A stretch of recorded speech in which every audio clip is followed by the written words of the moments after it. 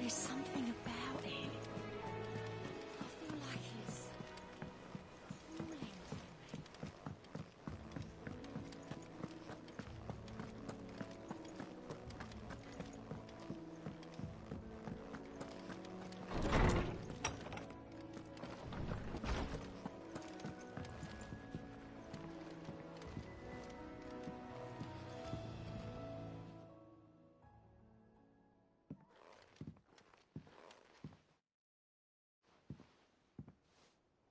Come to wish on a star. That might not be such a bad idea. This is it, Jill. You know what I have to do. Why I have to do it. There's no turning back now. This is where our journey was leading us. Where it will end, for better or worse.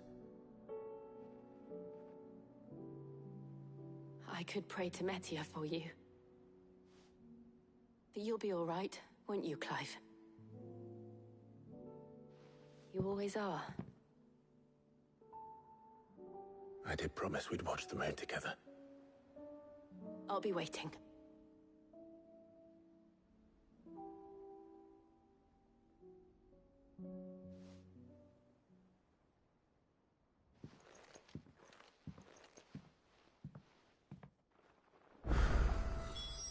It's almost time. Better make sure I haven't forgotten anything.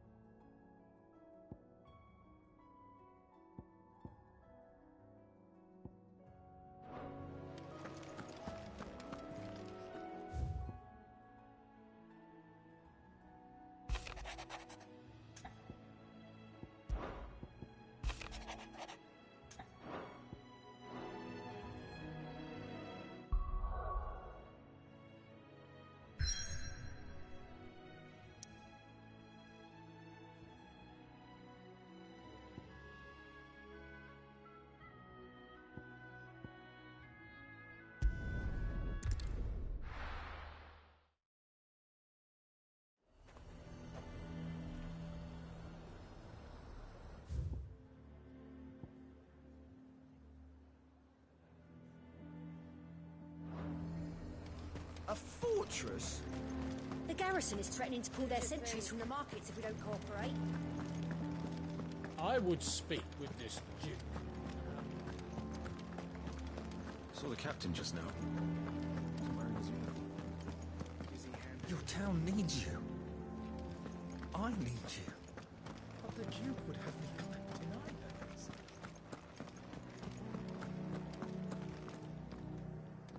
Do you have a moment, Clive? What is it? It's the Duke, unsurprisingly. His Eminence has assumed full control of the garrison and put every able-bodied man to work on the fortifications. The town was left all but unguarded, so Philippe was compelled to form a citizens' watch to fill the void. And though my dear boys have been characteristically willing to assist him in this, they want for bodies. So I was wondering if you would lend them your strength, that the people of Northreach might sleep easier, if only for a few nights. Of course. Whatever you need. Thank you, Clive. What would I do without you? Philippe told me he had men stationed at... Where can I find the mistress of this establishment? Here, my lady. To whom do I have the pleasure of speaking? My name is Sabine, and it is my displeasure to be the daughter of the Duke of Oriflamme, who I understand is causing you and your town no small amount of trouble. I wish to speak to you about what might be done. Very well. Let us speak. I trust you'll forgive me, Clive. Absolutely. Our conversation can wait. Please, proceed. As you know, my father is a most overbearing and supercilious man, and I join you in objecting to his every action. Indeed, I owe you my thanks for continuing to argue against his reckless plans. Yet I fear he is not one to be swayed by reason. No. He must be made to face the consequences of his actions. And who would make him do this? I would. Myself and several other like-minded individuals. Were you to join us, we would surely have the strength to drive him from Northreach for good. Does that not seem a trifle drastic? Drastic action is precisely what is called for. Unless you are content to see your people downtrodden and dispossessed. My father would have it that citizens exist only to serve the Empire. That they should be forced to make every sacrifice to ensure her revival. But he is wrong. It is not the people who must serve the Empire, but the Empire who must serve her people. He's always been like this. Scornful of the opinions of anyone he judged beneath him. But he cannot be allowed to ride roughshod over the common folk any longer. We must fight him. By all possible means. Fight him? No. My purpose is to quell the tension in Northreach, not to stoke it. Respectfully, my lady. Our only chance of saving this town depends upon every one of us uniting against our common enemy. Your father and his followers included. While I understand your frustrations, I cling to the hope that he may yet be won round. False hope, I assure you. But I see that your mind is made up. I shall bother you no longer. If you will extend me the same courtesy, I bid you good day. She certainly has spirit. Indeed. But unfortunately for us, that spirit is only likely to harden the Duke's resolve, which may be enough to seal the fate of this town. Not that she cares.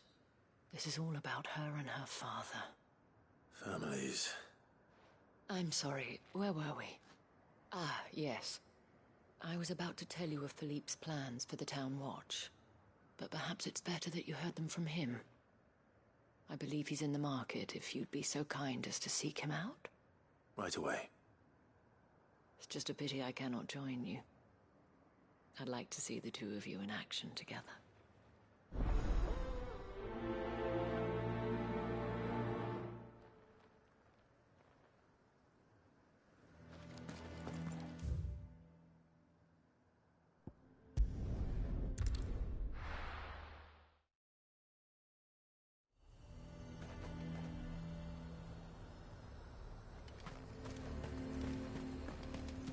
He'd have our coin, our stock and our stores, and we're just... So you are content to abandon... Please, I beseech you. If you are a true son of Northreach, you must fight to defend your home. That's exactly what I am doing, milady. Or trying to, at least. The land is crawling with fiends, and someone has to keep watch. Even when our true enemy is hiding in the garrison? Fine. You're not the only able-bodied man in Northreach. Thank you so much for your help.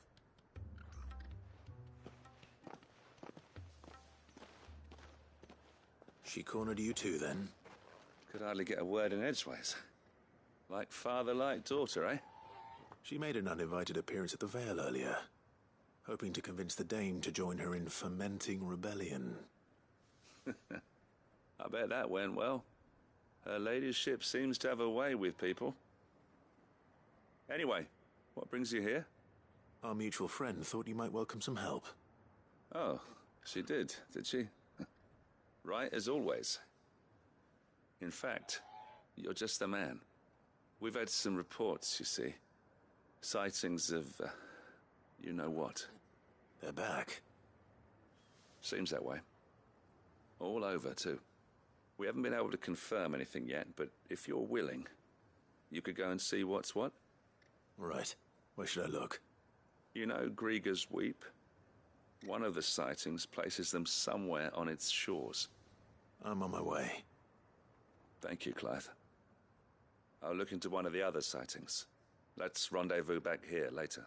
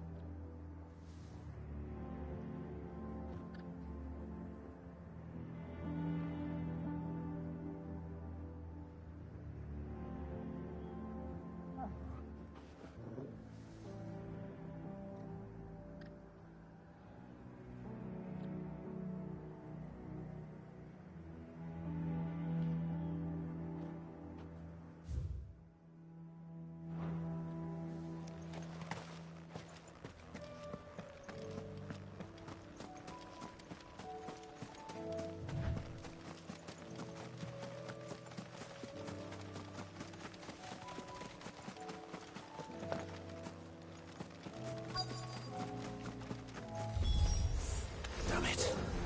The reports were true. I need to stop them before they get to the town.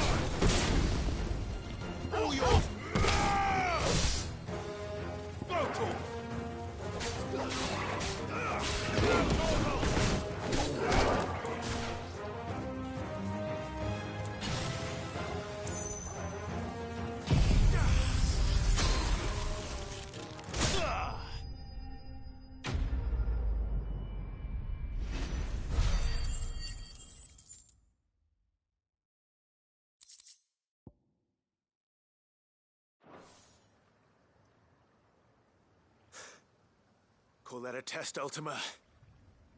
Clive, it's me. You all right? I am.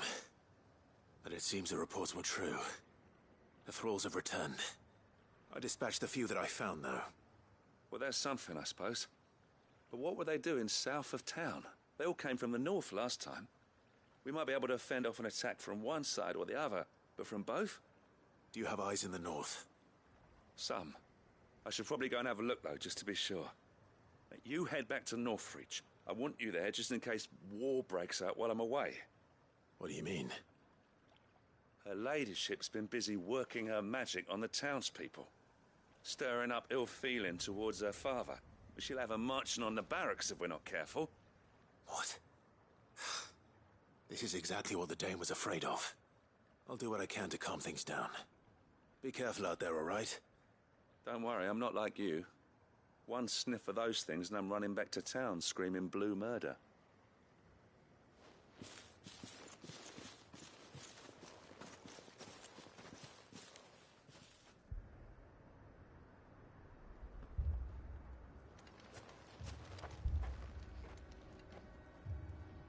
Do you not see, Father? The people of Northreach have given enough, and only a fool would ask for more.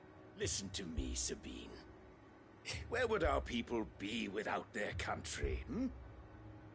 The Empire is their sword and their shield. It is she that ensures they can live without fear. And now she teeters on the brink. Without their sword, how will the people fight? Without their shield, how will they protect their kin? Can the unarmed stand against the advancing hordes? No. But there is yet hope. A new shield, a new sword. A new empire. We can rebuild Sandbreck, just as Great Griga wills it. Perhaps we could, Father. But we don't want to. Not if it is built on the broken backs of the people. Please, let us not quarrel in the street. You must see that no good will come of this. Our fight is not with each other, but with the threat that draws ever closer to our gates. A threat that your sword has yet to rid us of, Your Eminence. You will hold your tongue, whore! You may have filled my daughter's head with your heresy, but I will not be corrupted. Corrupted? Your daughter's opinions are her own, as you would know if you had ever deigned to listen to her. At least I hope they are your opinions, and not posturing born of a family feud. Northreach deserves better than that. Northreach deserves better than you, Carla. Yes, I know who you are. The slut of Twinside who bedded a Branded. Jealous, are you? That a woman might choose a bearer over a pious man of Griga. Clive! I met a swarm of thralls coming south from Oriflamme. Hundreds of them. Too many to count. No. Work on the fortifications has scarcely begun. We will retreat to Caernarvon and there make our stand. Did you hear me? That was an order! While this is but a heartfelt plea, let us make our stand here and protect our homes. Protect those that we love. Together, for Northreach!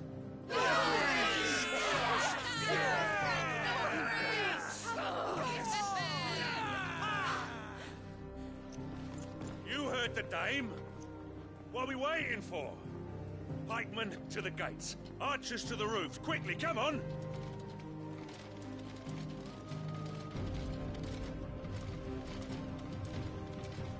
But she is but a common... Whore, yes. And we'd follow her to the gates of hell.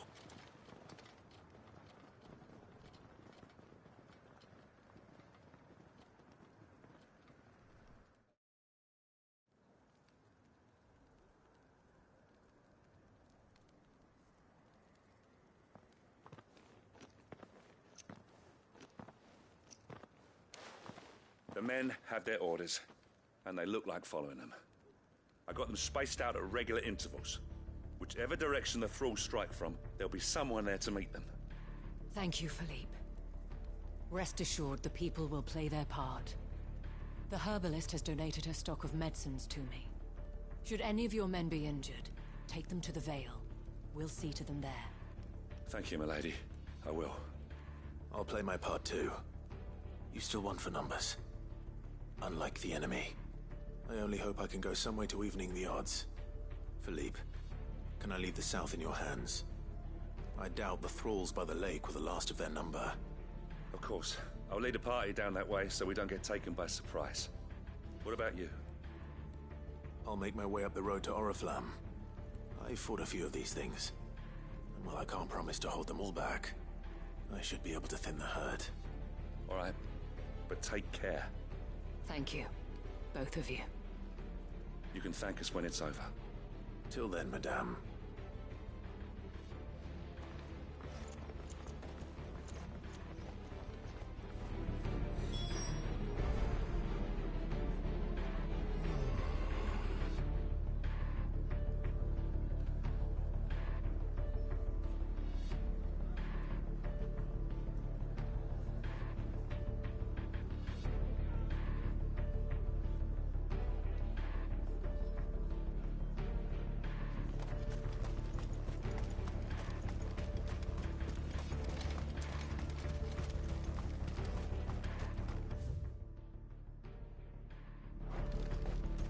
I want steel in the hands of every man.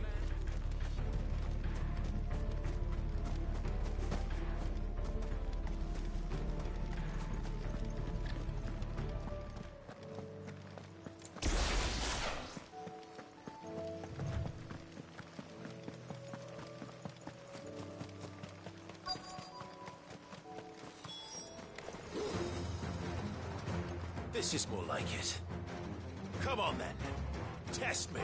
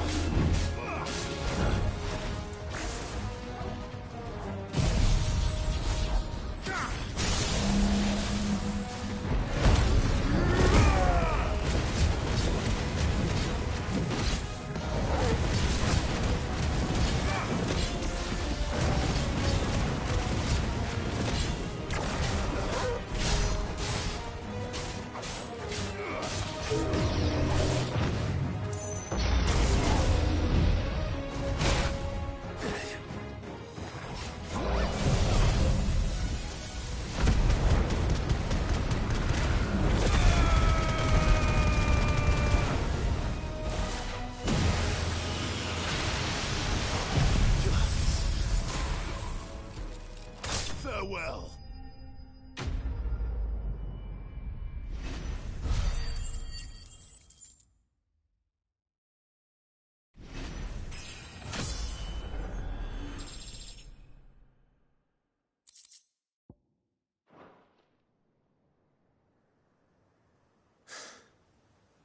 That looks to be the last of them. I wonder how the others fared. Better hurry back to town. Come on, Torgal.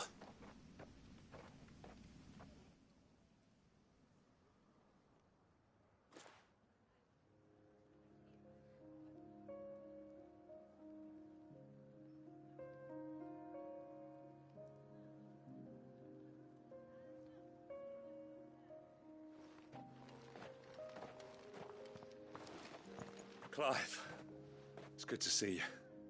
And you. The road to Oriflamme is clear. How did you and your men fare? Well, we ended up fighting for our lives down by the lake. Took a few nicks, but nothing the girls of the Vale can't put right. Glad to hear it. Well, it seems we've survived. For the time being, at least. I thank you both for answering the call.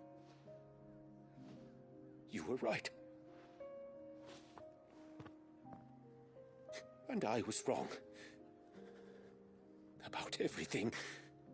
I had thought that the only way to unite the people was under the banner of Empire. That without a strong hand to guide them, they would drift apart. To be borne hither and yon by the eddying currents of fate. But you brought them together. Not by force, nor by the exercise of goddess-given authority, but by simply being one of them. By knowing what they feel, because you feel it yourself. Our purpose was ever the same, Your Eminence. You were merely distracted by a loftier vision of empire and glory, while our eyes beheld matters closer to home. You have the right of it again. As did you, Sabine. His Radiance said it himself. Sanbreque is naught without her citizens. I forgot that. And I am sorry. I'm sorry too, Father. I should never have taken things so far. I only wanted you to understand how the people felt. How I felt. But my anger got the better of me. Do not blame yourself, my dear. This was my doing. I should have listened to you. To all of you. Your Eminence, your Ladyship, I do not doubt that you came here with the best of intentions. But I believe the same could be said of us all. We all want safety, security, prosperity. Not just for Northreach, but for the entire realm. And we may yet achieve it. If only we work together. Will you join us in this? Yes. We shall. Thank you, Your Eminence. Now that that is settled, I must go and see to the wounded. The Vale's doors are always open to any soldier in need of relief. And today there are more than ever before.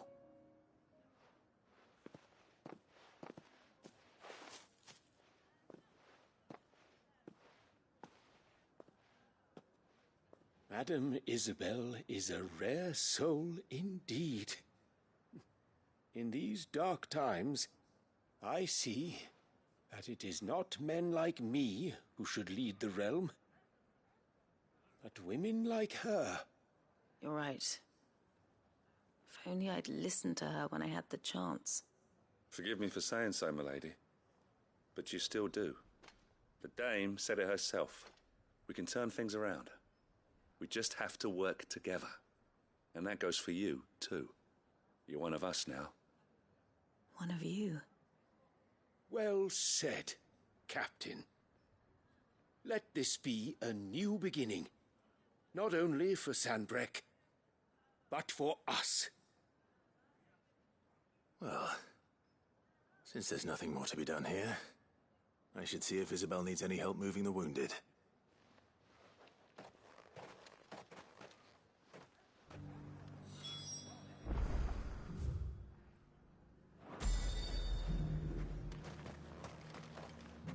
Can we get you anything?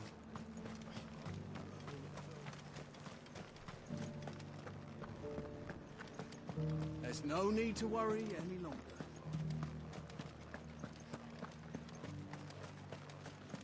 I saw several soldiers being carried to the Vale.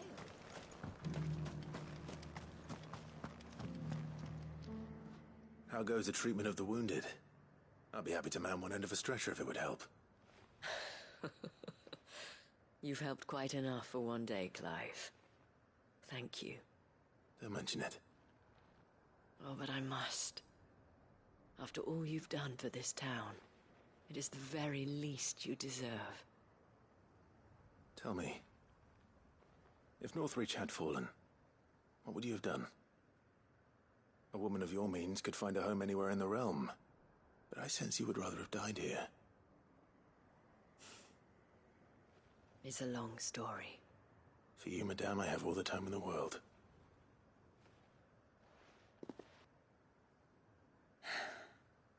Very well.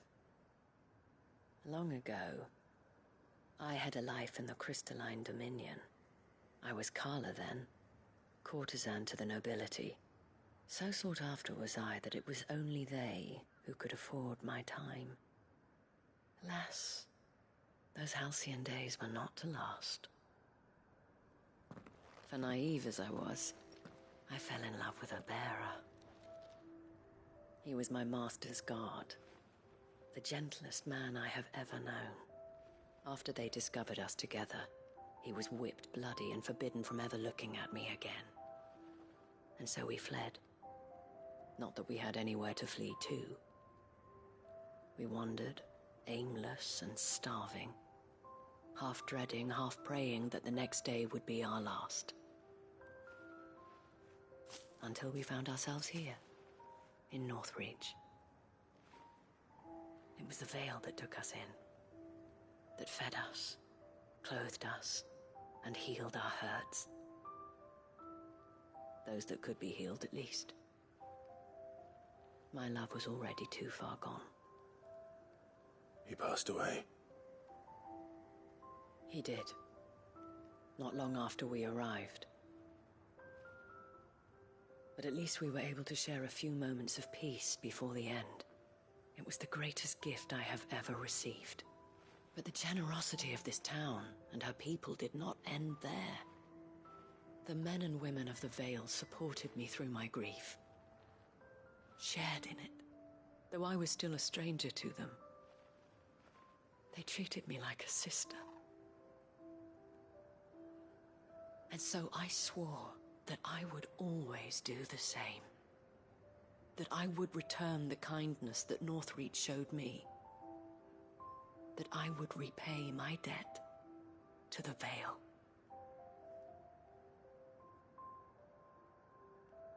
Thank you, Isabel, for sharing this with me.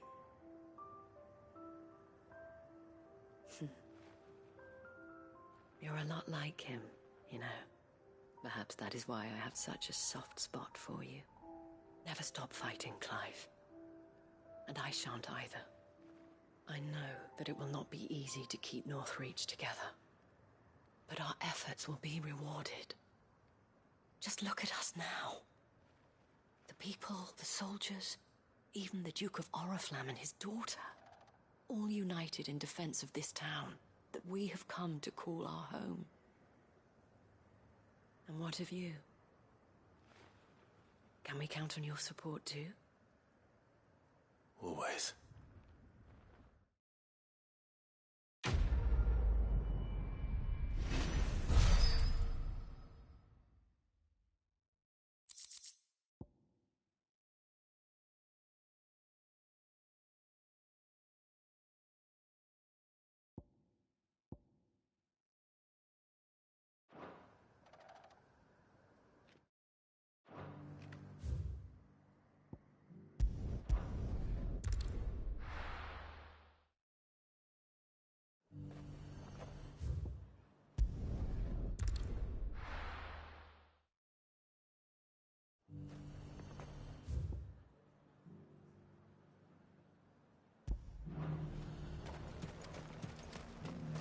And how might I help the garrison today?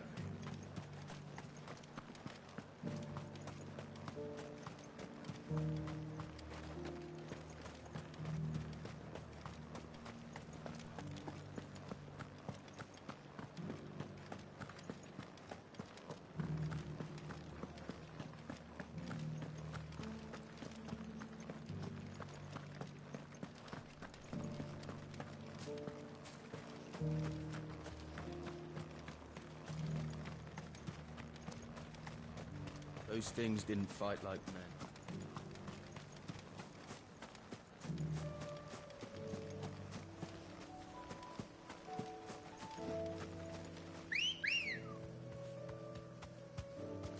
Let's go. Faster!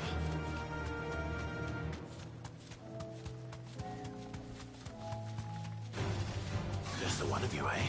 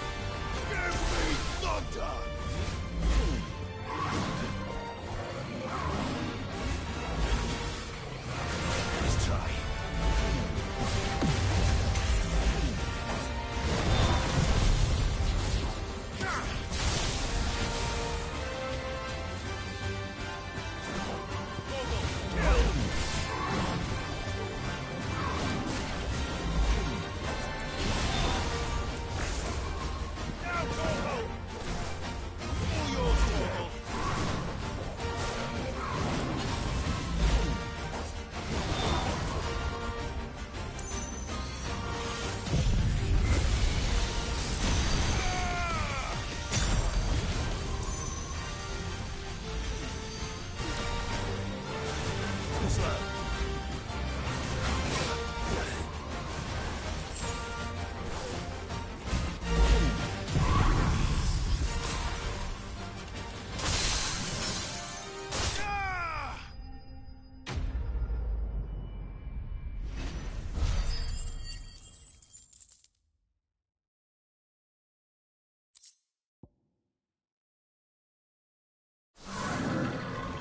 I'm getting tired of these things.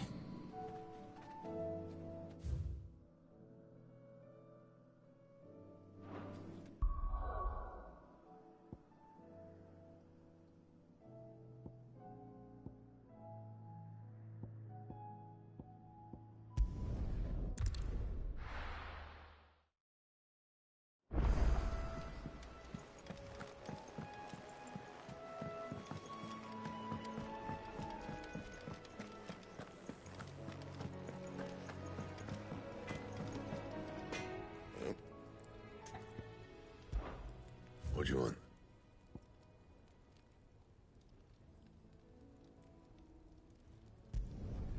No scratches, all right?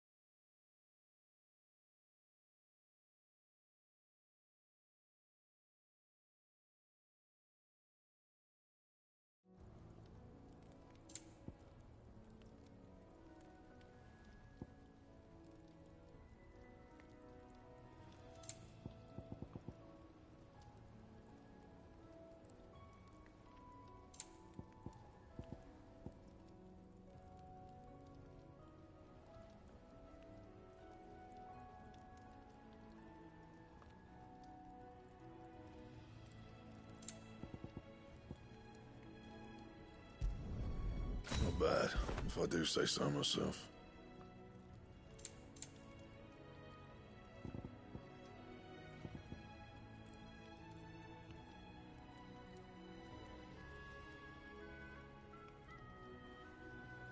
Bring me the materials, and I'll think about it.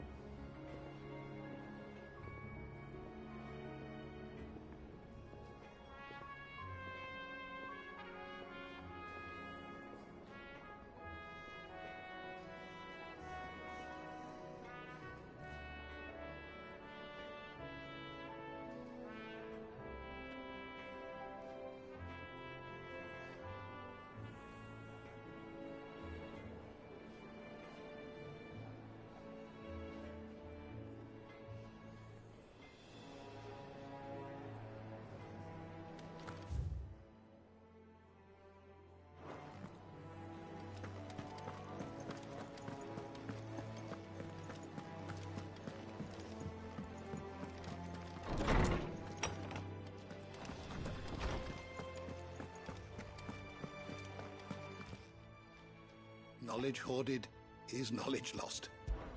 If I may... History can... Ah. Indeed. Then... I have compiled some new entries, if you would like to see them.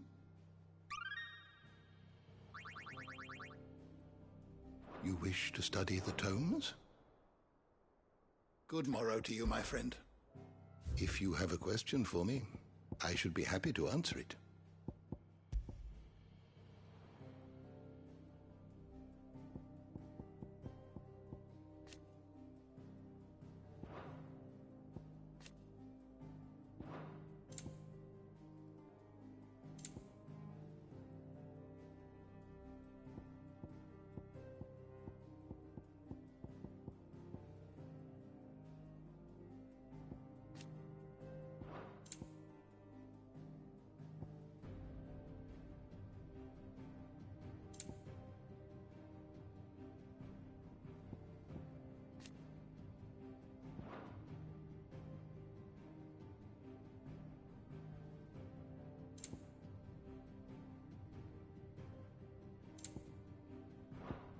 The door to the shelves shall ever be open.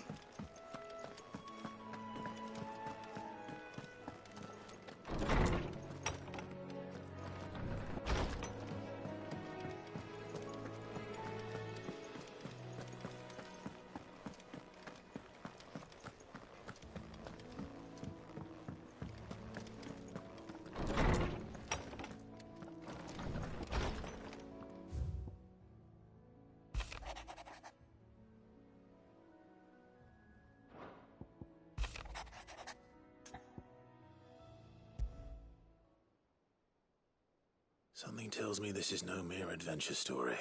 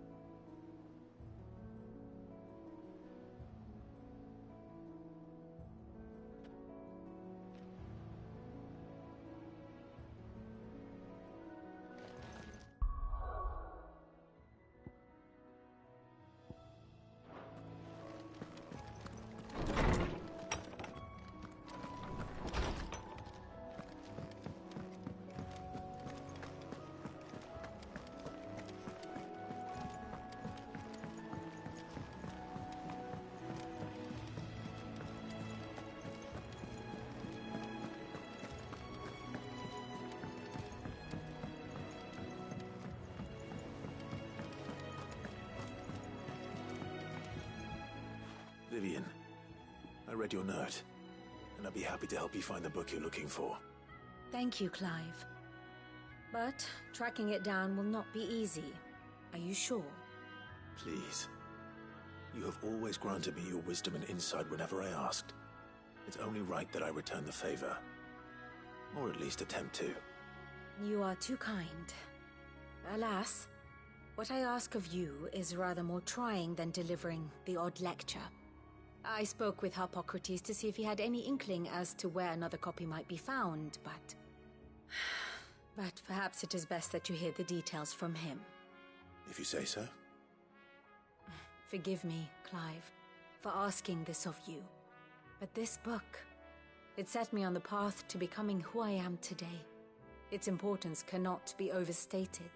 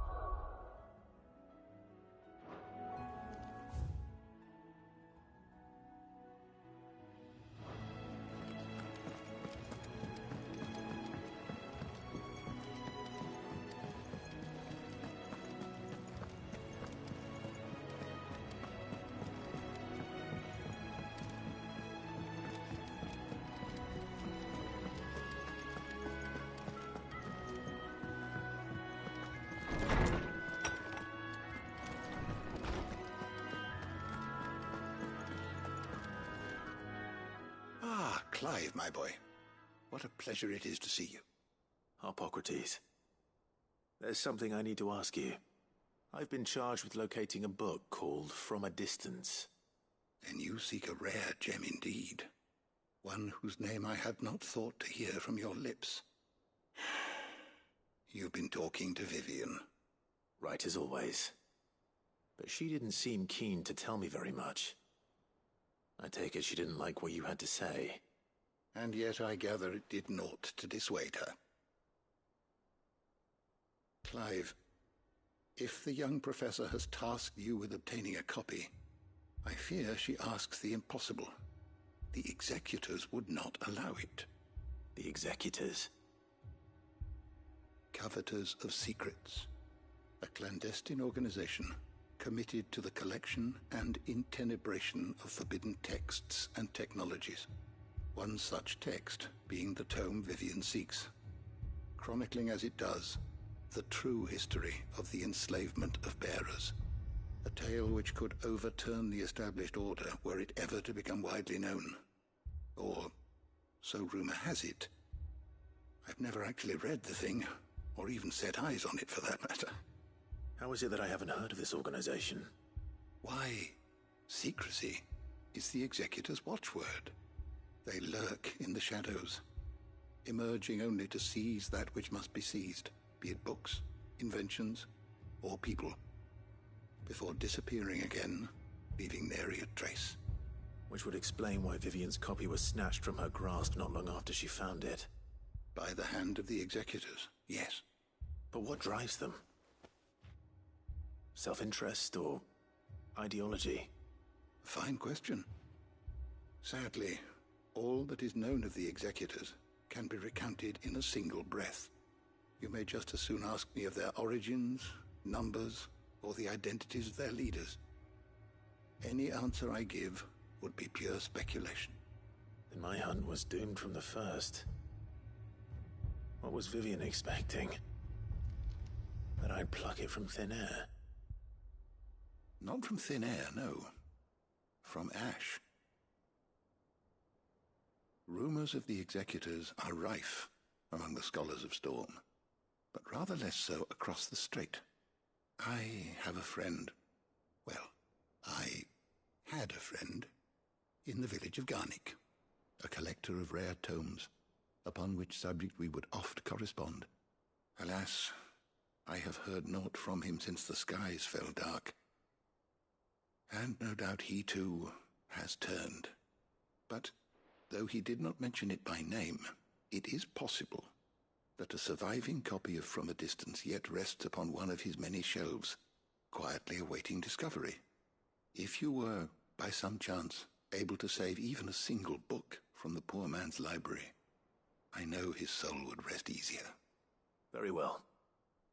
When I next find myself in Waloed, I'll be sure to pay Garnick a visit.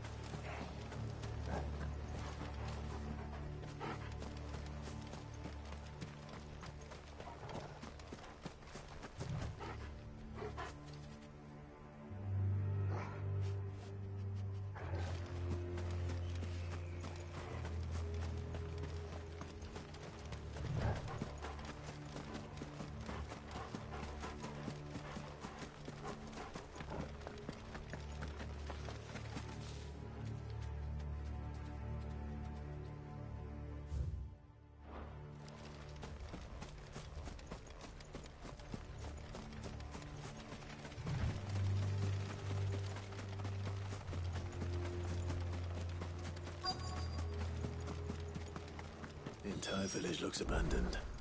Now, which house would a bookworm live in?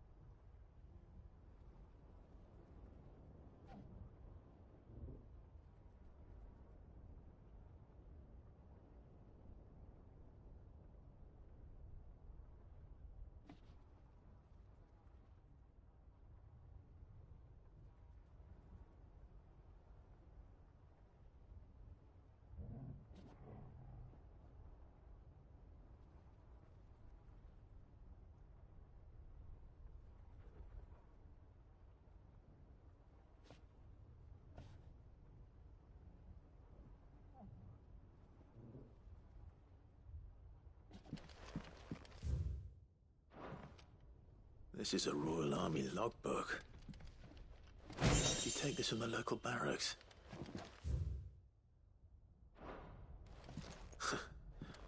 His interests were certainly varied.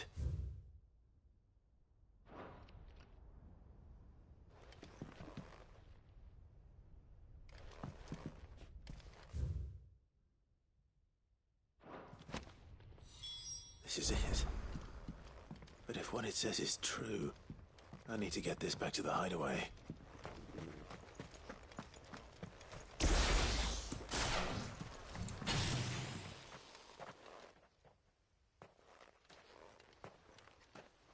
Leaving so soon, stranger? We've been watching you. From a distance, so to speak. Subtle. I know who you are. Then we need not waste time on introductions. Hand me the book. Leave it in our care and return to your life. Your care? Do you mean to burn it or bury it? That is not my decision to make.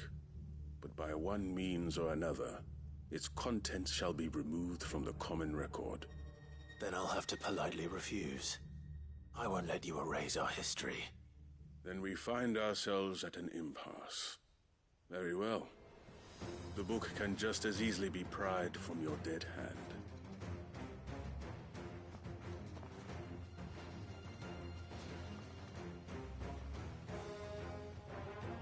Let's see, shall we?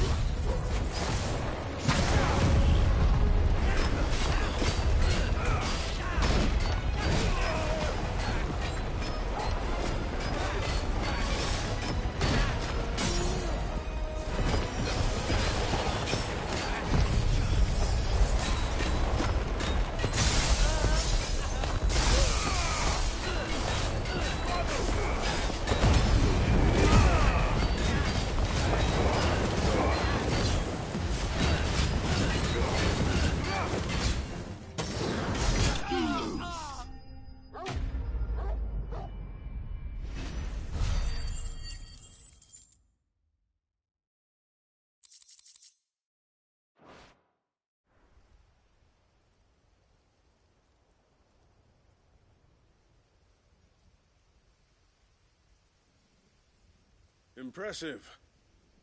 But we have other means. We shall claim the book yet. Why do you want it so badly anyway? It lays out in no uncertain terms the vanity and avarice of mankind. It tells the shameful history of the persecution and oppression of a gifted few by a giftless many. Would you say that this interpretation was correct? I don't know. You don't know. Your sword may be sharp, but your wits are dull. So let me answer for you. There is no correct interpretation of history. That a series of events took place may be proved beyond a doubt. But there can be no single, immutable explanation as to why they came to pass. It is a question of numbers and of belief. If enough people believe that a set of events occurred for a reason, that belief becomes the truth. So you're trying to control the truth? We are trying to protect people from themselves, from knowledge that would bring them naught but pain. That is all. You may keep the book, for now. The world is small. We shall meet again. Until then. Wait! Damn it. Let's get this back to Vivian. Perhaps she can explain what that was all about.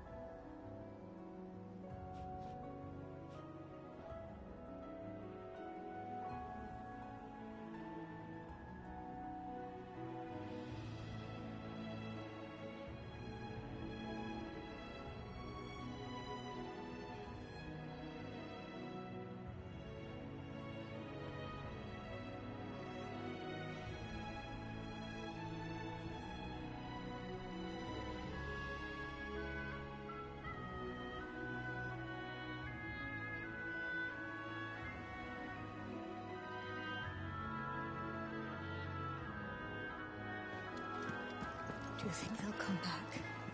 Of course they will. It's just a weakness.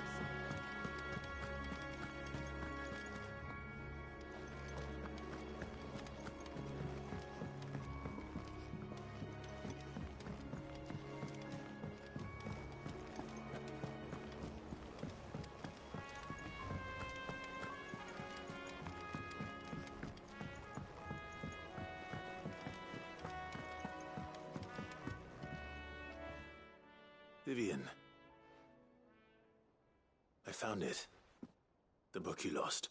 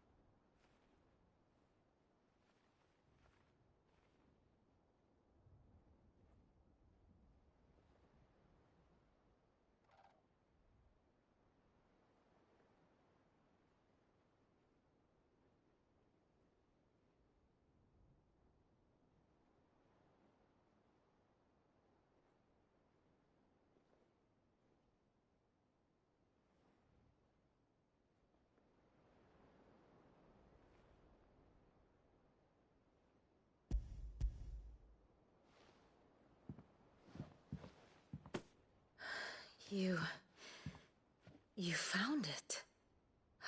Thank you, Clive. Even though I asked this of you, I was not entirely sure it would be possible. I feared the executors had seized every copy. I met with one of these executors, and I convinced him to let me keep it. He told me something. That the truth is just a matter of collective belief. And that if enough people believe a lie, that lie becomes the truth. It does. But it also means that the truth is not immutable. That it can be changed. Provided that those who wish to change it can convince enough people that their perspective is the correct one. As the sad history of the Bearers proves. You said that the book inspired you to become a scholar. It did. Or its author, rather. She was a heretic, you see. A firebrand and a dissenter. A gallows stood ready for her in every corner of the realm. And by shunning society, or perhaps being shunned by it, she stumbled upon a truth so potent that an entire realm trembled at the prospect of its utterance. I, too, have always felt somehow set apart from the world of men. A stranger to my own species. She taught me that my solitude was not a curse, but a gift. And that, though my journey to the truth might be a lonely one, what I found at my destination would be more than worth the cost. Do you still feel that way?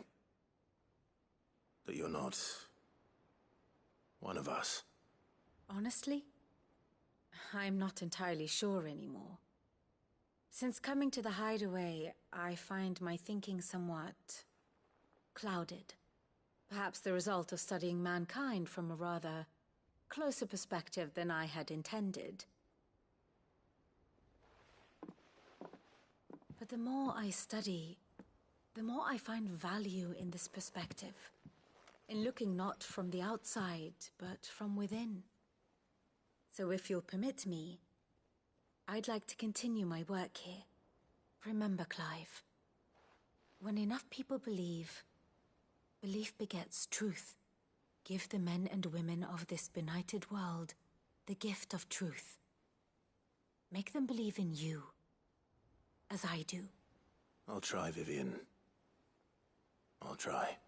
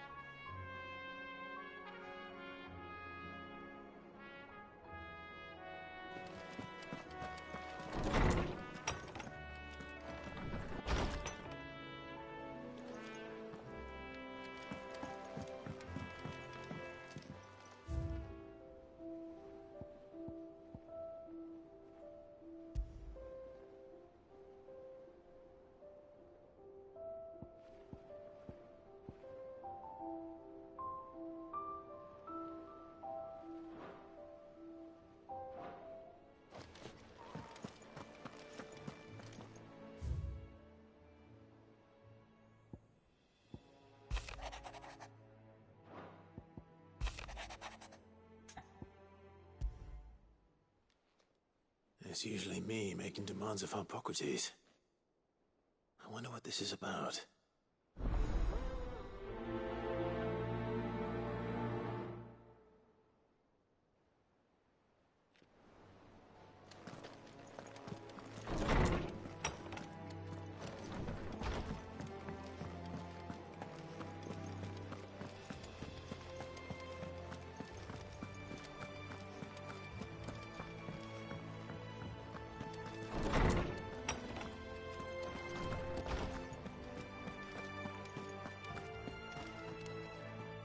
Lawsman Hippocrates. I received your note. Ah, yes. I expect you're wondering what this is all about. You spoke of making amends with Dion, but I can't imagine what for. Then I should begin by telling you that I was once his tutor. This was some years ago, of course, before I joined Sid in his hideaway. At that time, I was counted among the foremost scholars of Oriflamme, and was accordingly invited to the palace to supervise the young prince's education, all to ensure that the future emperor had a firm grounding in, well, everything an emperor should. History, religion, commerce, government. Alas, our time together was cut short when Dion left to join the Dragoons, his studies no longer being deemed necessary. I had not expected to meet with him again, least of all here. Have you spoken with him? No, I have yet to find the right moment. His Highness always seems so preoccupied, especially when alone. I would not wish to disturb his ruminations with idle words of greeting. Not when I know he dwells upon the evil Ultima had him commit in the Dominion. The guilt weighs heavily on him, I know. But as you say, that was Ultima's doing. Surely you can't blame yourself. When I first met him, it was not guilt, but his people's expectations that weighed heavily upon him. And I did nothing to ease that burden. He bore it alone, until the day he could not bear it any longer. It is one of my greatest regrets that I only ever offered him my wisdom, when what he truly needed was friendship.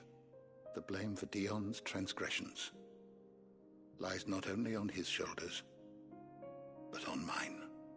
I see. I'm ready to help you in any way that I can. Then I beg that you bring me a wild wyvern tail. Apothecaries across the ages agree that even to glimpse such a flower is to be granted inner solace. Fabulists and fraudsters all, of course. But there is oft a seed of truth to be found where even the most outlandish opinions align. Well, it can't hurt to try. Where can I find this flower? And how will I know it? You have seen cultivated wyvern tails before, I trust. The lily-white blossoms from whose roots the poisonous ink for the brand is distilled. Well, those which grow in the wild differ only in their purple hue. The harsher the environment in which they are raised, the deeper the color. There is a waterfall in Rickmal's roost across the strait, where the flowers once grew in abundance. Whether they still survive there, I know not. But try as I might, I can find no likelier location. It's all right. I'll find you a wyvern tail one way or another. Thank you, Clive. And please, be safe.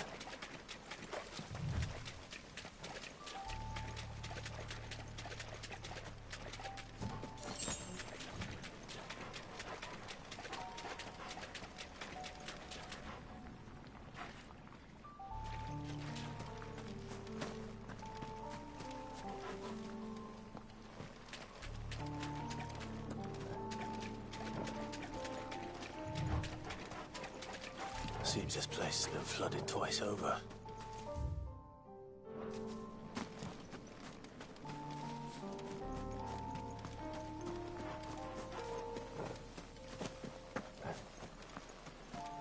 Purple flowers blooming next to a waterfall. Shouldn't be too hard to find.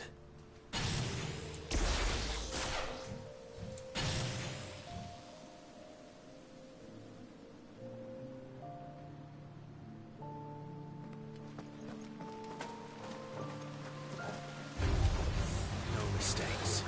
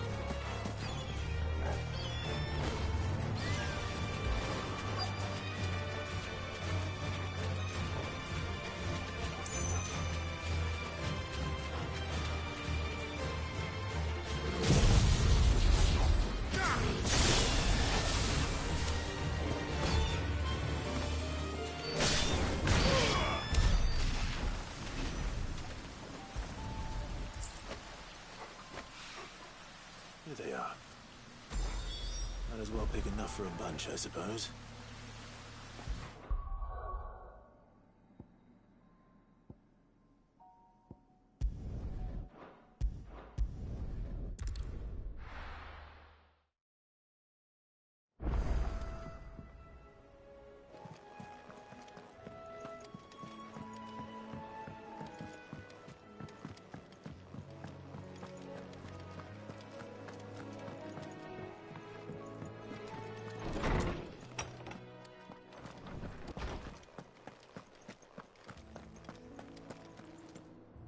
Oarsman, I found the flowers you were looking for.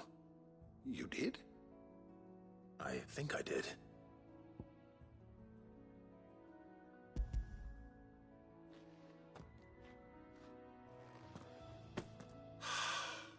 You did indeed.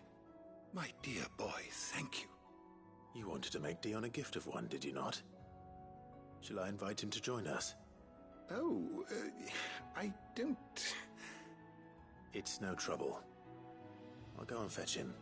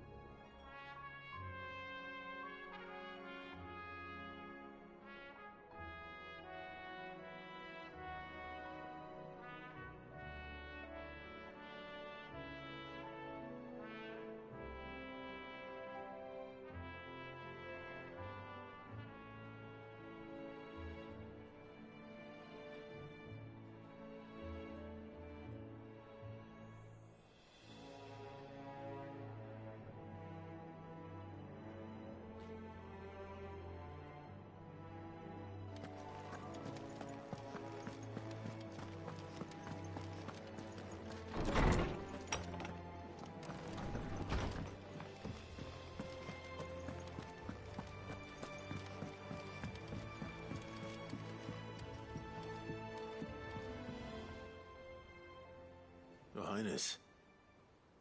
Would you do me the honor of accompanying me? No. It is time, then. No. Only to the shelves. Our lawsman has something he'd like to give you.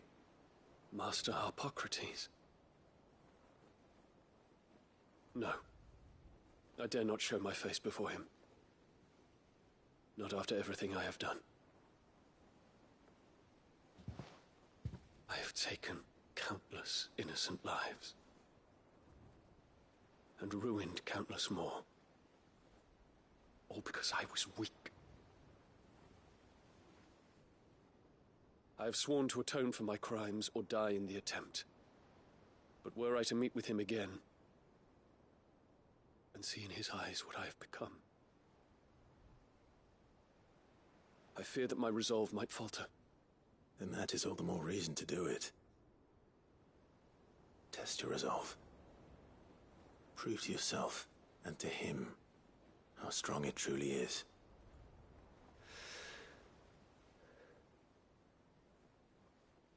You are right. I must, at the very least, offer him my gratitude. Very well, then. Take me to him. Follow me.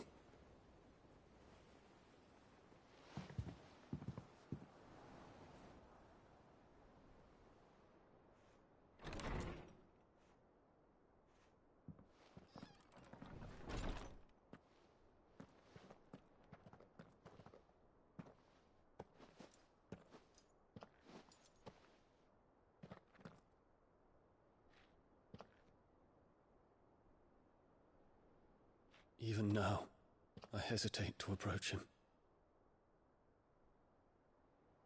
What must he think of me? You'd be surprised.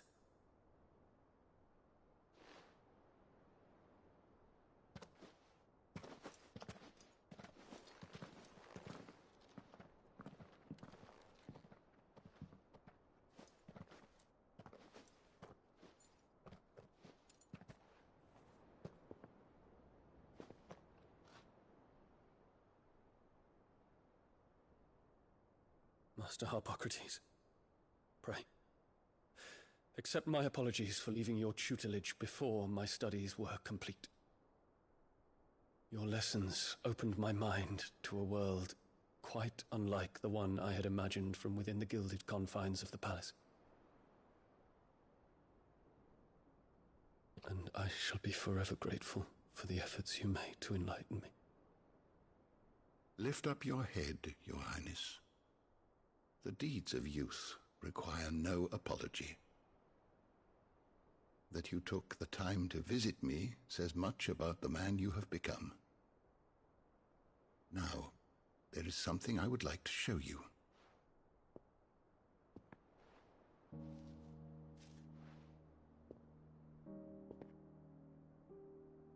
Is that a wyvern tail? The color is unfamiliar to me. Because it is unique to those found in the wild. Something in the harsh environments in which they grow lends them this striking hue. Their roots are indistinguishable from those of their hothouse cousins, but once they bloom, the difference is immediately apparent. In this flower, I see you, Your Highness. Its roots were the roots of a wyvern tail, with all that implies. But they do not define it, just as yours do not define you. I want you to have it, that it might remind you of this truth.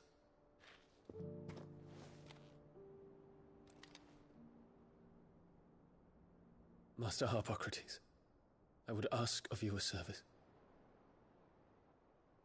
Keep your gift until I have fulfilled my duty to the realm, for only then shall I be deserving of it.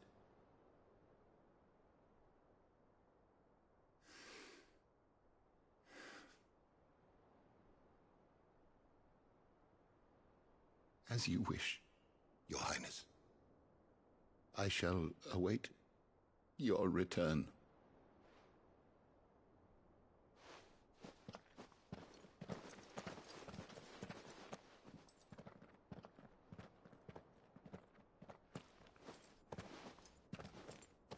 Our roots do not define us. No wonder my stepmother didn't like him.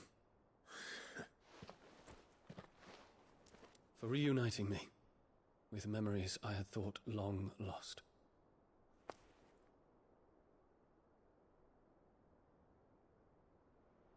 I shall not forget this.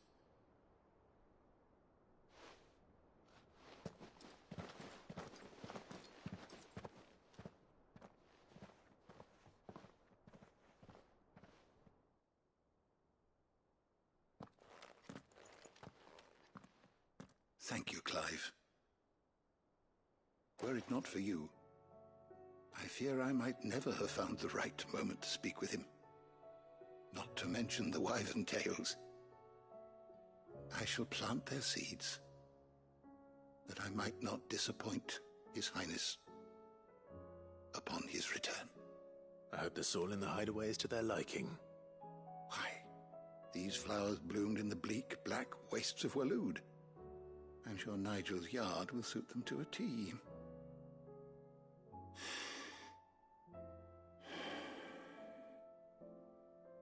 When it comes to expressing one's gratitude, I find that words are seldom sufficient. Here. What's this? A stolas quill.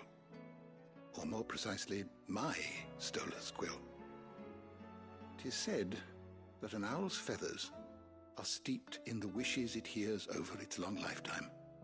All those words just waiting to pour out onto the page. So consider this my wish for you. That one day you may put down your sword and pick up that pen. Well, when that day comes, I'll certainly have a lot to write about. Thank you, Harpocrates. It shall have pride of place in my chamber.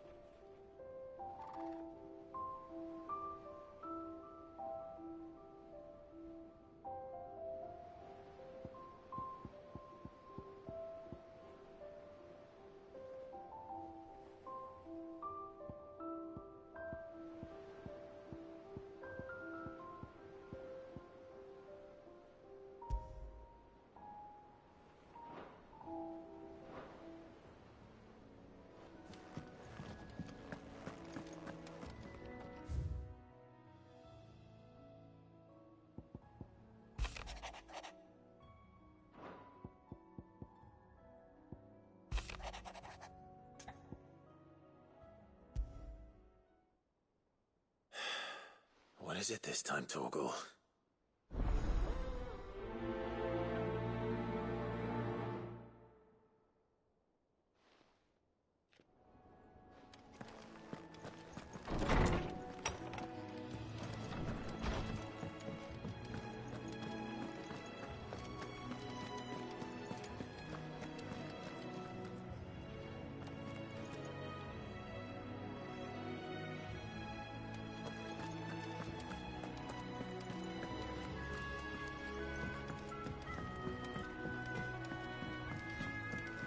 Say what you will.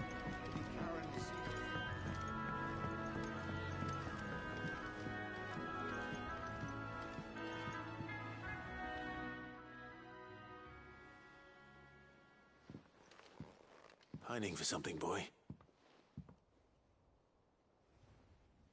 What is it? What do you see out there?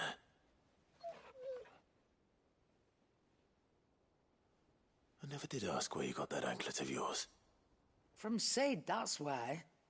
On the day he brought him home. That long ago? And you're only thinking to ask this now? Sid saw that the pup had a habit of gnawing on his leg, since you ask. Clap that there iron on him to keep him from doing it. What was wrong, boy? I'll take like as not. Must have been hard on the poor whelp losing his loving masters at such a young age.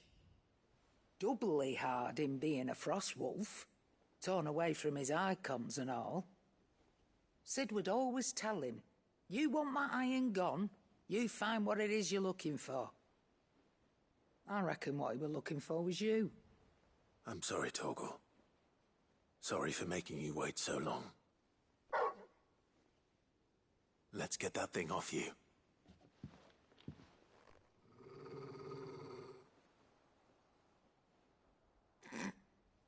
Doesn't sound like he wants it off. Indeed. You miss Sid as much as the rest of us, don't you?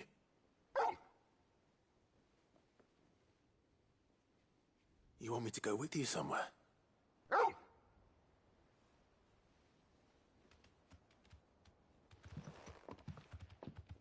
Quick, aren't you?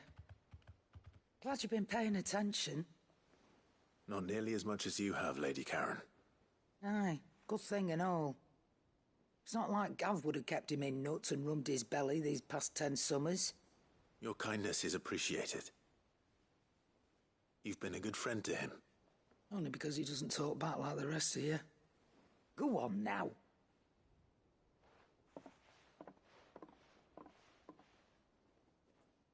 Where to then, Torgal?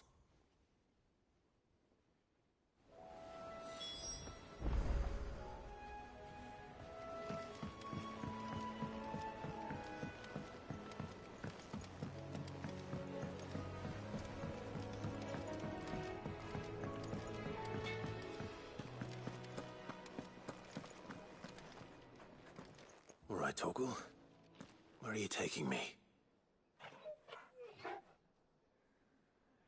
I'm going to need a little bit more than that, boy. Do you have a better hint for me? Unless... you've already given me one. Back on the rear deck, you were looking west, toward Rosaria.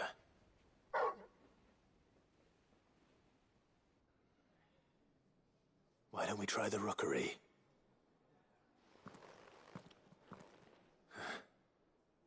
I haven't been to the island in almost 20 years. To Port Isolde, then. Fingers crossed the old mooring is still there.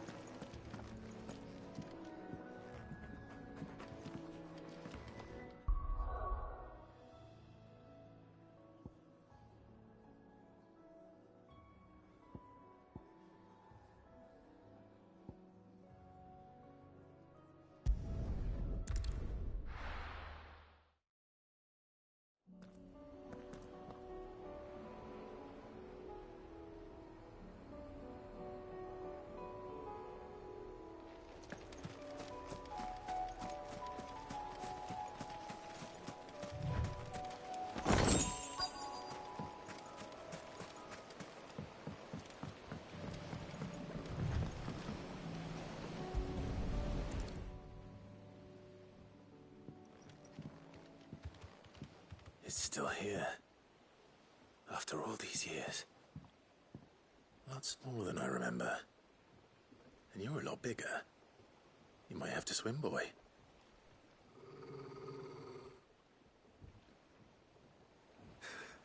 I wasn't being serious.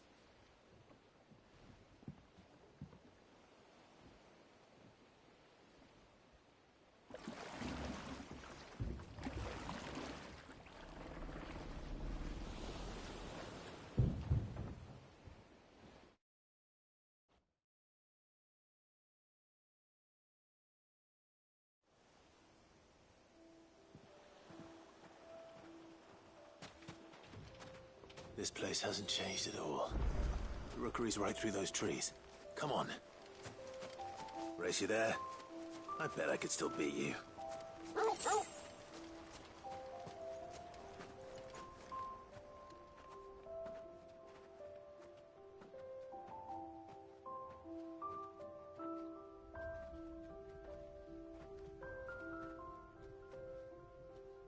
Here we are. This was our hideaway. Wasn't it, Torgal?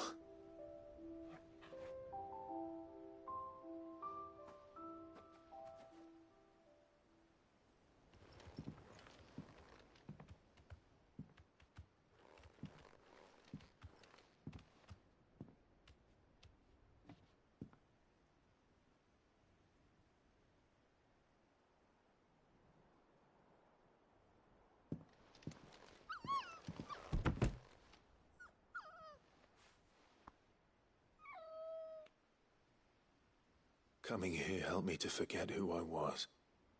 Or wasn't. Prince, shield. Son his mother could love. Had I been any one of those things? Perhaps.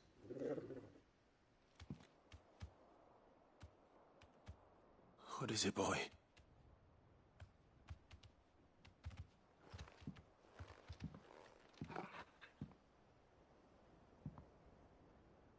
This is all from the castle. And Phoenix Gate. Did you bring these here? My sparring sword.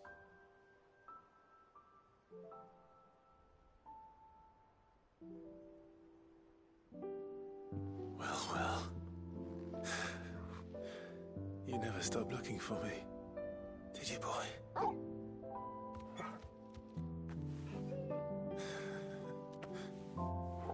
Thank you, Torgal. For never giving up. For never forgetting.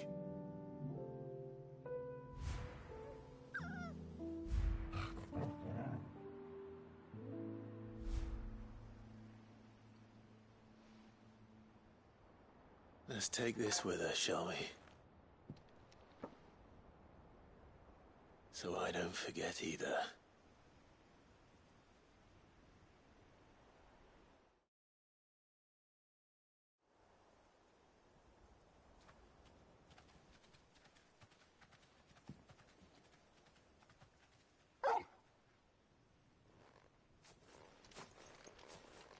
That's not the way back to the boat, Torgal. All right. I'm coming. I think I know where we're going.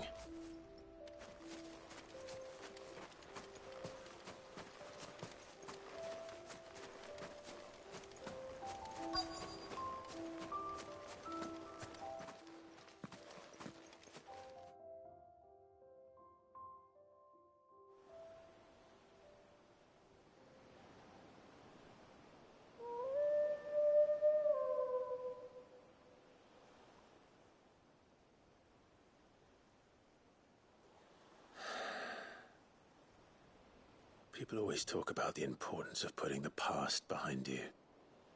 But without it, we wouldn't be who we are today. And we certainly couldn't steer our way to a better tomorrow. Come on, Torgal. Let's go home.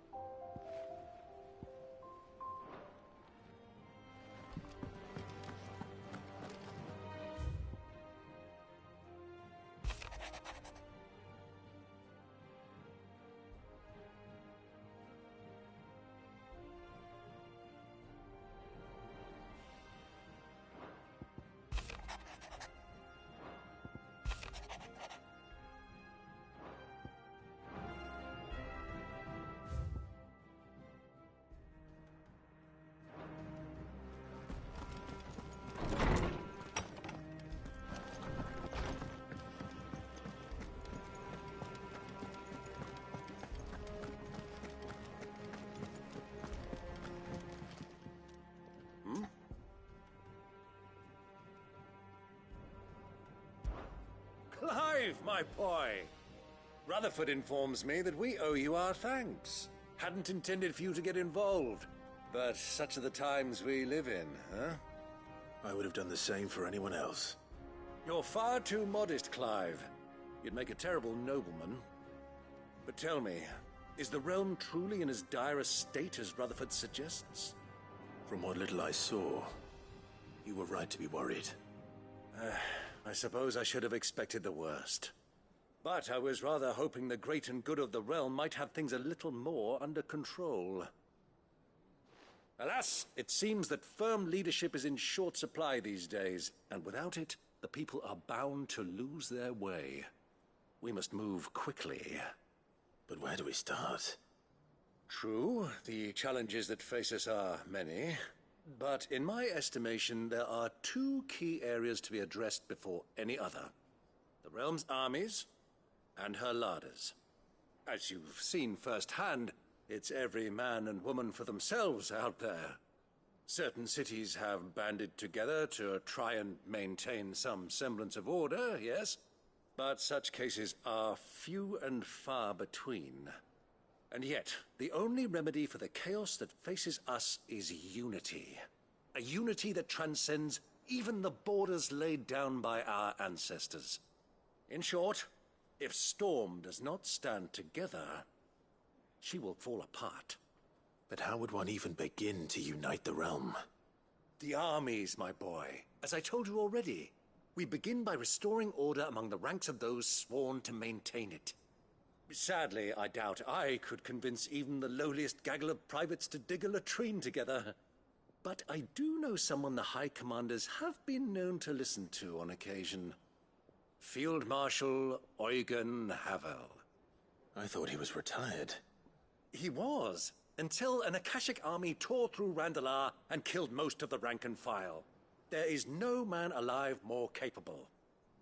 Literally.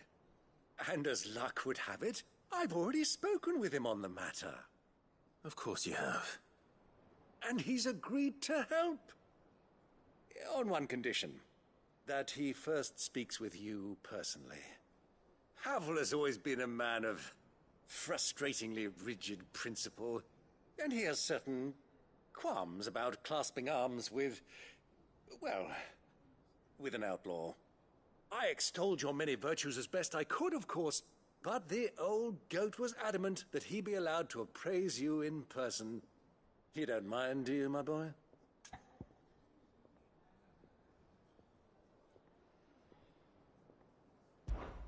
Of course not. As long as chaos reigns, we will never build a better world. I'll do whatever it takes. And if the Field Marshal wishes to speak with me in person, then so be it. That's the spirit. I'll leave for Randalar at once. Would you send a Stolas? Of course. Rutherford is already in the Dalmekian capital. I'll have him tell Havel to expect you forthwith. Excellent. Thank you, Uncle. No.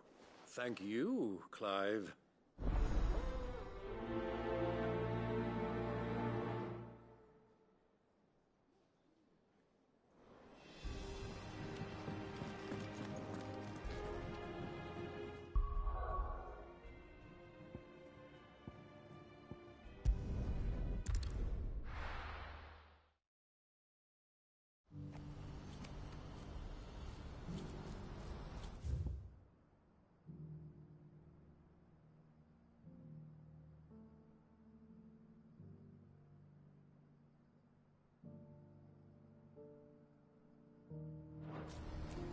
Do you see that too?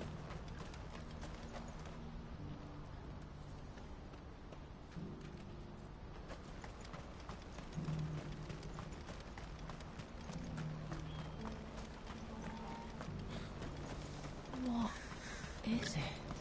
Oh, please. I'm scared. Nothing good's gonna come of this, I'm telling you. Just looking at it's enough to send a shiver down my spine.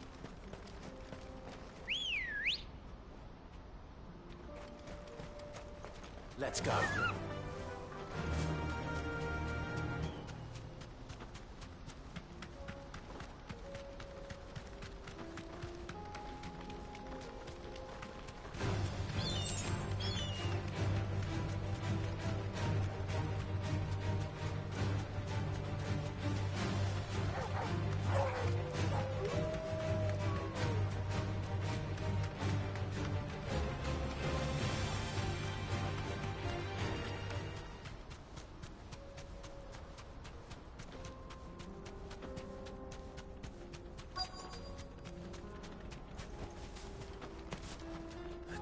Rutherford, can it?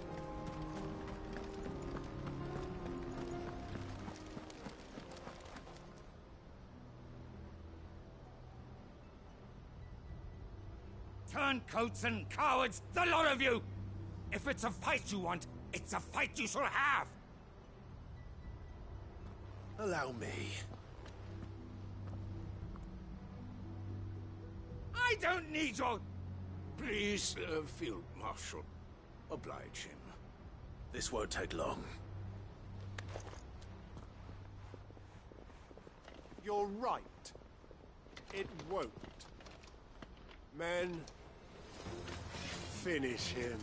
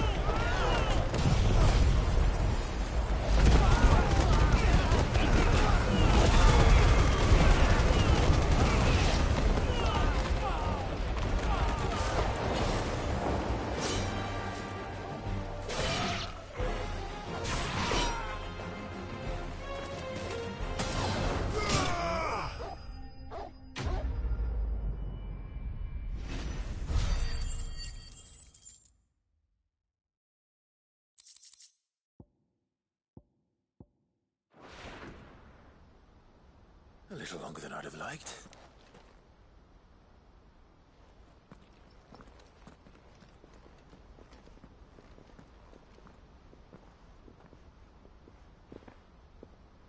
Field Marshal Havel, I presume.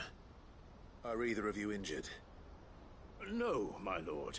You arrived just as our escort turned on us. Fucking traitors.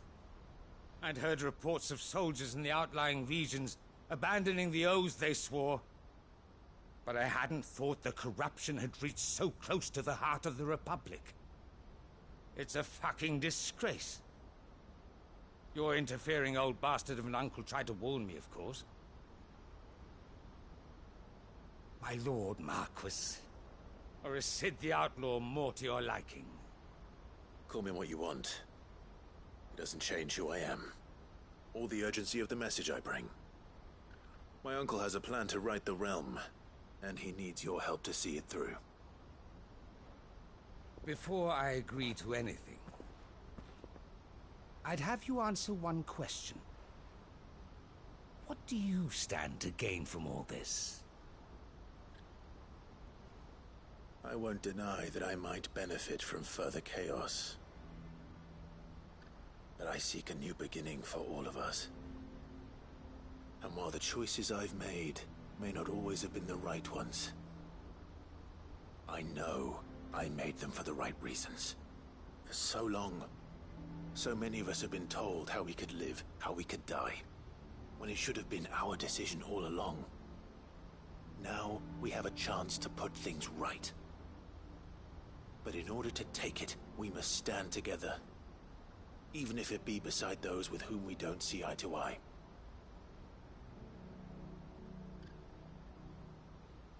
Certainly not the words I expected from an outlaw. But perhaps your uncle was right. You are no ordinary outlaw. I'll never hear the end of this. All right. I'll start by ordering my most trusted guard to bring the Dalmekian fringes under control. Next, I'll make contact with my counterparts in the Imperial Army and see if I can't convince them to try and restore order in their own territory. Thank you, Field Marshal. But they are not the only ones we will need to convince. What do you mean? I don't doubt that I can bully some sense into a few generals. But those they answer to require a different kind of persuasion. And when it comes to honeyed words, well, we will need an envoy. One who can court even the most stubborn of statesmen.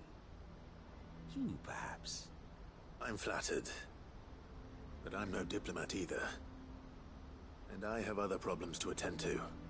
What we need is a skilled arbitrator. And I may know just the person. Is that so? And would he happen to be an outlaw too? Of a different kind, perhaps. Well, beggars can't be choosers. I suppose we'll all have to find a little of the outlaw in ourselves if we're to make it through this. Very well. Send your man to me right away. I shall.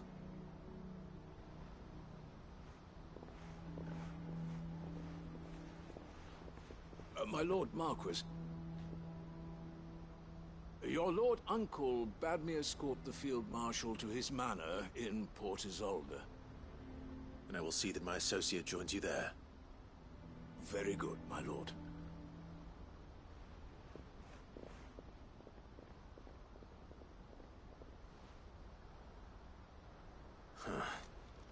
An envoy.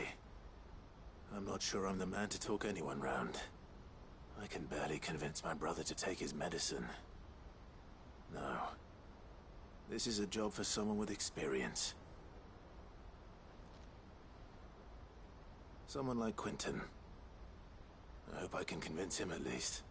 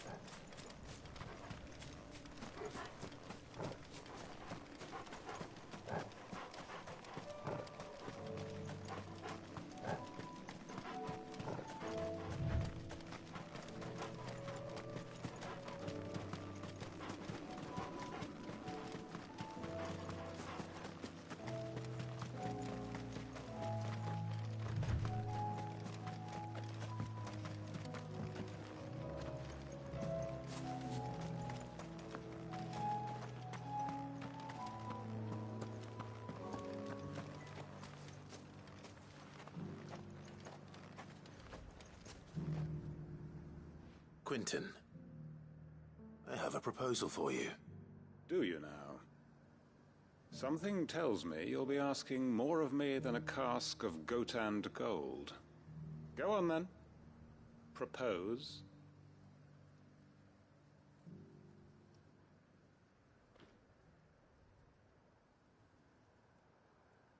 You'd have me convince the chiefs and chamberlains of the realm that they should simply swallow their pride and do the one thing that has proved impossible for thousands of years. Was there anything else? Perhaps I can fetch you a meat pie as well. I know it's a lot to ask, but I can think of none better suited to the role. And you'd have me give up what little I have left to do it. I told you, Clive. The people of Lostwing are my family, and I cannot abandon them. You'll have to find someone else. I'm sorry to hear that. So am I. And why might that be? What he's asking. How's it any different to what you've done so far? They want you to speak for those who can't speak for themselves. That's what you do best. If it's the vineyard you're worried about, we'll see that the grapes are picked and the tons filled. You know we will. It's not that. Then what is it? You said yourself we're family. Don't you trust us? You know that's not what I'm... Then what are you saying? That only we are worth saving? Why turn your back on everyone else? You convinced us we could build new lives for ourselves, and if you can do that, who's to say you couldn't convince the entire realm? A stirring argument. I fear that any rejoinder I make might fall somewhat flat by comparison. So you'll join us? Where do you need me? Field Marshal Havel will want to speak with you in person. He's currently in Port Isolde. I can arrange for a party of Cursebreakers to accompany you there. That would be very much appreciated. I hear the roads are far from safe these days. Hopefully not for long. My uncle will want to know that his plan is taking shape.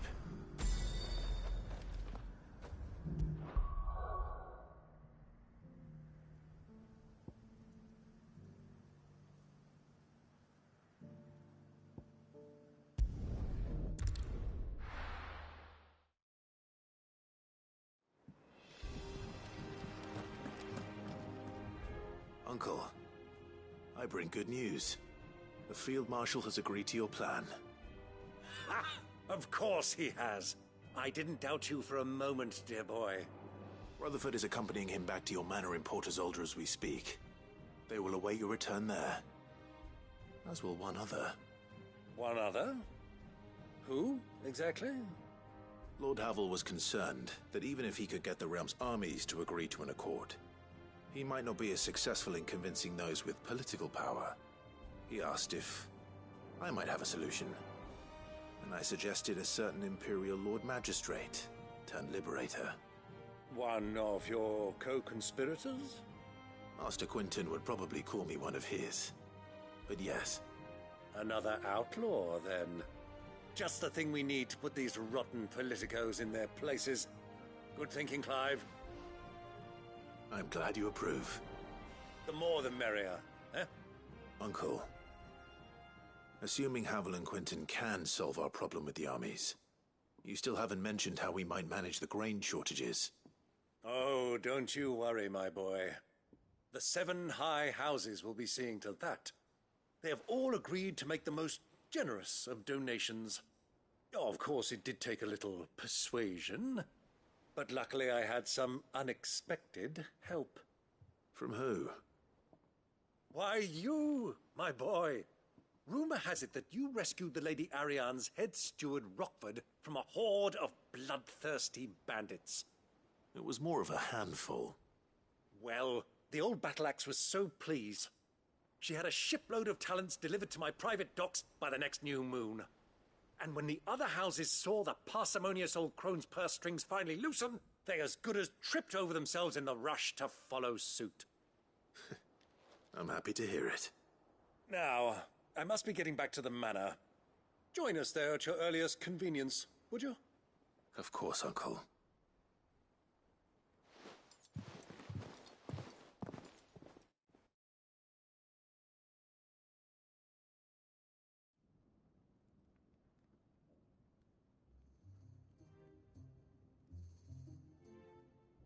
And how, pray tell, will we get that grain to the capital if the roads are still overrun with Akashic? You'll find another bloody road. I only have so many men, and I'm not about to send them headlong into an ether flood. That is, unless you'd have them turn as well. Well, I'd certainly eat less. Says the man with a belly bigger than a band of curls. My soldiers actually need their rations. Without any food to keep them going, they'll be dead even before you've sent them on your fool's errand. If I may, gentlemen, perhaps I might suggest an alternative approach. Though supply routes are indeed disrupted, there is no shortage of ships. Indeed, they bob away in every bay from here to Randalar, awaiting a safe haven. Allow them to make port and fill their bellies full of grain. And once those who crowd the cities are fed, ferry the displaced back to the countryside to work the fallow fields. But I'm sure that you wish to continue your discussion. Forgive the interruption. 2 such firm friends as yourselves need no help from the likes of me. Rutherford spoke fondly of the great bond between you. Us? Friends? I can't stand the man. Clive, I'm beginning to question the quality of the company you keep. And what kind of company were you expecting him to keep? The man's a criminal. Criminal? How dare you? You are not fit to breathe the same air as this fine, upstanding young gentleman. Upstanding? He calls himself Sid the Bloody Outlaw! Once more onto the breach.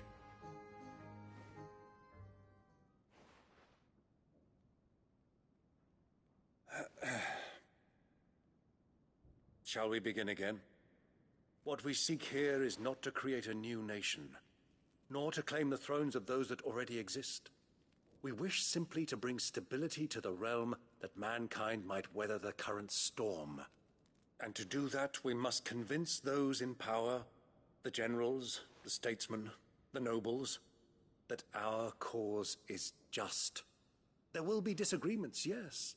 And I imagine some resistance, much resistance. But we cannot let that deter us.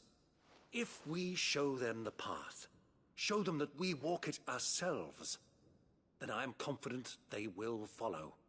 The fate of the world lies in my nephew's hands, but the well-being of her people lies in ours. And we must not squander the chance that Clive has given us. Uncle Byron, Now, with that settled, let's move on to the signing of the Accord. For what great moment in history hasn't been accompanied by a little ceremony?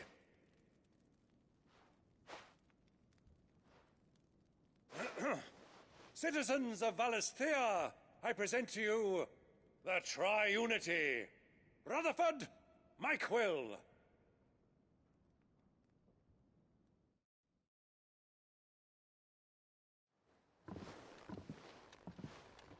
Well, my boy, the stage is set. That it is. This is the role you were born for. Now I ask only that you trust in the talents of your supporting cast. We shall play our parts to the best of our abilities, that you might have the opportunity to shine. The realm needs its Sir Crandall. And there is no better Crandall than you, Clive. I want you to keep this signed accord as proof of our faith in you. I will. Thank you, Uncle.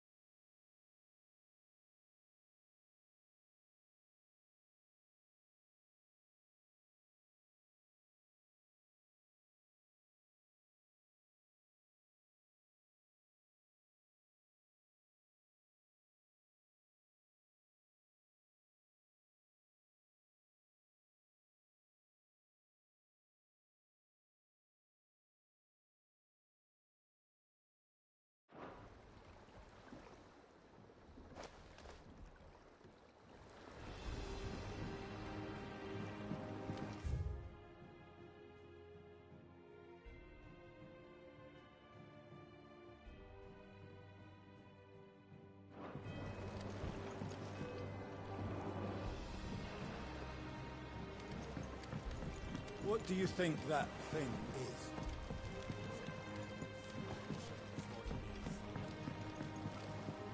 And how the hell is Sid gonna deal with that?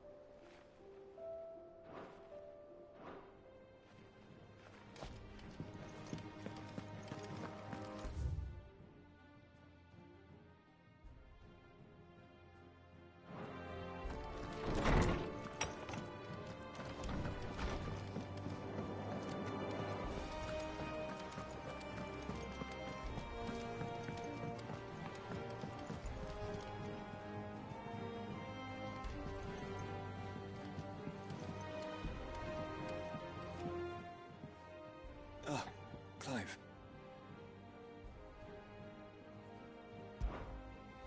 Joshua, what's wrong? And don't say nothing.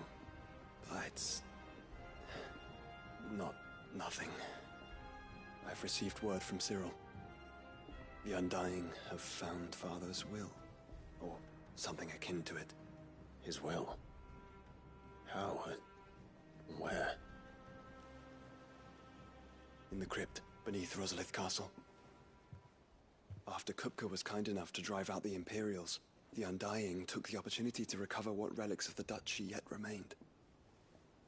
And in the process of doing so, they found a letter from Father. I'm surprised anything survived down there. Cyril asked that I join him in Tabor at my convenience. I have been meaning to go, but would you join me?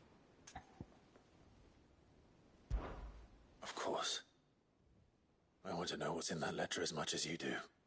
Very well. I am ready to leave when you are.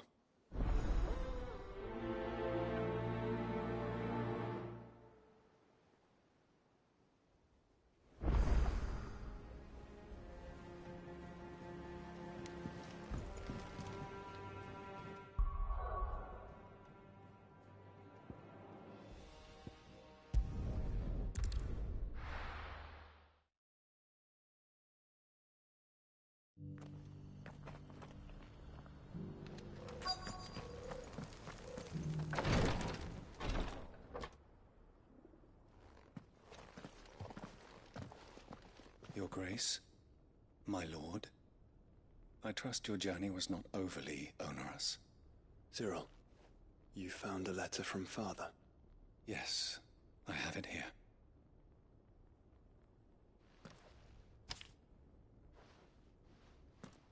If you would do us the honor, my lord.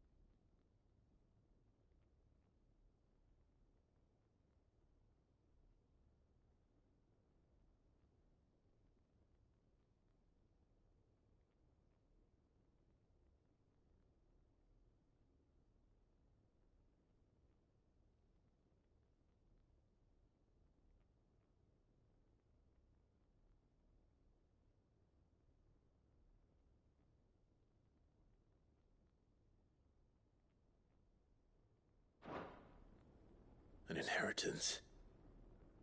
It would seem the late Archduke penned this missive shortly before his passing. The day before we left for Phoenix Gate. What are these plans he spoke of? His plans for the duchy, Your Grace. Your father entrusted them to my predecessor, the former bearer of the Burning Quill, who entrusted them in turn to me. The complete emancipation of bearers is their stated aim.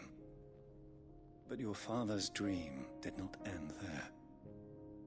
His Grace also spoke of building hospices to care for those stricken by the curse, and the founding of a new university to further the development of non-magical technologies. With the blight spreading ever more widely across the twins, Archduke Elwyn saw this as the only means of securing Rosaria's survival. He wished to see men and bearers treated as equals. To see centuries of common wisdom overturned. Small wonder he did not think it achievable within his lifetime. But he thought it achievable nonetheless. Had he not, he would never have written this message. Nor would he have entrusted his vision to his most faithful aides, those who would have stood with you, shielded you from the machinations of the less benevolent personages at court.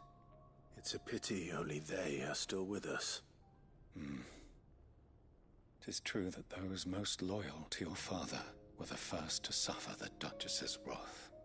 But one at least remains, and she has come bearing gifts. What do you mean? Mayhap it is better that she explain, my lord. After all, the duties entrusted to me by my predecessor extended only to recovering His Grace's will and arranging a meeting with the one who might execute it, or a part of it at least. And where is this woman? She awaits you in the archive, Your Grace. Thank you, Cyril. Shall we then?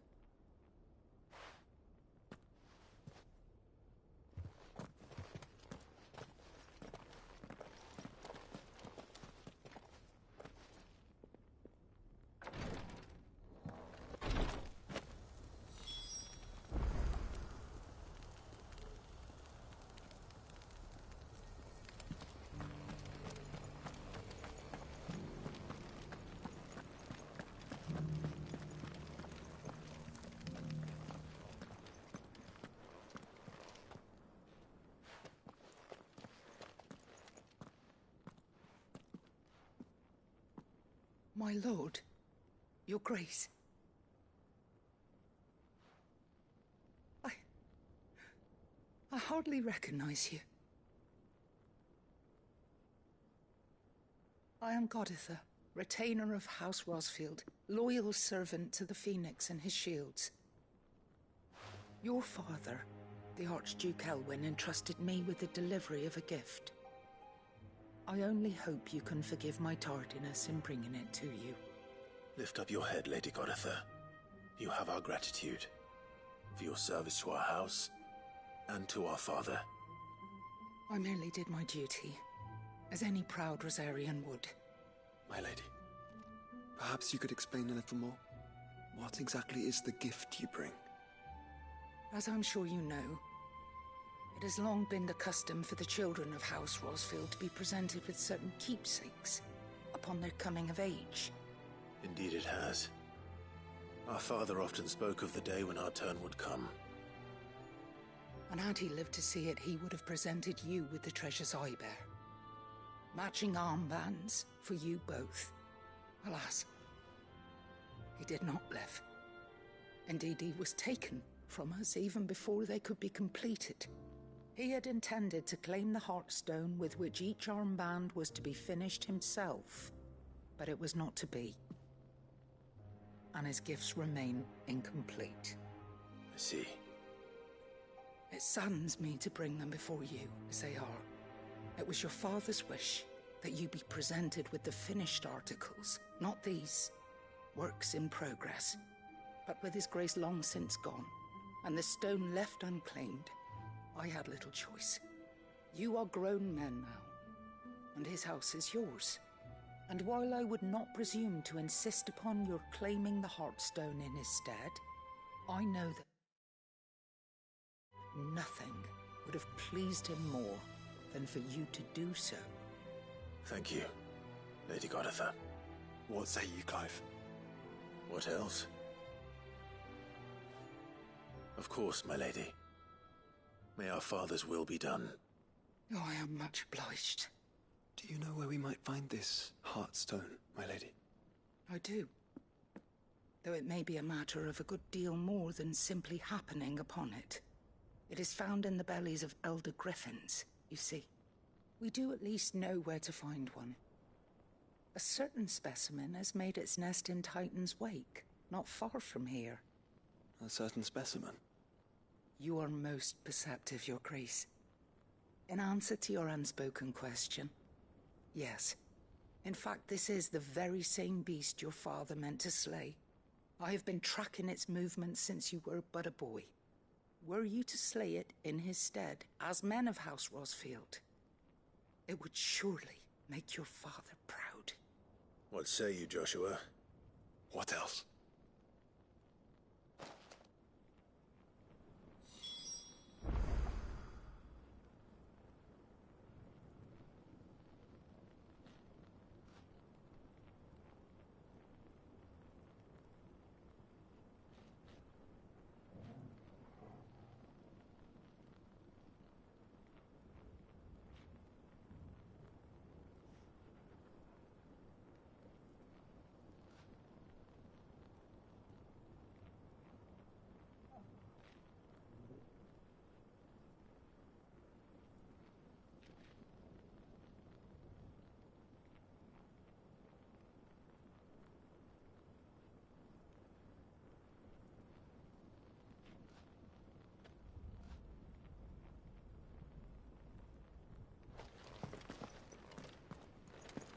Titan's Wake is to the south of here.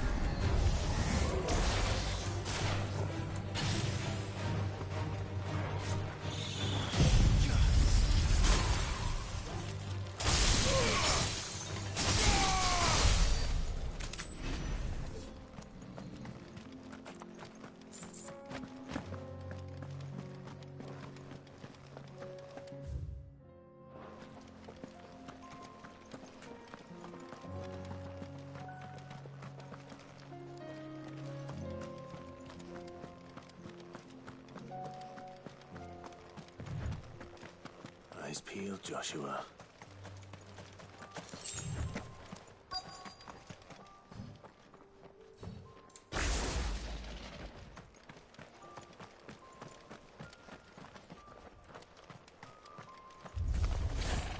There it is.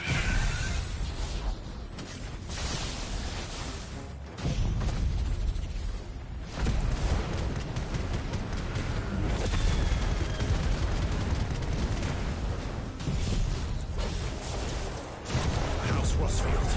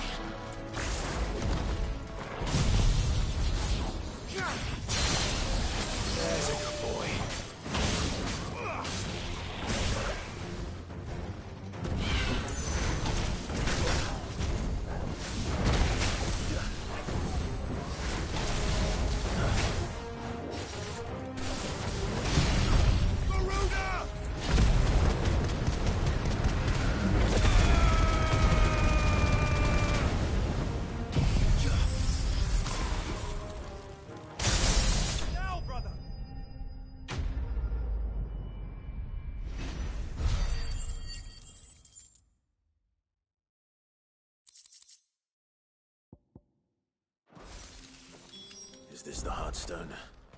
I expect Lady Goditha will know.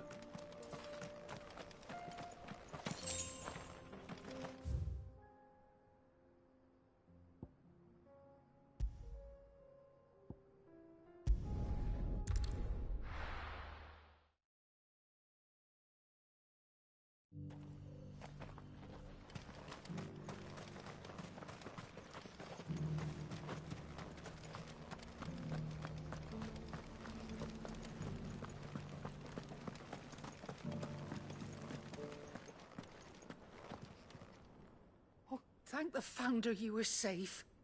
The Griffin is slain then? And the Heartstone claimed.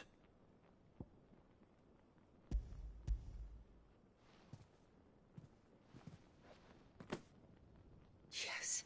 This radiant luster, like frozen flame. It is just as your father described it. Thank you, my lord. Your grace. Your father would be so proud. Lady Goditha, the lapidary is ready. Thank you, Cyril. I will be with him shortly. If you would excuse me, I shall have the stone cut and set forthwith.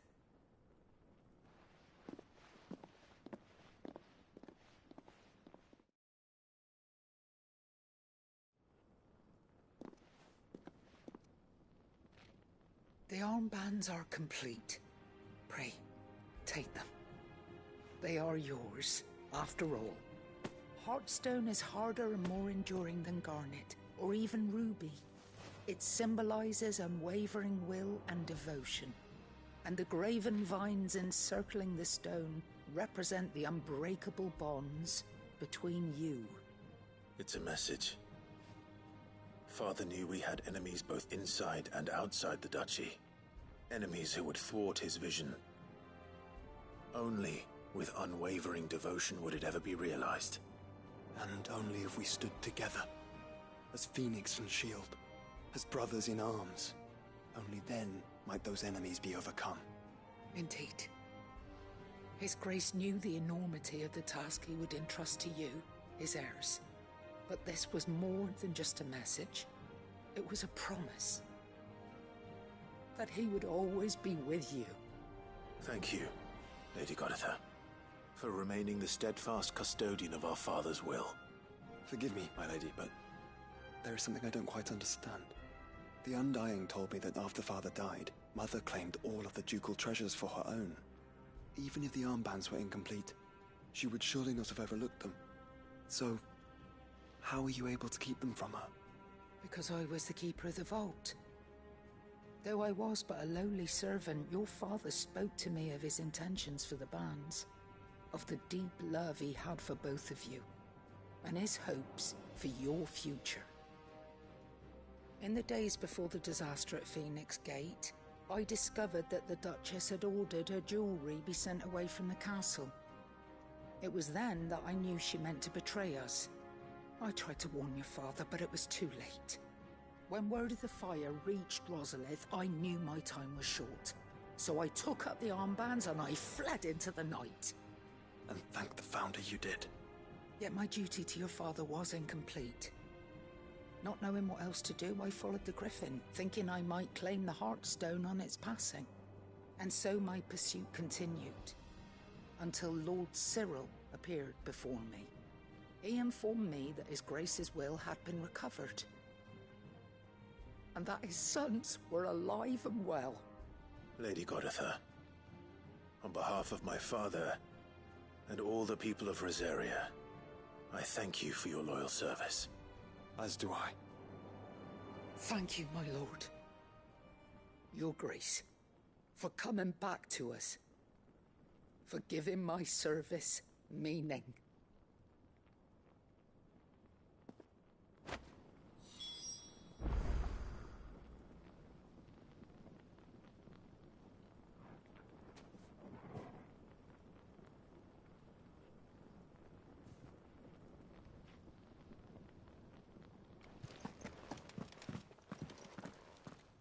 Bands suit you well. It must be gratifying to finally receive the inheritance that was denied you for so long. It is. And we thank you for the part you played, Cyril. If you would permit me to play my part a little longer, might I suggest that you make your way to your father's memorial atop Hawk's Cry Cliff? Let him see that you have received his blessing, and that his vision lives on in you. I suppose it would be churlish not to. What do you say, Clive? Shall we pay Father a visit? I think we should. I was hoping to be able to offer him my thanks before we left for Origin.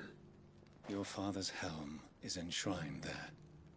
It has been since the day we recovered it from Phoenix Gate. I prithee claim it. For it too is a part of your inheritance, and I do not doubt that your father would prefer it in your hands than perched upon some lonely rock. Thank you, Cyril.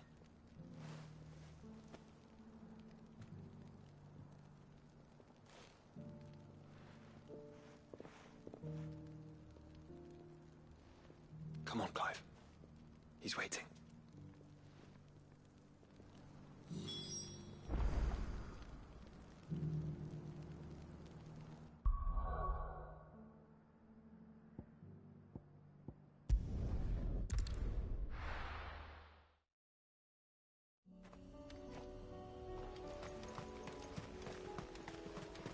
Unwavering will and an unbreakable bond.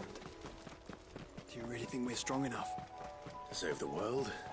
Of course. To have overcome Father's political enemies? That I'm less certain. Especially knowing what we know now. What Mother was truly capable of. But perhaps these bands would have helped. Knowing he was with us would have made all the difference. Now, Torgal! Torgal, kill! Now, Torgal! This one. All yours, Torgal. Now, Torgal! All yours, Torgal. Torgal, kill! It's just back there.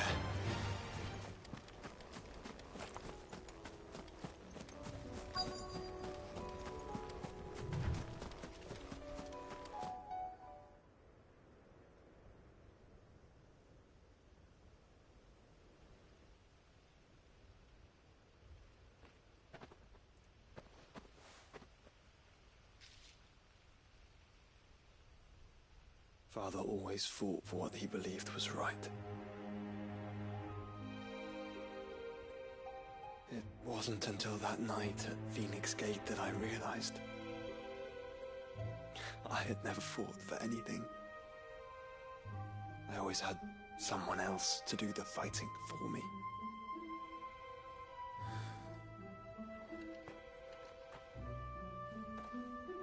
No matter how fate conspired against him, he never lost heart, never looked back, never stopped fighting.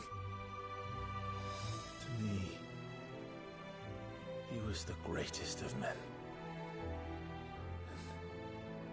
And I've been trying to live up to his ideals ever since.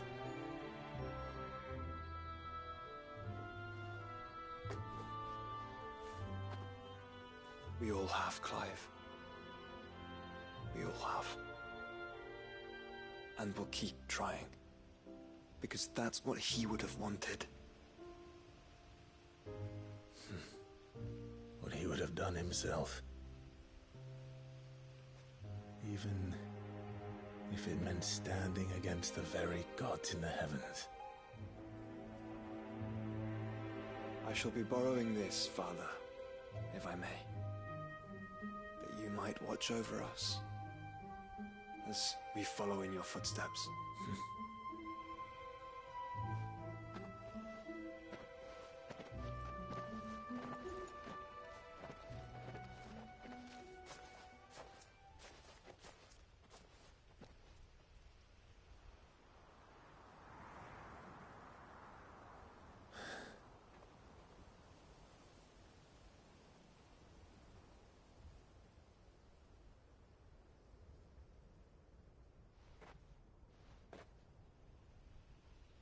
We won't lay you down.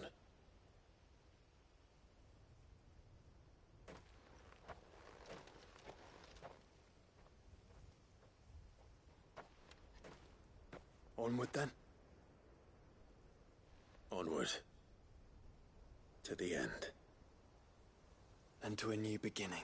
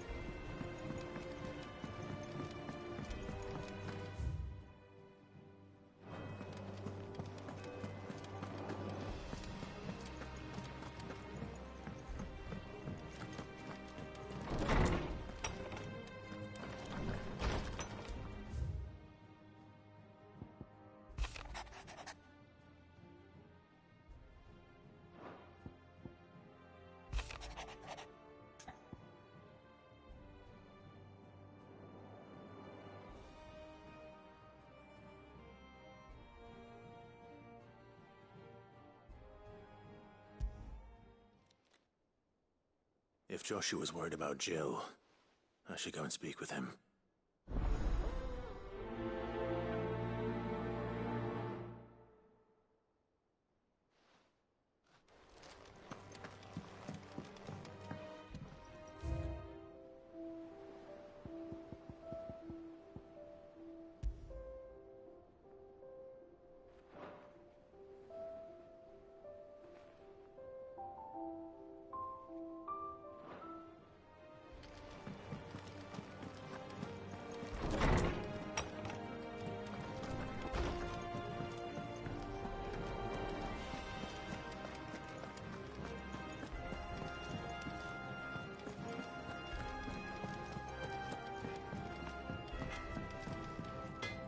Trouble with your gear, or... So, what'll it be?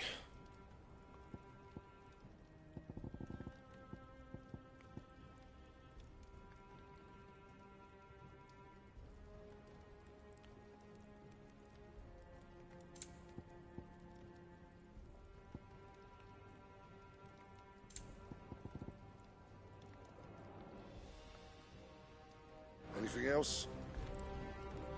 Yeah. So, what'll it be? That it? Fine.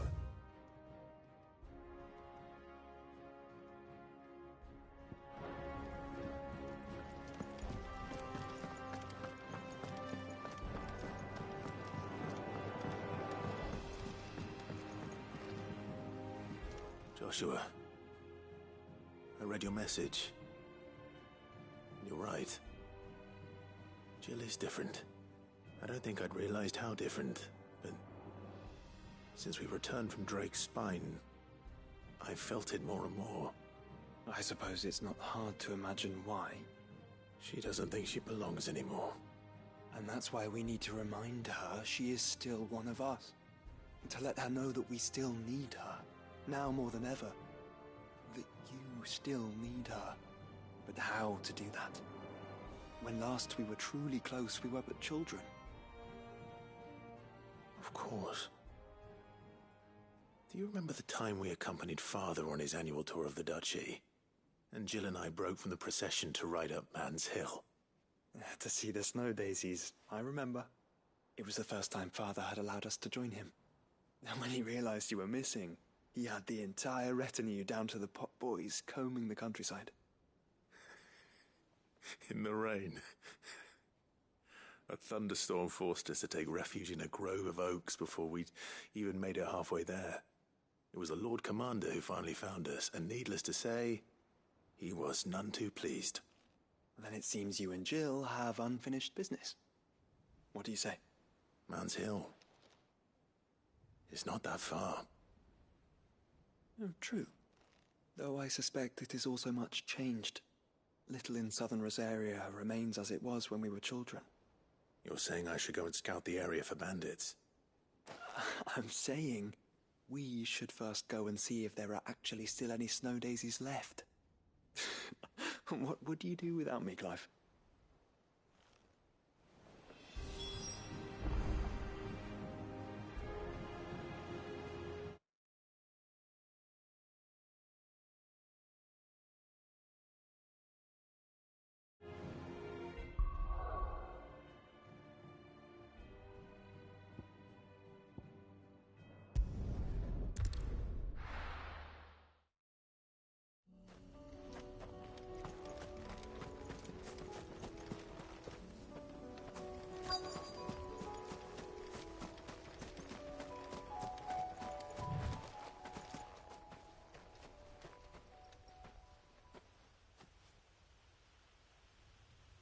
This is the place, but...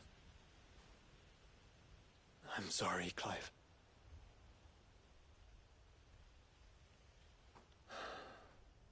There's nowhere been spared. What do we do now? We keep looking. Man's Hill cannot be the only place where snow daisies grow. Perhaps, but it's the only place I know of. Knew of. Then why not ask someone who might know of another? Someone in the backyard? To the hideaway, then.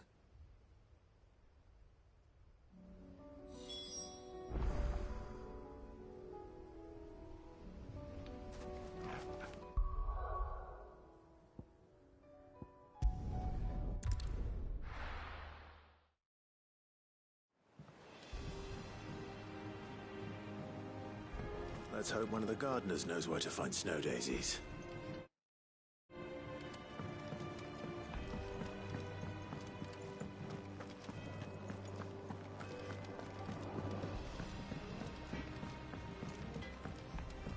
Say what you will.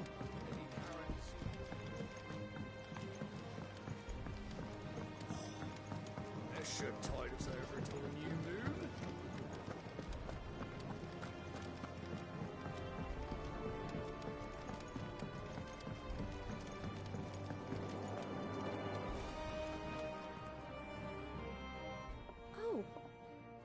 What brings you down from the heavens, Sid? I need your advice. Joshua and I are looking for a place where snow daisies grow. Preferably in abundance. Snow daisies. Then you'll want somewhere not too hot and not too cold. And where the winds are strong enough to carry the seeds. I reckon Man's Hill would be a good place to start. There in the Royal Meadows, perhaps? Both have similar climbs and the right elevation. If the Blight hasn't claimed them yet. Right. Thank you. Did you learn where we might find our flowers? The gardener here mentioned the Royal Meadows in Sambrak. Ah, the fields beyond Northreach. Well, if that's the case, then Yote was right. I recalled that she kept the record of our travels, you see. So I asked her if she'd perhaps noted anywhere that snow daisies grew, and she mentioned Oilefeist Bay. Whose shores border the meadows. Off we go then.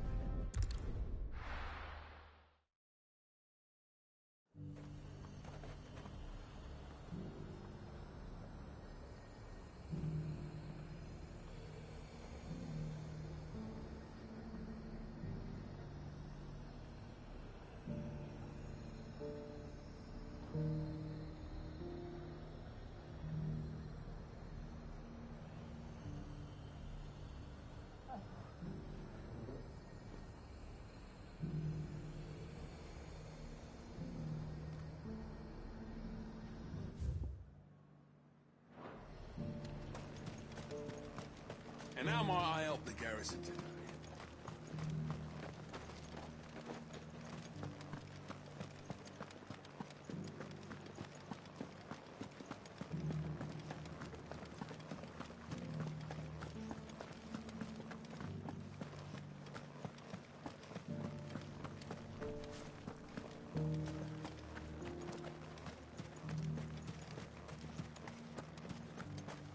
Those things didn't fight like men.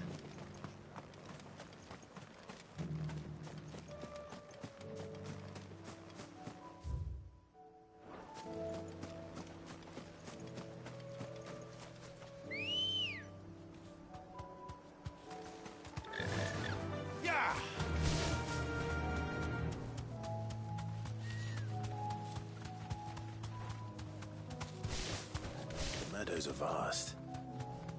Where do we even start? Yote mentioned the coastline. We can start there.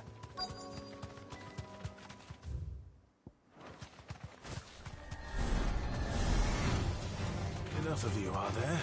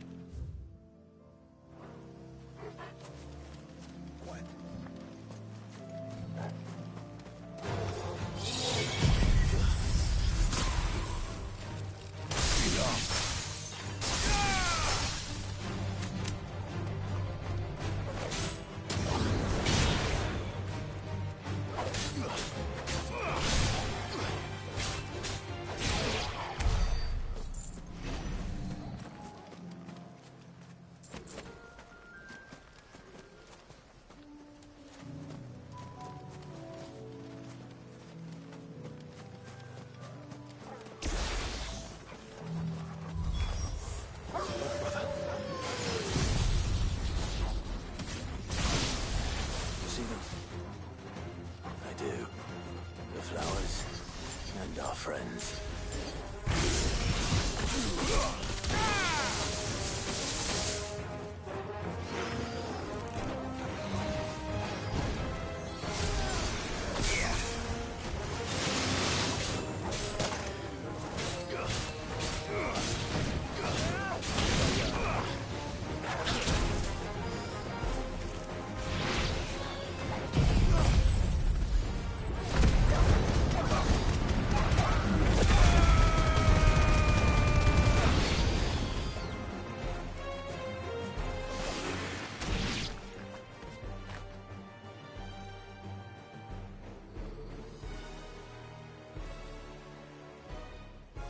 See, boy.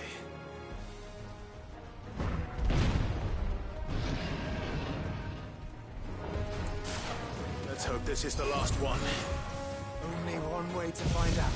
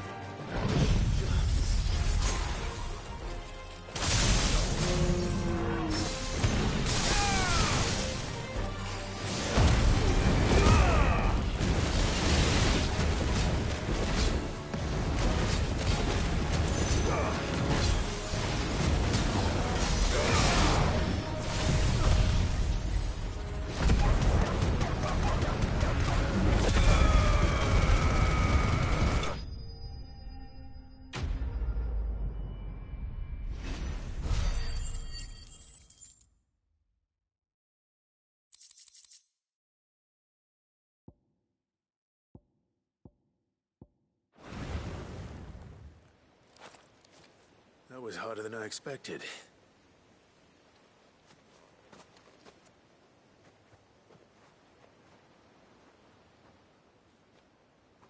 But Founder, it was worth it. They're beautiful. Do you think Jill will like them? She'll love them.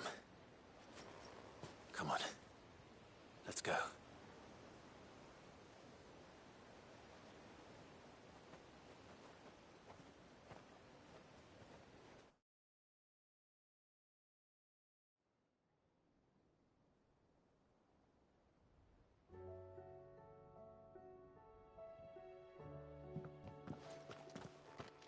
It appears my work is done. The rest, as they say, is up to you. Well, you and the skies. We wouldn't want another thunderstorm now, would we?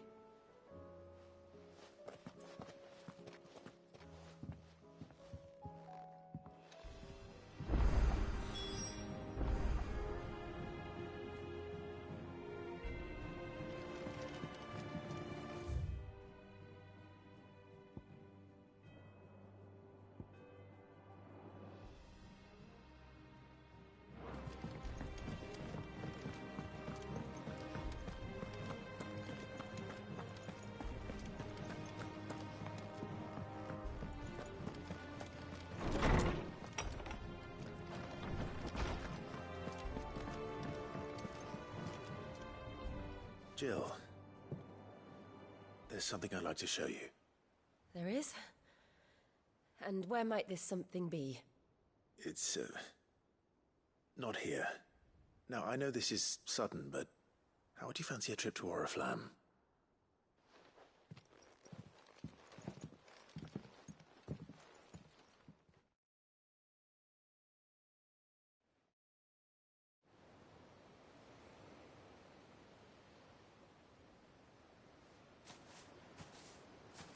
There are so many.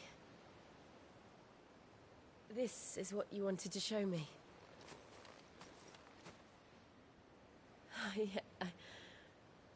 I don't know what to say. You don't need to say anything. The smile on your face is enough. We've been worried about you. Joshua and I. Do you remember when I took you to Man's Hill? Or tried to? How could I forget? You saw me crying and thought a change of scenery might lift my spirits. In the end, it earned me a nasty cough and a stern scolding from your mother. But I felt wonderful nonetheless. I'm sorry. I had no idea what I was getting us both into. But I couldn't bear to see you like that. Before we left, my chambermaid told me she'd overheard your mother talking about my marriage prospects with some of the noblewomen at court. They were debating whether it would be more profitable to marry me off to one of the high houses instead of saving me for the ducal line. No one thought to ask me what I wanted. I was nothing to them. A pawn at best. I felt so trapped. So lonely. I didn't know. But I wasn't alone. You were there. Your hand in mine as we ran for those oaks. And I knew then, no matter what happened, I would be all right. I'll never forget that feeling.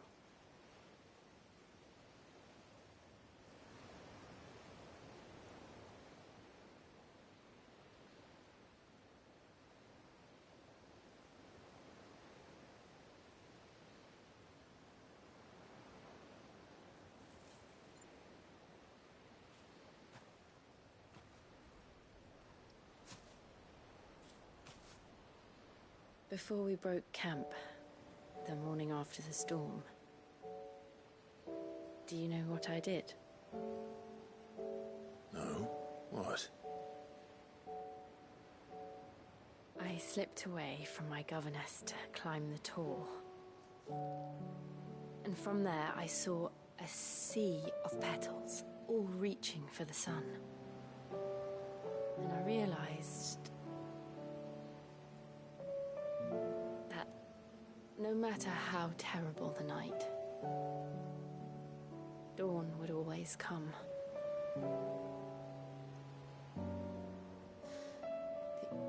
That you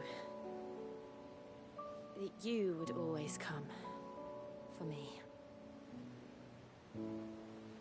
And you have. Again and again.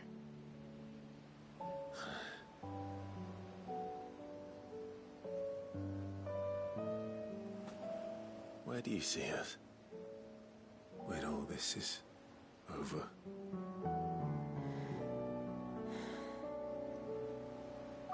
I don't know.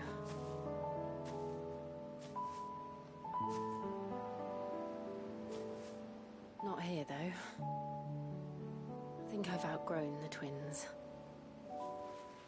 After everything we've been through, the realm just seems so small.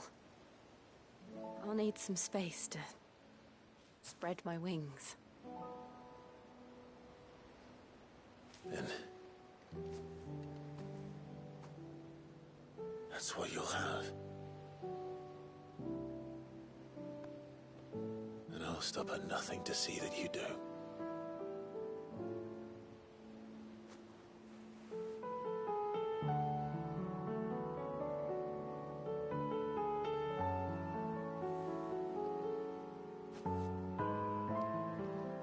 was much good at garlands. But it'll have to do. I'll treasure it forever. Thank you, Clive. For this, the flowers, for everything. It's exactly what I needed. You are my treasure.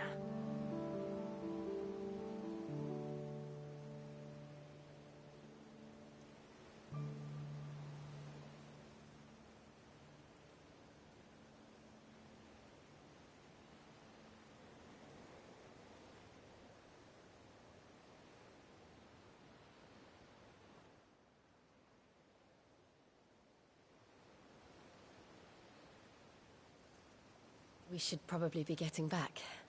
I expect the others are wondering where we are. You're right. There's still much to do. And we'll do it together.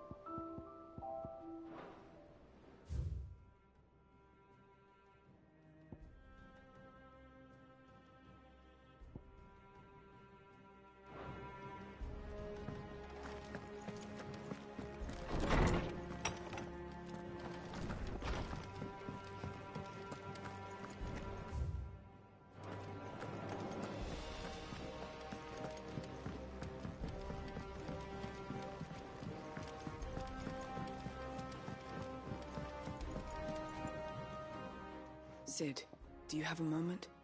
By all means. It's my old master. Seems there's no escaping her. She found some way to send me a letter. And something else. Records from a Waluda prison. Seems they were keeping a lot of bearers there. How did she come by such a thing? Finding bearers always was her strong point. And it seems the cells of Balmung Dark are full of them. Foreign captives, the masterless. Bearers no one would miss. And even better for her, bearers with no one to look after them. When ether started lapping at the walls, the jailers fled. Leaving the bearers to be liberated by whoever happened to come along next. Sid, I'd like to believe that I've earned your trust by now. And while I'm well aware that you've forbidden Cursebreakers from traveling to Waloed, I can't let those bearers die in their cells. I'd rather risk shipwreck on the Shadow Coast than leave them to starve.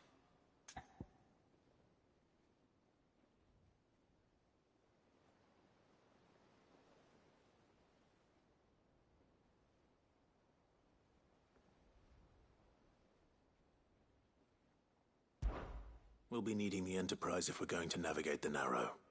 Does that mean... I'm making an exception, but we travel together. And we stay no longer than we have to. Ash is an inhospitable place at the best of times. We save as many as we can, and we leave. Thank you, Sid.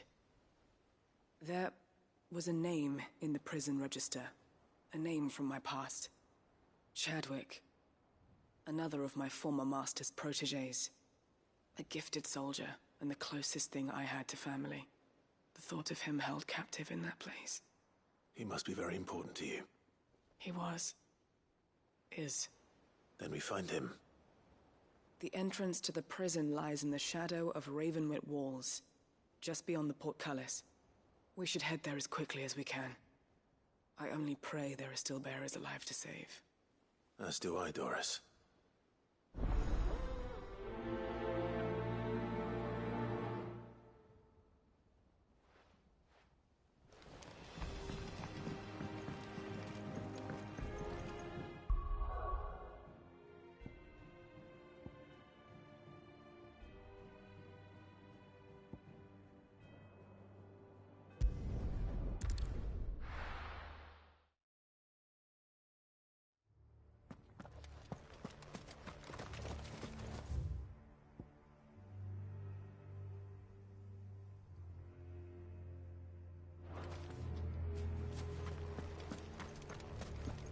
Doris is waiting for me near Balmung Dock.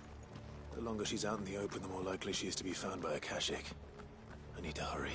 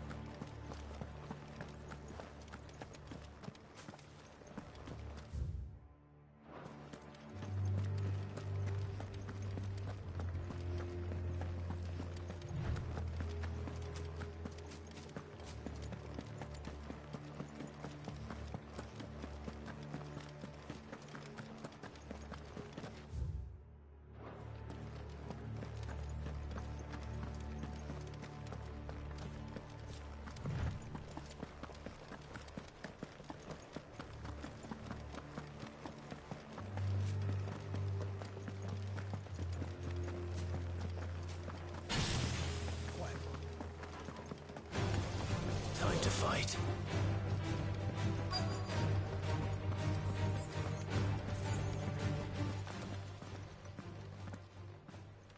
There were no guards, I take it.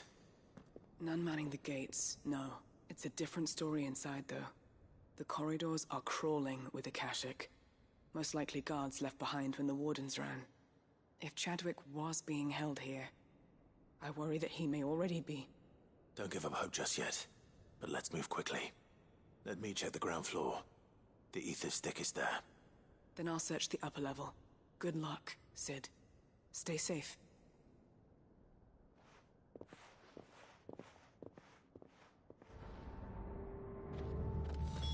Just how bad are the floods inside the walls? Bad.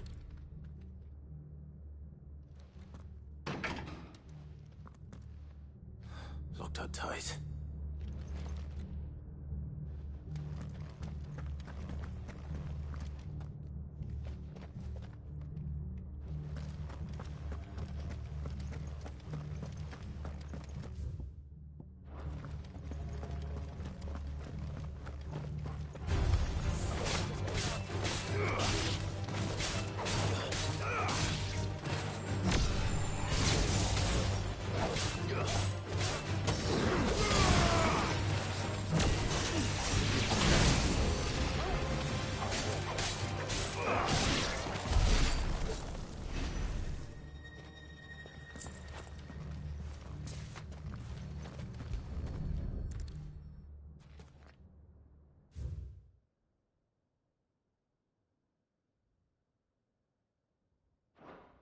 So this place was no ordinary prison.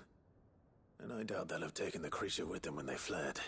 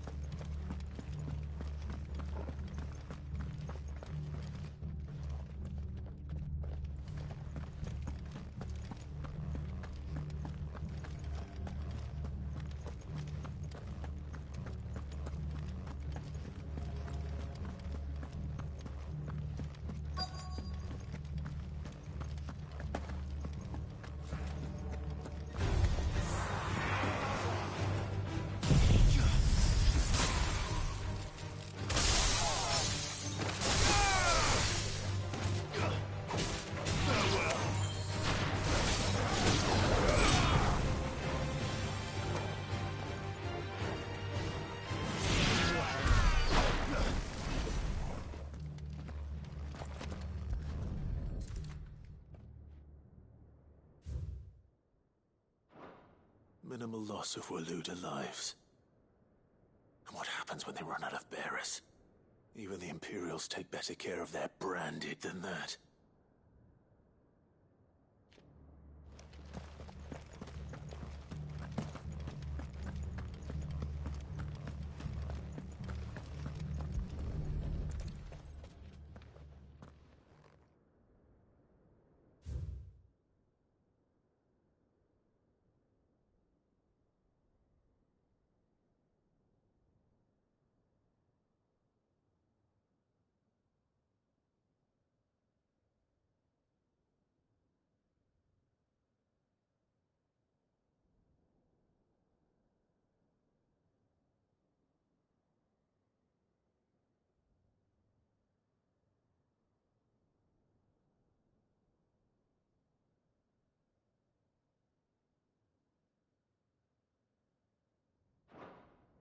You're feeding bearers to it. This is even worse than I'd feared. Nothing but a caching down here. Hopefully things are looking better upstairs. I should go and see how Doris is getting on.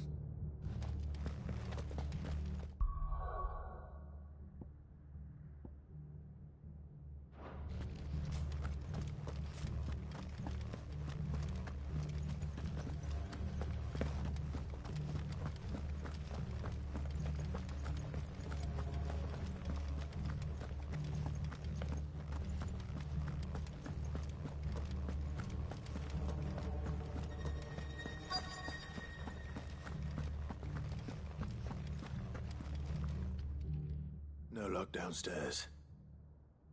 But I did find out that this place was more than just a prison. Something far more sinister was happening here. I know. I've been reading some of these documents and... it can't be true, can it?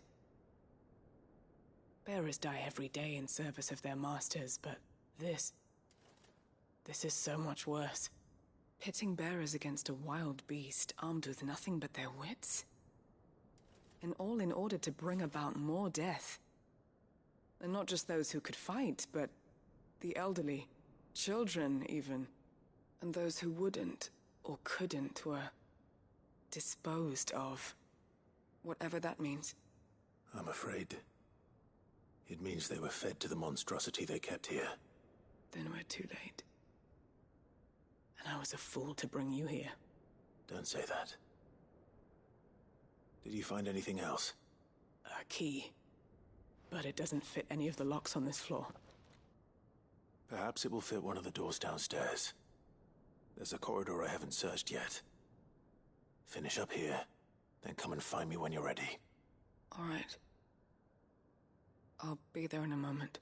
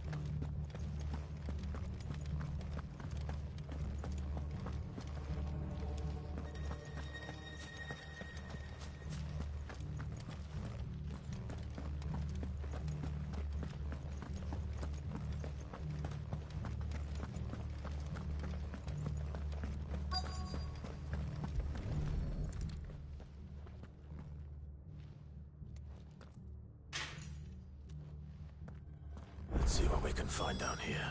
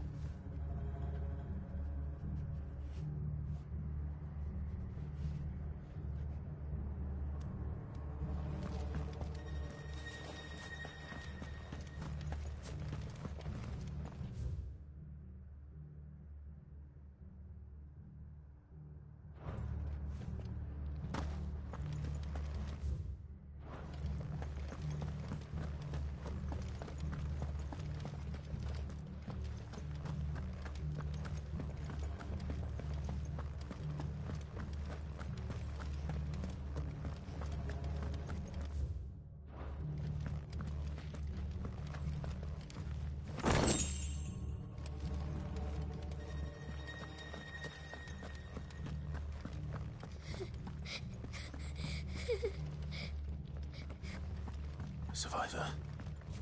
And she sounds close.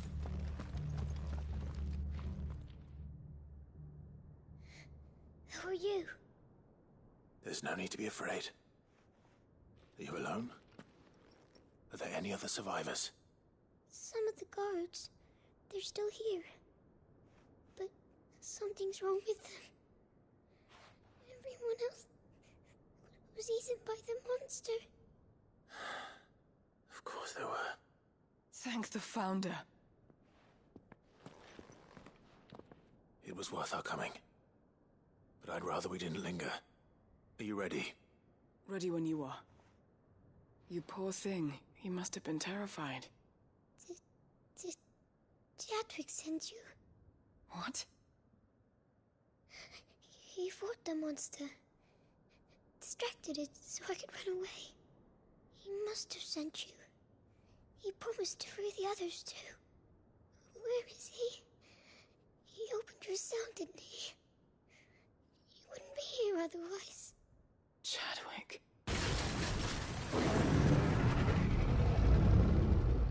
Was that?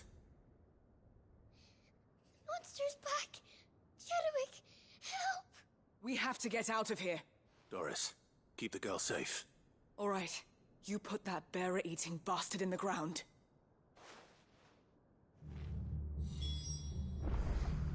We have to run! You're safe now. We won't let it hurt you.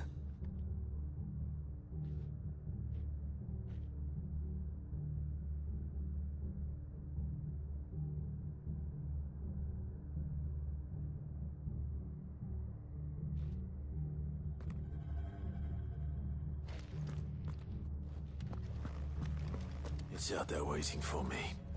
I can't let it live. Not if it's got a taste for bearers.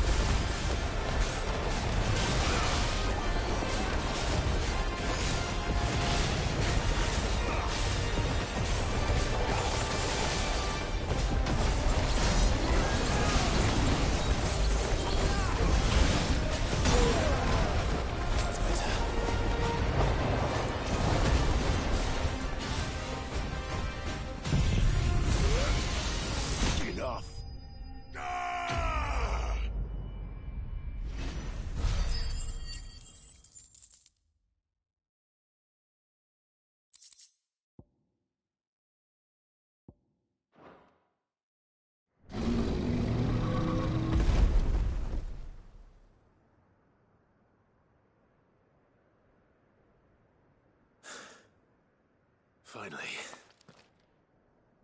Sid, are you hurt? I'm fine. I think.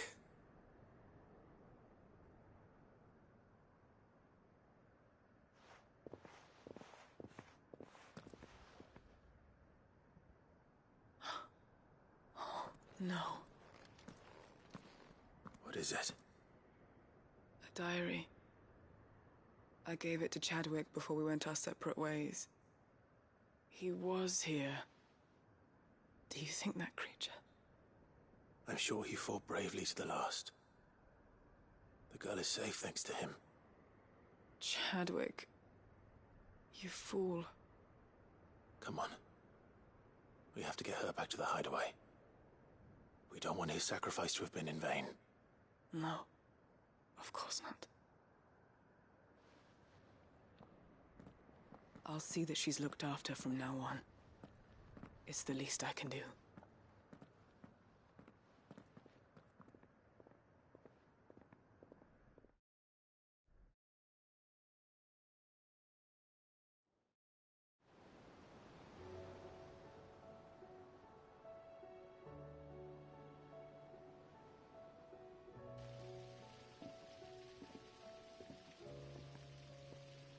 From what I hear, you've barely left the girl's side in days.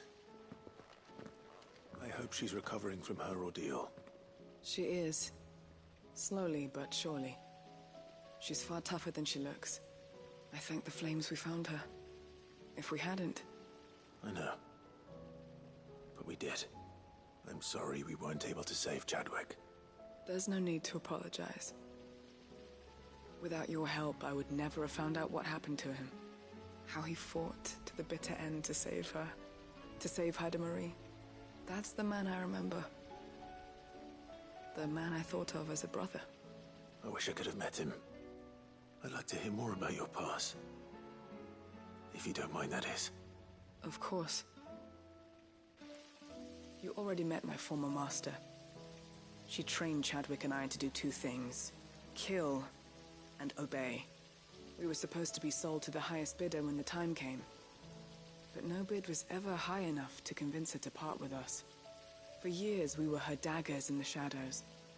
But we could never quite shake our doubts about the things she made us do.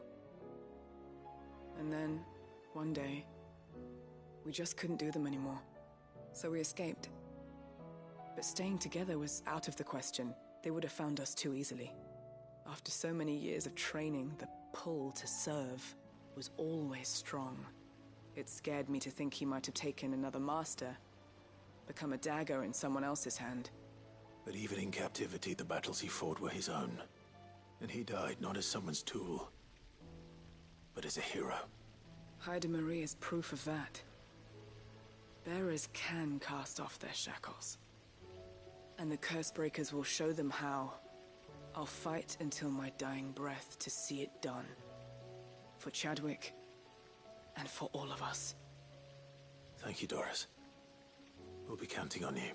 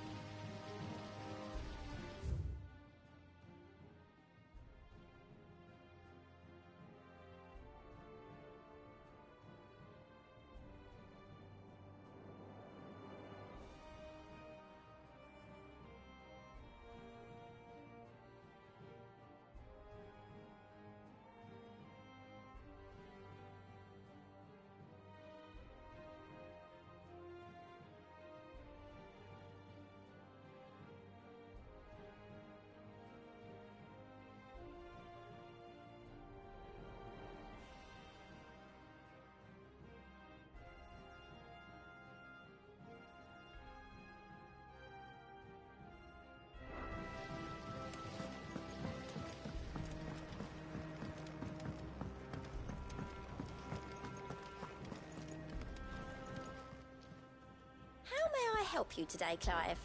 Your benefactors are a generous lot.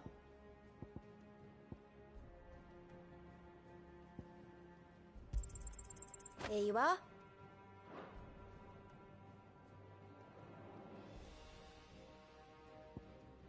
Best of luck out there, Sid. Clive! Quick look.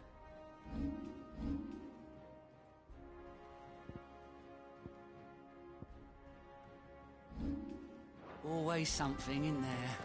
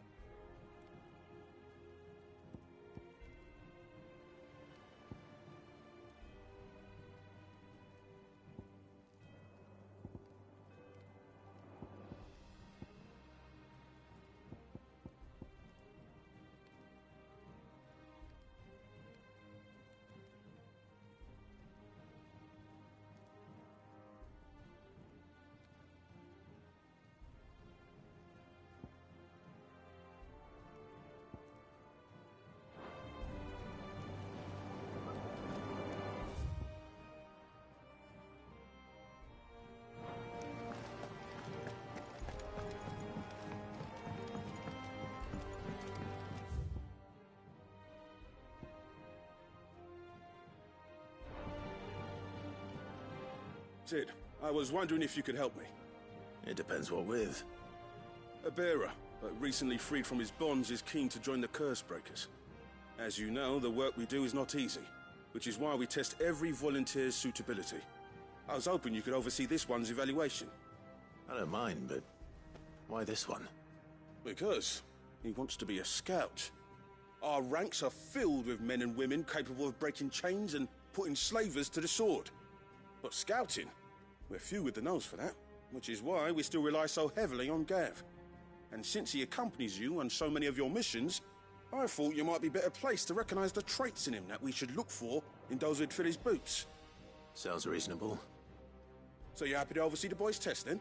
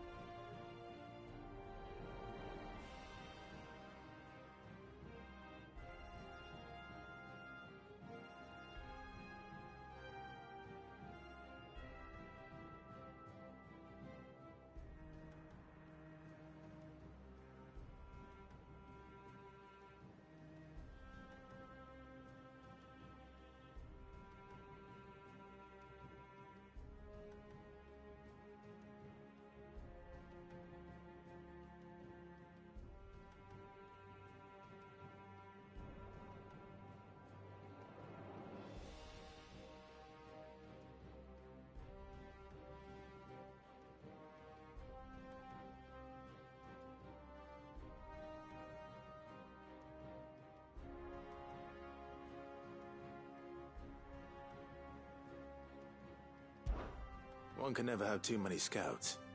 Truer words, Sid. I'll let the initiate know that you'll be attending his trial, and that he is to proceed directly to Northreach in readiness. No time like the present, eh? No time like the present. I'll await you there.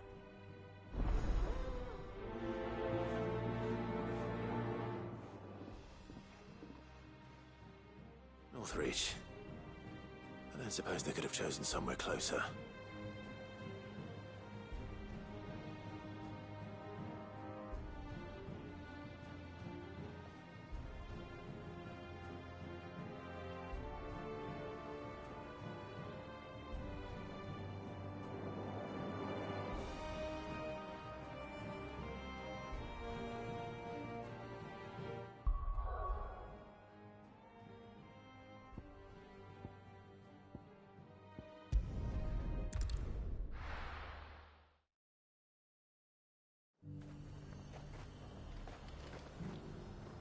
Nazaire might at least have mentioned where in Northreach he'd be testing this recruit. I'm nervous. Well met, Sid. This is the Initiate. Ember, present yourself. At your service, Master. Please, just Sid. There are no masters here. Your life is your own. Oh, of course. Thank you, Sid. The Sergeant says you'll be evaluating me at my trial. To become a scout, yes. You are aware of the dangers inherent in that role. I am. But I swore I'd face them. Just like the man who saved my life. Who would that be? Gav. It was him who found me and freed me. No magic, no support, just one man and his nose. Came and sniffed me out. It taught me what one man can do if he puts his mind to it. And I've been training ever since, so that one day I can be someone's saviour, just like Gav was mine. I'm sure he'd be flattered. You clearly have good intentions, Ember. And it sounds like you're under no illusions. Stick to this path and you'll make a fine Cursebreaker. So, what? Have I passed? You haven't even started yet. Now listen.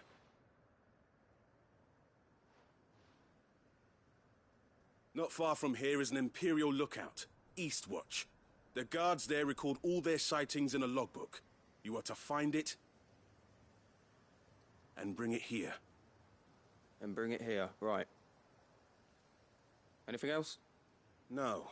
Sneaking into a heavily guarded Imperial outpost and stealing the logbook would be quite sufficient.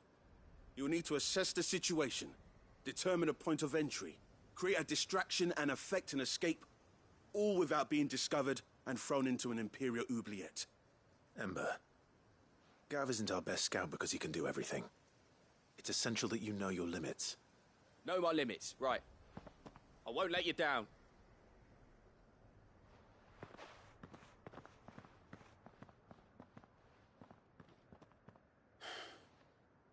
It shouldn't be as dangerous as I made out. But keep a weather eye on him all the same, would you? On my way. All right, Ember.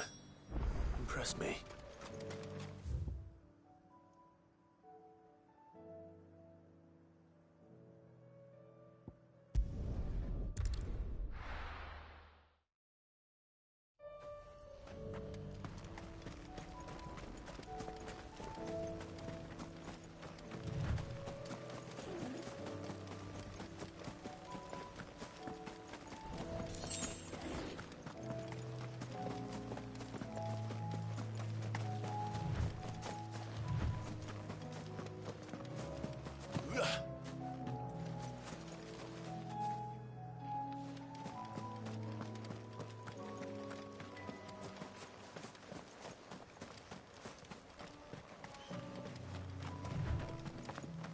These are clean kills. Perhaps young Ember really is ready. Or maybe not.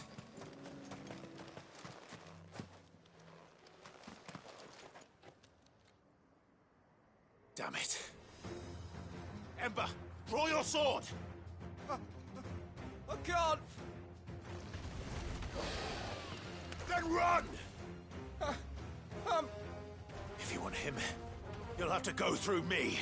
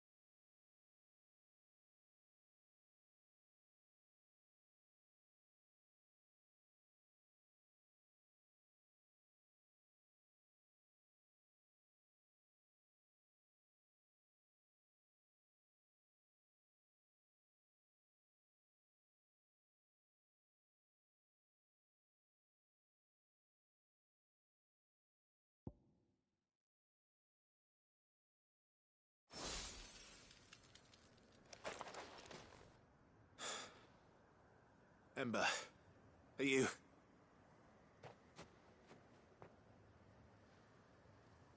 Gone. Of course. Scouts really are a rare breed. Back to Northreach it is, then.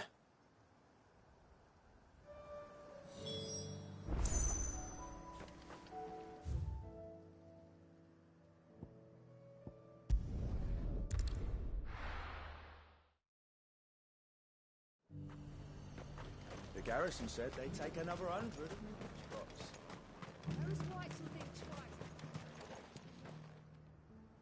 I didn't expect you back so soon. Where is Ember? How did he fare?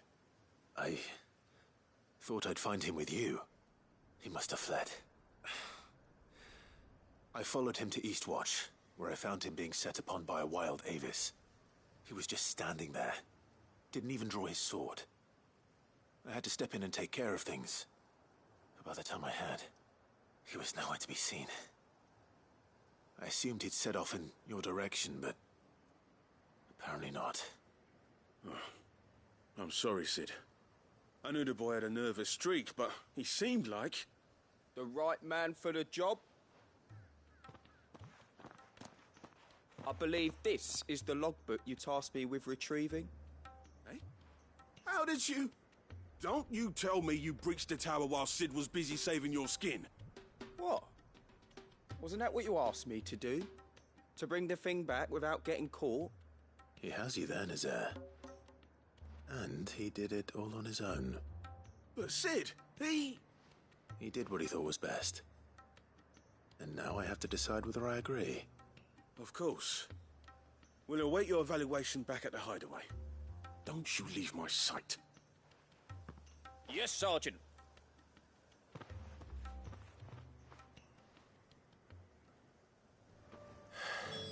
This won't be an easy decision.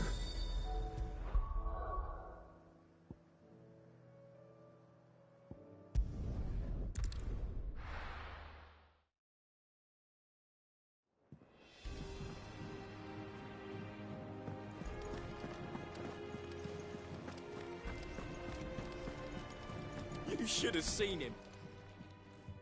Welcome back, Sid. Welcome back, Sid. Yes. Welcome back. Trip wasn't too much of a pain in the arse, I hope. Truth be told, it was me who suggested roping you in to help with the trial. But from what I hear, things didn't go quite as planned. No, they most certainly did not.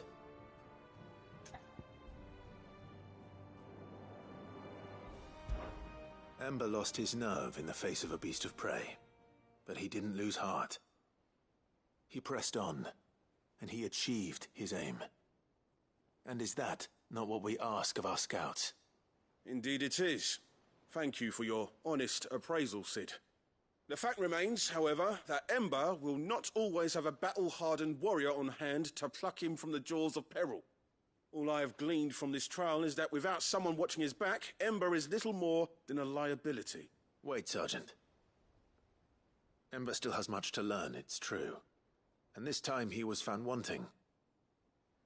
But I'd say he's due a second chance, nonetheless. After all, he did do as you asked. With a bit of hard work, any hand can be made to hold a blade, and any mind can conquer its fears. But a scout's nose is different. You've either got one, or you ain't. And by sniffing out that log, young Ember here has shown he has a conch and a half. Wouldn't do to waste it now, would it? Fine. One more chance. I'll do whatever you ask. I'll spend my days and nights in the pit if I have to. I'll show you. Just you wait. Daft as a brush, that one. But his heart's in the right place. Just like someone else we know. And if you ask me, we've been leaning on him for far too long. That time the curse breakers took some of the weight off his shoulders, I reckon. It couldn't hurt. Just don't tell Gav I said so, will you? I won't have him thinking he's been hard done by. Next thing you know, he'll be asking for a day off.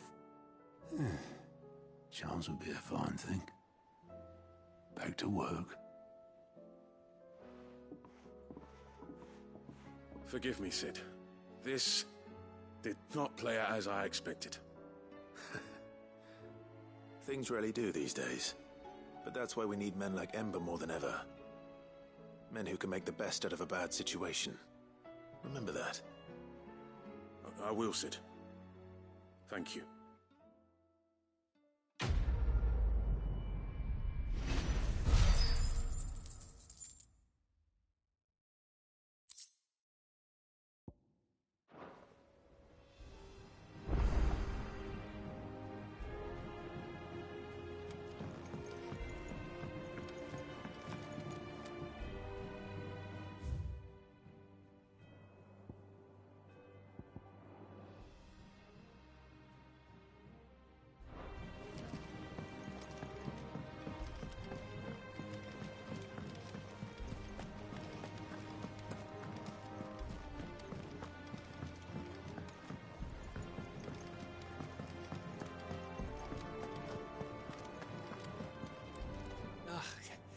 You all right?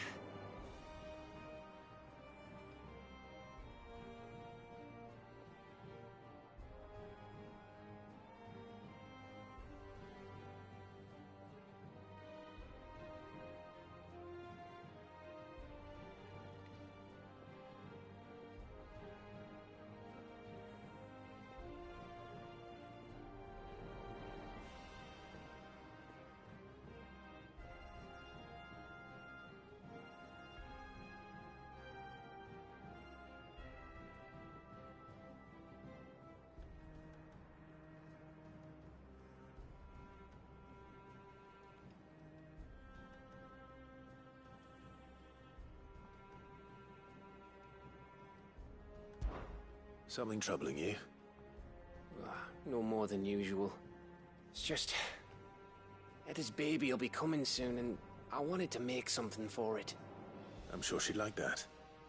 Back in the north, families would always make gifts when a bairn was on the way. I'll let the little tykes know they were welcome in their new homes, like. So, what's the problem? Well, the problem is that Etta's due any day now, and I don't know if I'll be ready in time.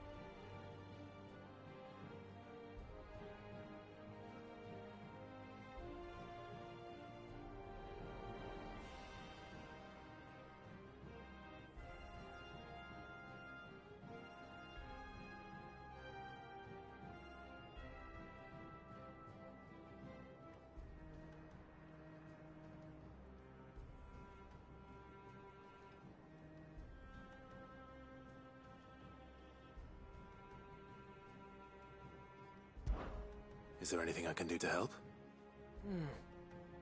You know, there just might be. All right then. What exactly are we making? A good luck charm. But not just any good luck charm. Not just any. No.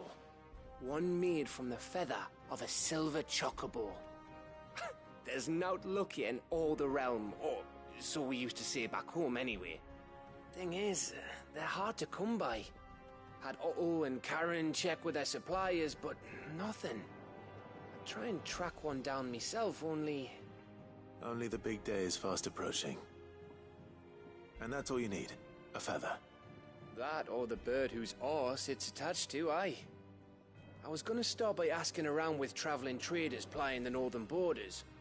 Well, there's no shortage of those passing through Martha's. I think I might make that my first port of call. I'll let you know if I find anything. You're a good friend, Clive. I won't forget this.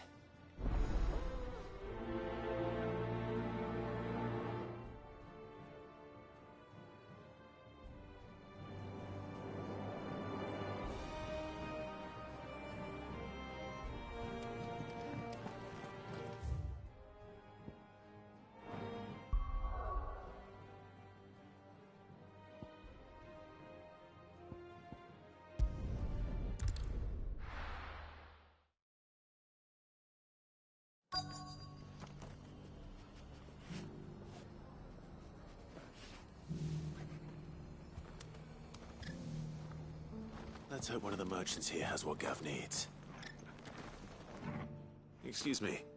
I'm looking for something. Oh, well, then I'm your man. A silver chocobo feather. Oh, or maybe not. Though you're not the first to mention the bird around here. There was a man stopped by the rest not long ago, claiming he was attacked by a silver chocobo. Near some guyed hovel, not far from Eastpool. Most took him for a braggart and a liar, but who knows? Perhaps there was some truth to his tale. We'll see. Thank you.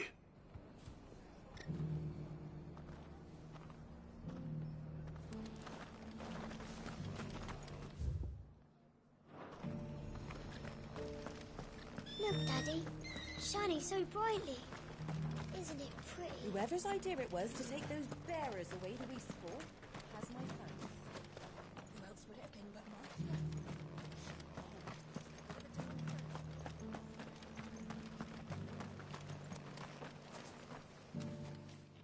Can I help you with something? You wouldn't happen to sell silver chocobo feathers, would you? I deal in fruit, not fancies. But if it's fancies you're after, I suggest you try Rhiannon's ride. Was a silver chocobo seen there? Oh, yes. If you believe the ravings of a madman. It wouldn't be the first time.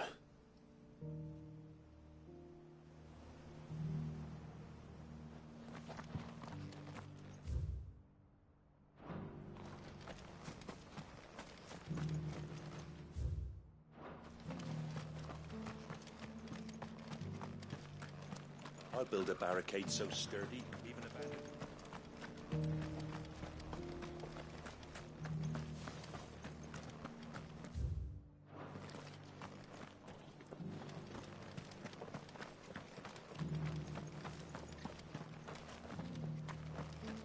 It doesn't still hurt, does it? Oh, 1,000 Akashic jars couldn't hurt me.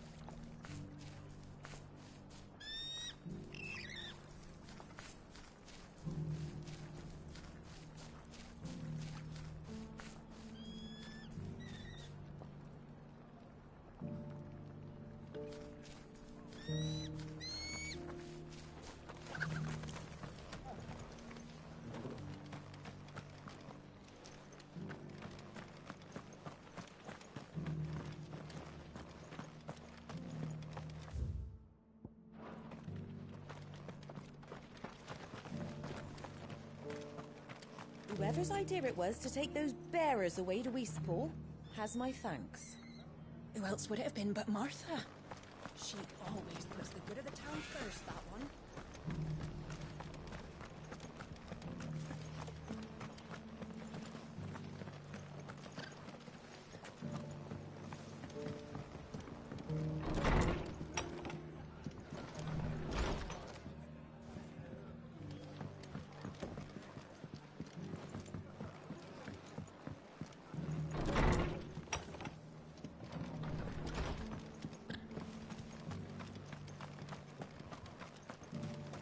Just because the heavens have gone to rack and ruin, it don't mean we have I've got greens of all shapes and sizes. Let's get this stall set out. How do, traveller? You've the look of a man who could do with a new whetstone. Or perhaps a bawdy etching of the Vicerine. Maybe another time. I'm looking for a silver chocobo feather. If that's the case, rumours are all you're likely to find. No one has seen a silver chocobo for years. Word is they were all hunted for their feathers. Some northern nonsense about bringing good luck. Didn't bring them much, nor their bows. If any are still out there, I reckon they'll be doing their damnedest not to be discovered. You're probably right. Thank you anyway. A silver chocobo sighted in the hills near Rhiannon's Ride. It sounds almost too good to be true. But since I'm already here...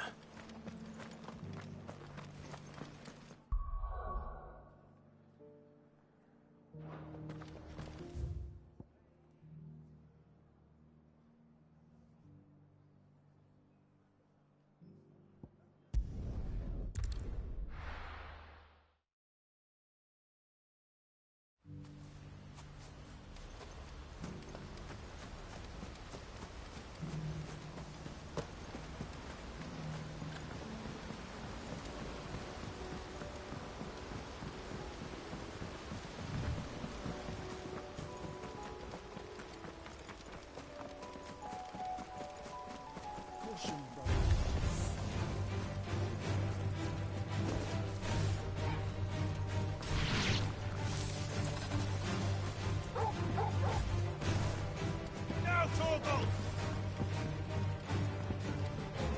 This one.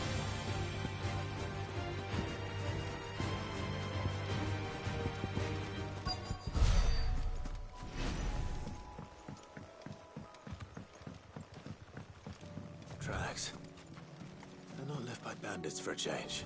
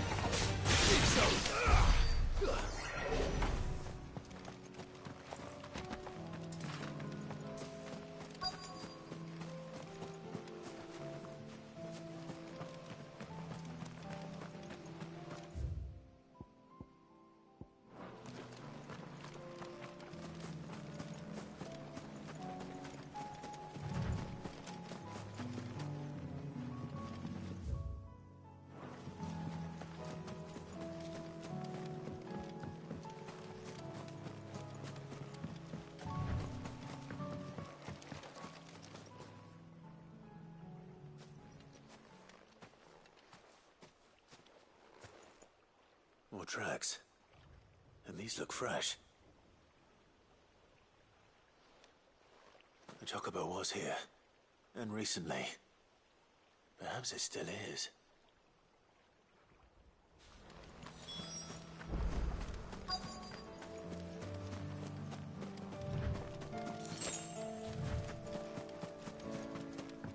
I don't hear anything.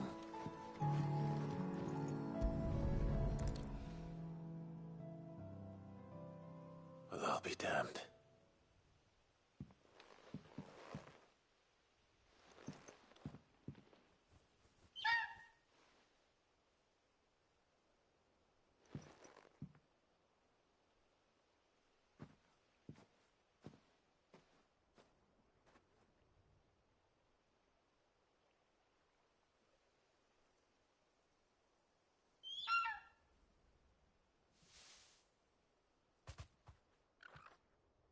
It's all right. I'm not going to hurt you. Just borrowing a feather for my friend.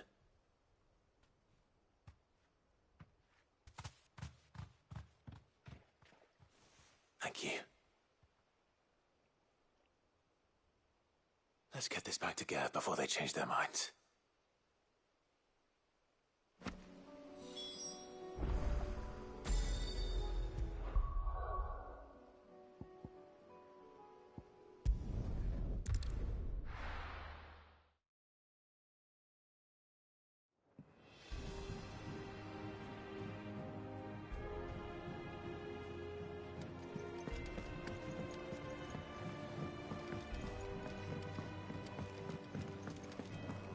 It was no trouble. Clive, you're back. How'd you get on? Any luck? Any luck, you say?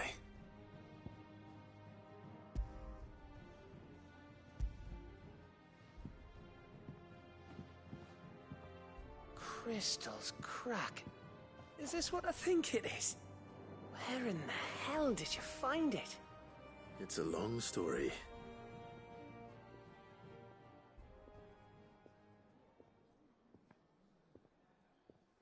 Right there on the road to Eastpool.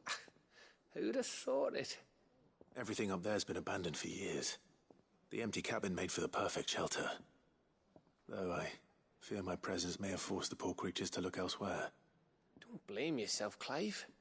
The Blight's right on Eastpool's doorstep. They'd have had to move on before long, even if you hadn't have turned up. They'll find a new home. Trust me. After all, that's what us endangered animals do.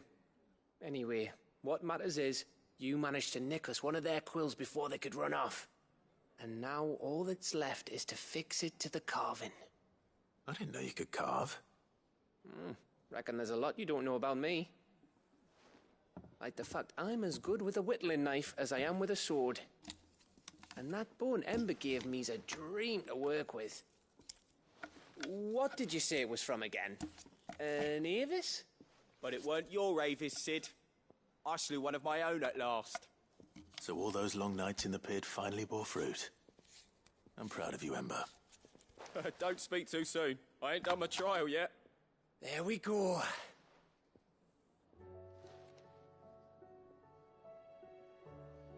What do you think? I think if you ever hang up your scouting cap, you'll be able to make an honest living.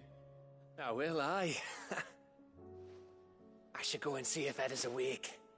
Give it my best. You can give it to yourself. Come on.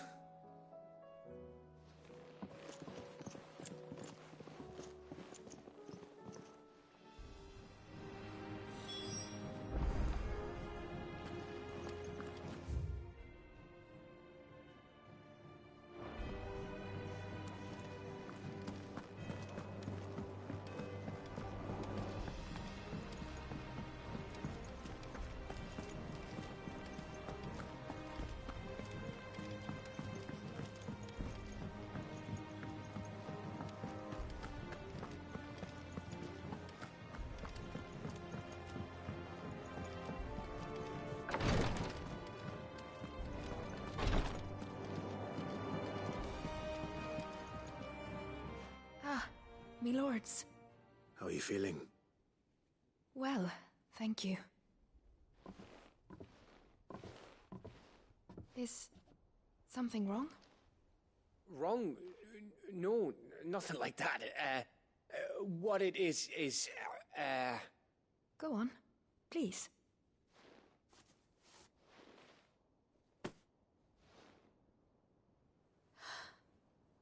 It's beautiful.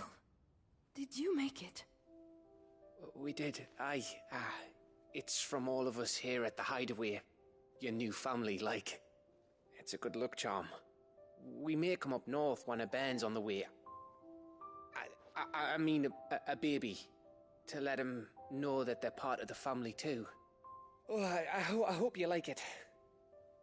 I don't know what to say. I thank you, me lords, for everything. If there's anything you need, just let us know. I will. Clive, fancy a swift off? I'm thirsty. I could be convinced.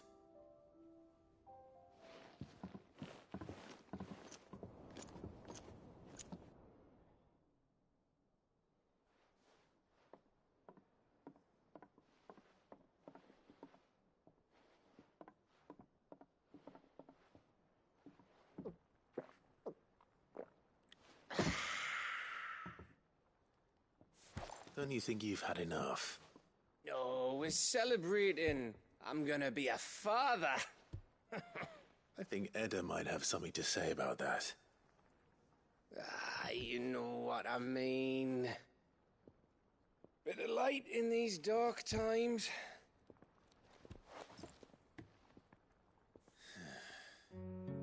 Wasn't long after me 10th name day. My mum told us she was with child again. I was over the fucking moon. I was looking forward to having a little one to lord it over. What with me being the runt of the litter. Thought I'd finally have a chance to prove to the world that I could be a big brother. Imperials came the day she went into labour. Had myself a baby sister. And then I didn't. Me whole family gone in a blink, while I hid in the cellar like the spineless little arsehole I was. Great brother I turned out to be.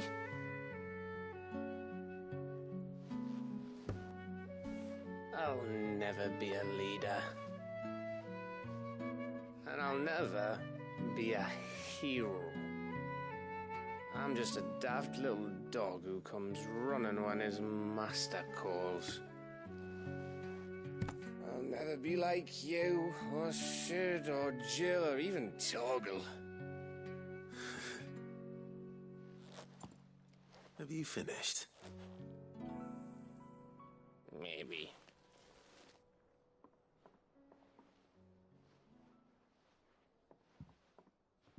Do you know why you're our best scout? Because you don't need anyone to hold your hand. Without your resourcefulness, your courage, your determination, I don't know where we'd be. Maybe hanging off a cliff like, That was only the once. Exactly. You learned from it. And here you are after Founder knows how many missions, stronger for everyone. And let's not forget Rosalith. Who was it who freed me from the dungeon? Who was it who ran to Jill's rescue? That would be me. Because you're our brother, Gav. My brother.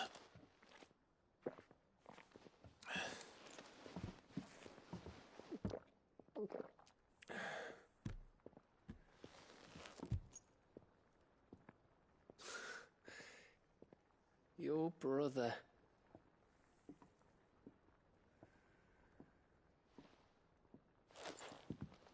Which means that when the time comes,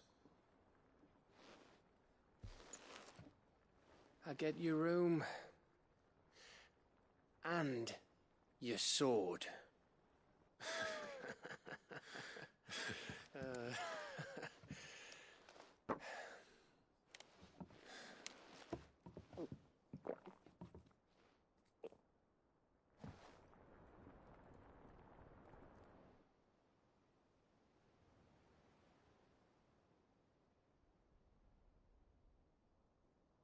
I may have had one too many. you may have had 10 too many. I said I was thirsty. Better get back to work anyway. After I walk this off. Clive? What is it? Thanks for, you know. I know.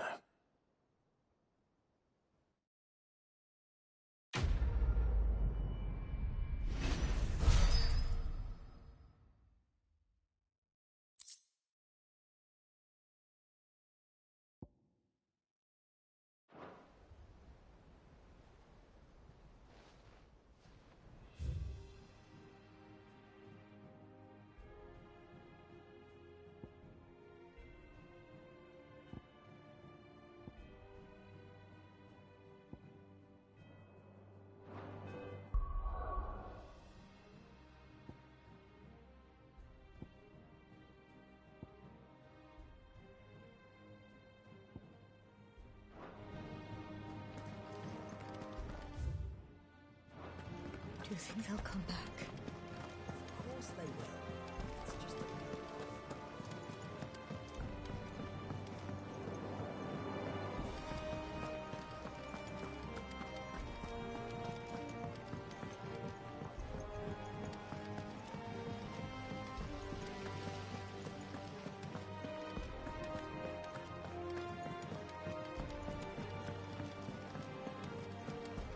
What do you think happened?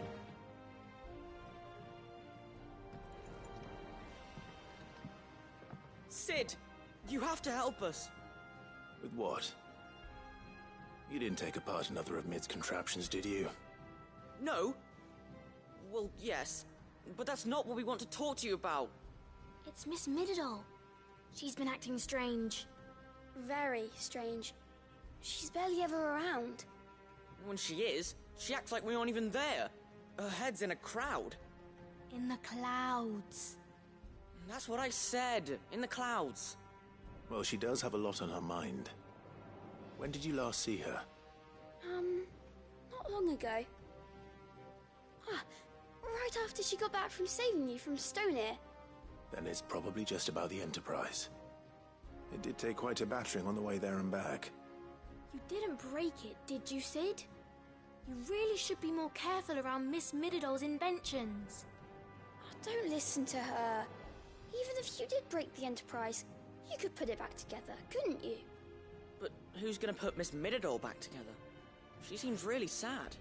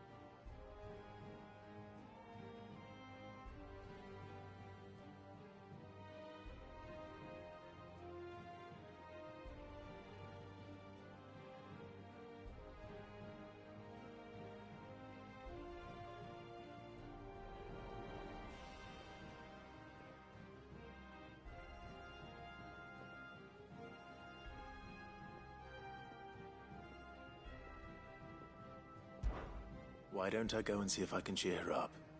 You do that? For us? She's in her dungeon. Don't scare him. It's not a real dungeon. Thanks for the warning.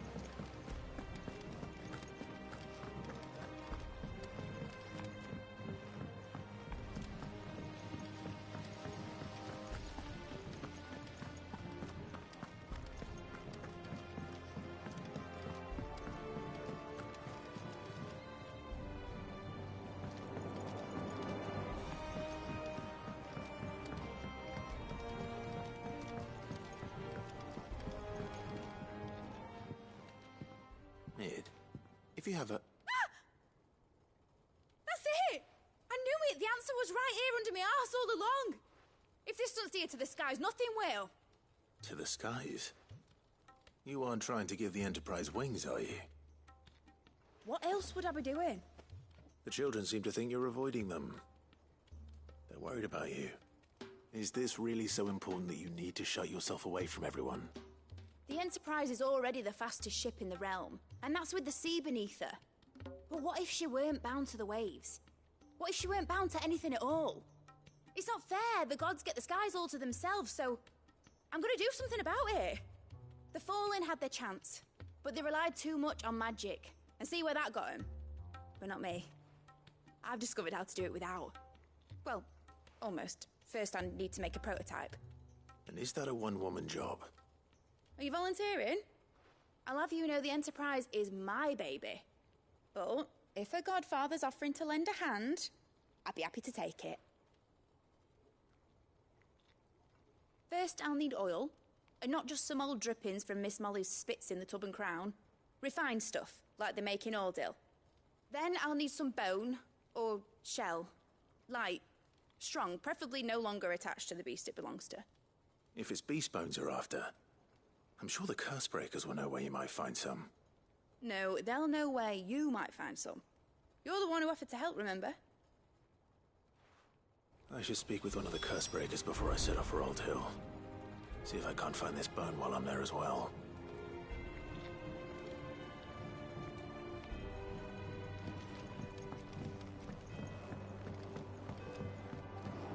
Has Midadol mentioned a new project yet? Not exactly.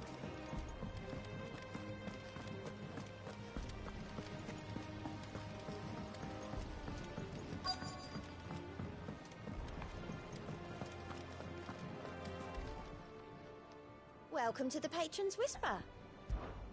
Is everything we've received and everything promised? Come again. I may have more for you. All right, Sid. Come to buy us around, have you? Only if you earn it. Mid needs a piece of light but durable bone for her next project. You've encountered your share of beasts on your travels across the realm. Any ideas? Most bones are the same. Whack 'em hard enough and they'll break. If it's durability you're looking for, shell will serve you better. You know what an adamantus is? I do. And I know to give them a wide berth.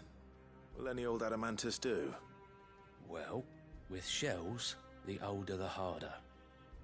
There's a rumour of an ancient adamantus down in Karava, near Old Bidza, or what's left of the village anyway. But don't expect to make quick work of the bastard. There's a reason it's lived as long as it has. I'll keep that in mind. Thank you.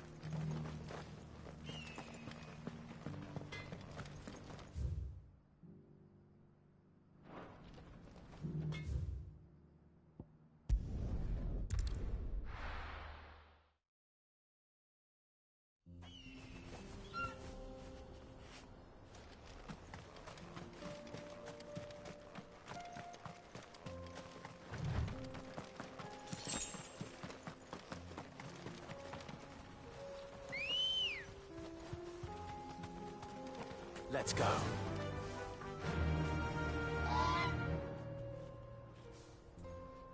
Yeah!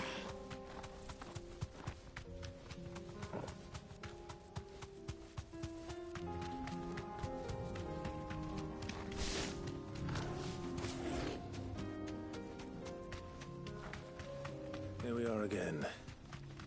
Carava. If you were a tortoise, Torgor, where would you hide?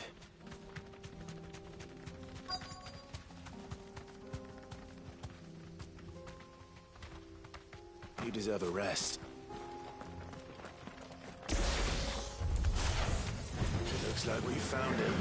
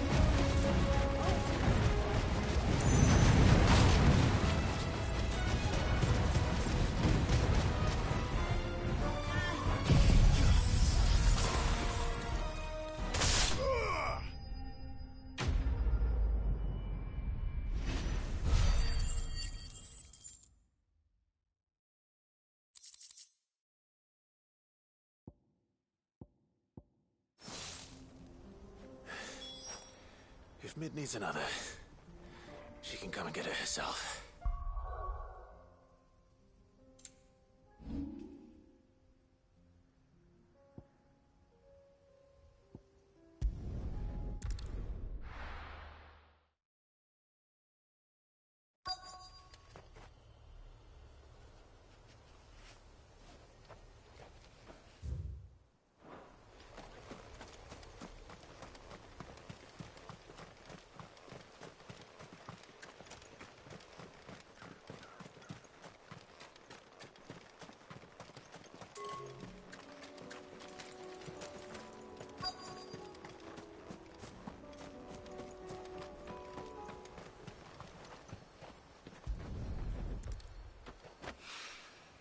Mid's well. After what happened here, it's a miracle there was any left at all.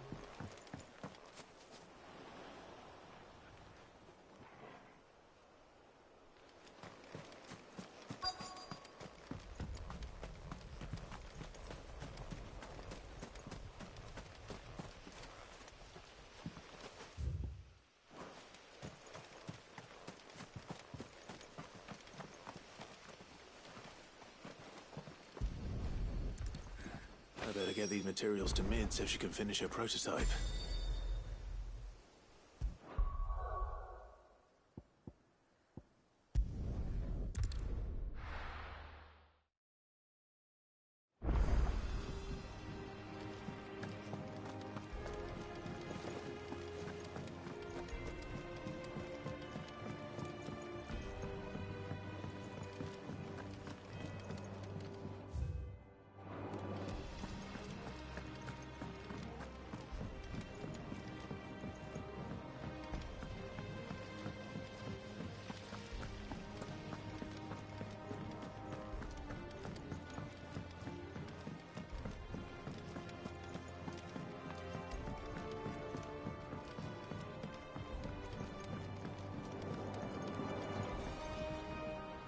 Mid, tell me this is all you need.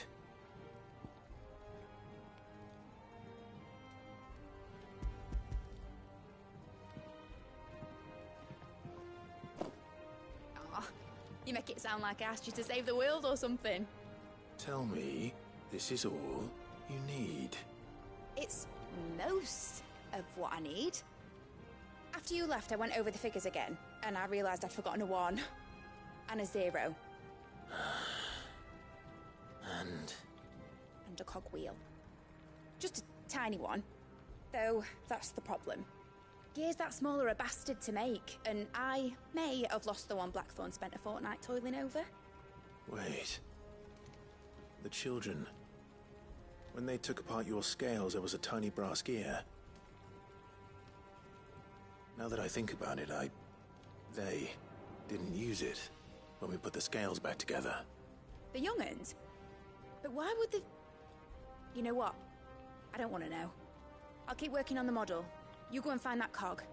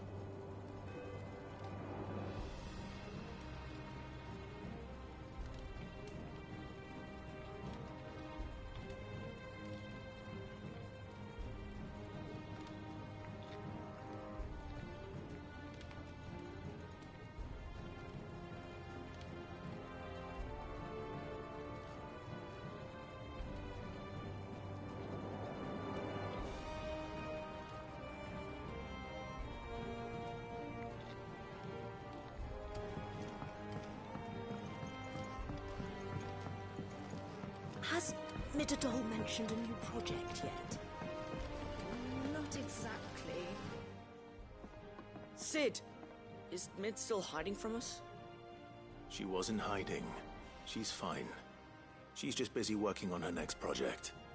A new invention? What is it? What is it? Is it an airship? I bet it's an airship! Do you think she'll let us help? That just so happens to be why I'm here. She needs something special, something only you three can provide. A brass gear. A tiny one. One that might fit on, say, a set of scales? Oh, the one you forgot! We remember! We saved it, just in case. It's in the bag of bits. Since your lesson, we've been disassembling, then reassembling everything we can find. All the pieces that are left over, we keep under our beds, just in case. That's good to know. Look! I found it!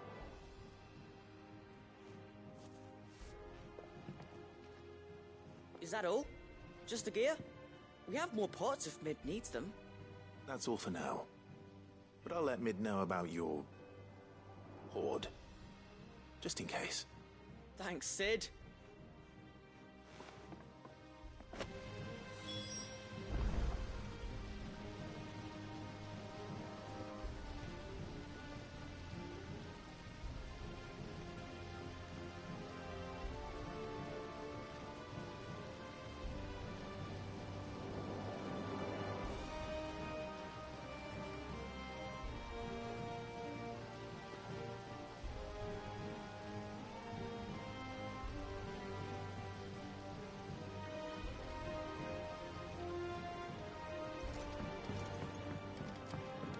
Has Midadol mentioned a new project yet?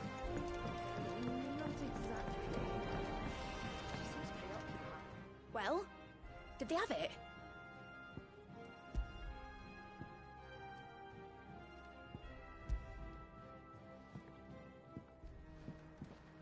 They did. And they kept it somewhere nice and safe. Will it work? Will it work? It's perfect! You're a genius, Clive. What exactly are you going to use it for? Only the most important job of all. The wings aren't going to move on their own. But with the right cog in the right place... well, you just wait and see.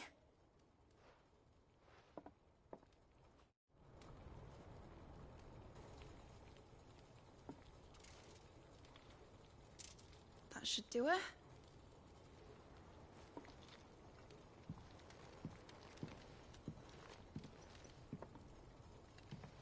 Here goes nothing.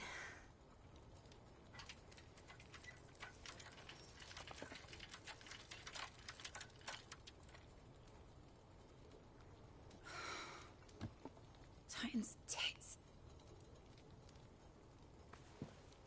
It wasn't supposed to fly, was it? Of course it was supposed to fly. Wouldn't be much of an airship if it didn't. Honestly, these bloody engines are driving me mad. I was so sure this would be the day she soared. The Mithril engine was made to make dreams come true. But maybe this is one dream the world's better off without. Show folk how to take flying. It won't be long till they're raining death down on each other. People will lose their homes. Children, their mums and their dads. Like I lost mine. I'm sorry. So am I, Clive. So am I. Sorry that I have to choose. Do I follow my head, or do I follow my heart?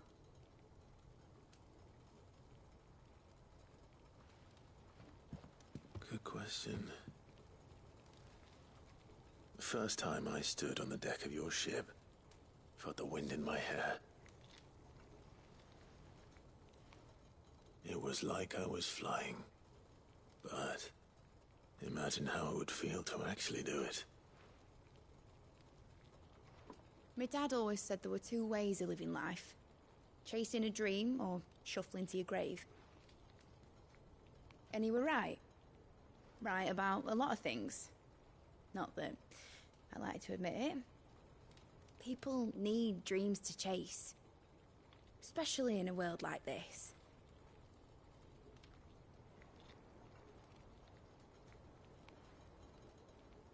Right. When this is over, I'm gonna take all my Mithril engines to Zemeckis and sling them over the edge. I won't have my dream end up turning into someone else's nightmare. But all that hard work... All that hard work will not be used for war, Jamie. But it isn't like it'll be gone. Tell me, Clive, have you ever been on a treasure hunt? Not since Joshua and I were boys. Why do you ask? Because I'm gonna bury the engine schematics and leave behind a little riddle telling people where to find them. A really hard one, so that only the most dedicated dreamers will ever be able to work it out.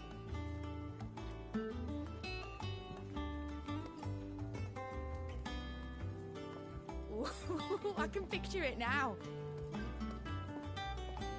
Some daft general squinting at the words with a gormless expression on his mug.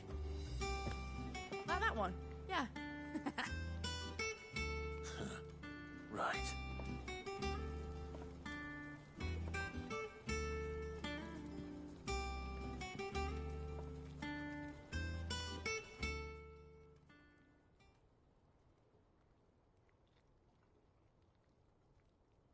Of course, if I'm putting this engine at the end of a treasure hunt, I'll still need to make it a treasure worth hunting for. Won't be much of a prize if it couldn't even make a toy boat fly after all. My dad always said, dream big. But it ain't the size of a dream that's important, is it, Clive? Only that it's a good one. And I reckon I've got a fair few good uns left in me. I'm sure you do.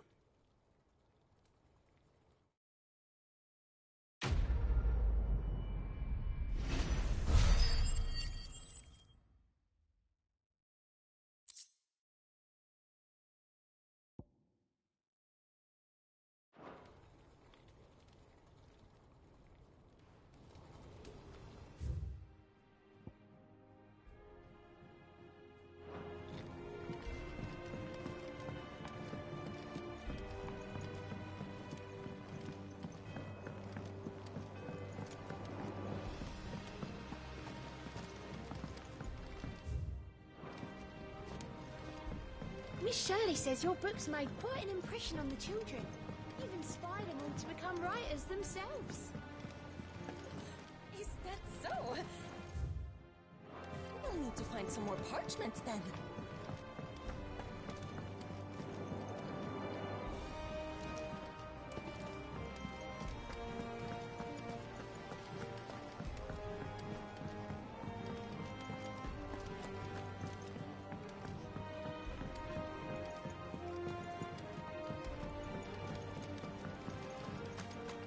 I will not let them be forgotten. Sid, may I have a moment? Of course. It is an honor to finally speak with you. My name is Herman. I've been with the Cursebreakers for some time now, and I wish to be deployed to Ash. Any assignment will do. No. The lands across the Narrow are too dangerous. I will not send good men and women to risk their lives needlessly. Why would you want to go back? I need to retrieve something. Something important. I was raised in an orphanage. The Badbach Conservatory. Or rather, I was held captive there. It was not a place of nurture. It existed solely to turn bearer children into mindless weapons. We were tortured until we feared no pain. Tormented until our hearts turned to stone, and few ever survived long enough to become tools of the last king. I can't imagine. I lost so many. I can't even remember all their names, but they must be remembered. They cannot fade away, faceless and forgotten. The Institute was run with military precision. Every child measured, every name recorded, every death logged with meticulous care. Sid, allow me to travel to Ash and recover the registry so that my brothers and sisters might live on. You were a good friend, Herman. But the fact remains that Ash is simply too dangerous. Sid, please. Even should it cost me my life. Too dangerous for you, Herman. But not for me. I'll go to Badbach and find the registry. You will? I won't let you risk your life. I don't know how to thank you. You can start by telling me where I'll find this orphanage. Vida Grace. Hidden in a forest, overlooking the plains. All right. I'll see what I can find there. May the mothers guide you.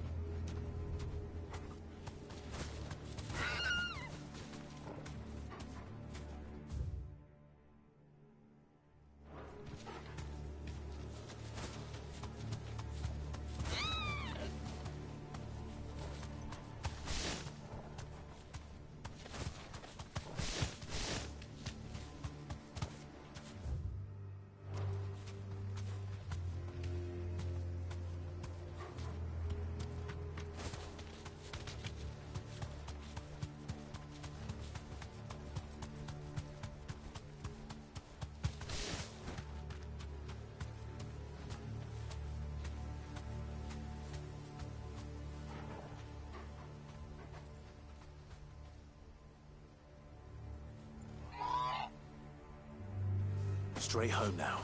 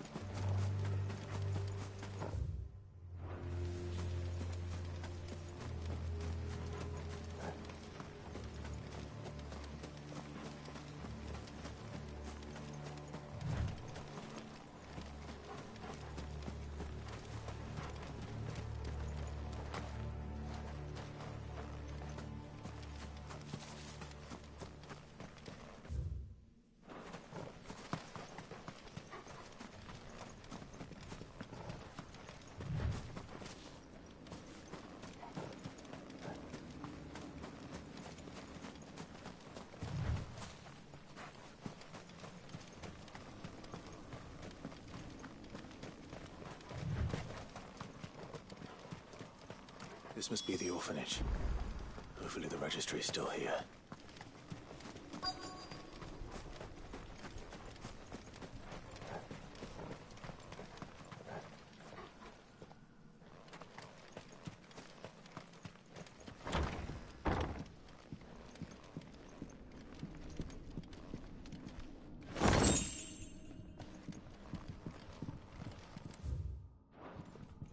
Disposed of.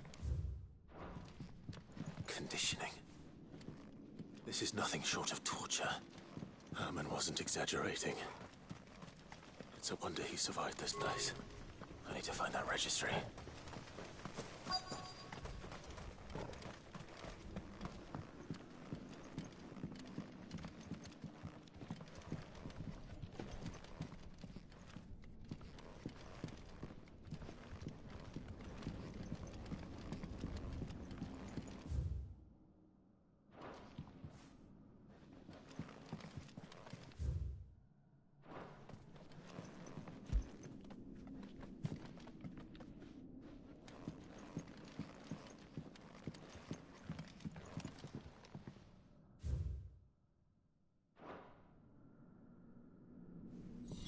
This reads like a suicide note. Did the director go through with his plan? There's only one way to find out.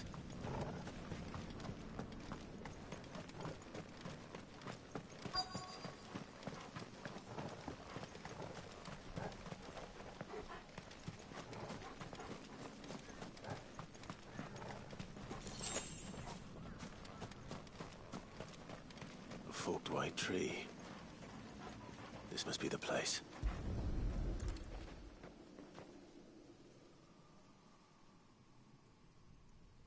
Could he really be buried here? There's something hidden among the roots. Let's see.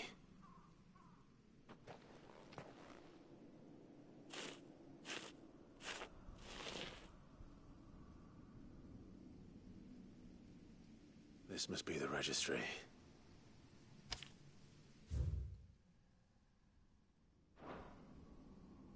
So many names. This place was a slaughterhouse. But where is the architect of all this misery?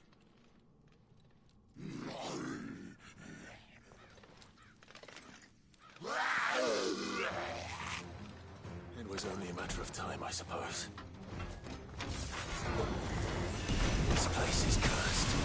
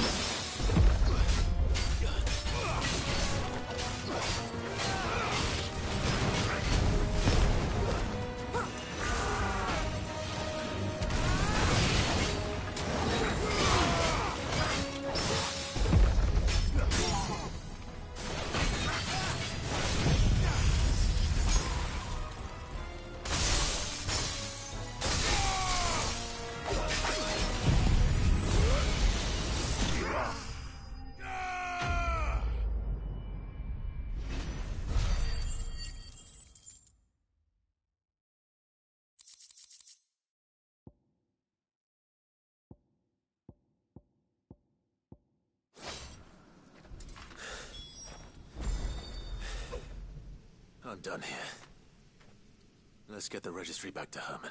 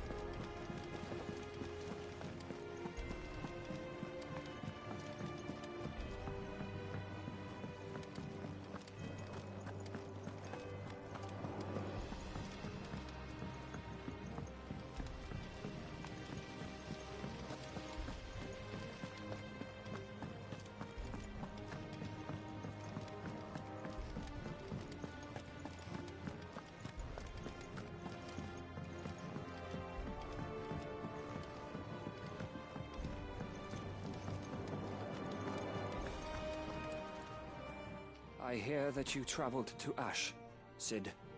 Did you by any chance recover the names of my fallen friends? I did. Yes.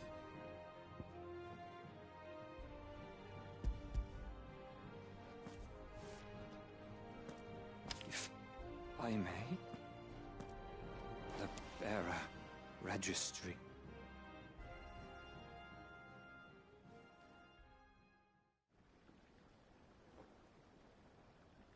The director was a brutal man.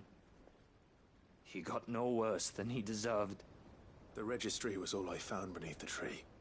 There was no sign of a body. Nor any record of what happened to the children after the orphanage closed. I pray that at least some of them survived. All their names are here. The ones we lost. My friends. My light in those dark times. I can still remember their faces, like it was yesterday. Children who were taken from their bunks in the morning, never to return. No explanation ever offered.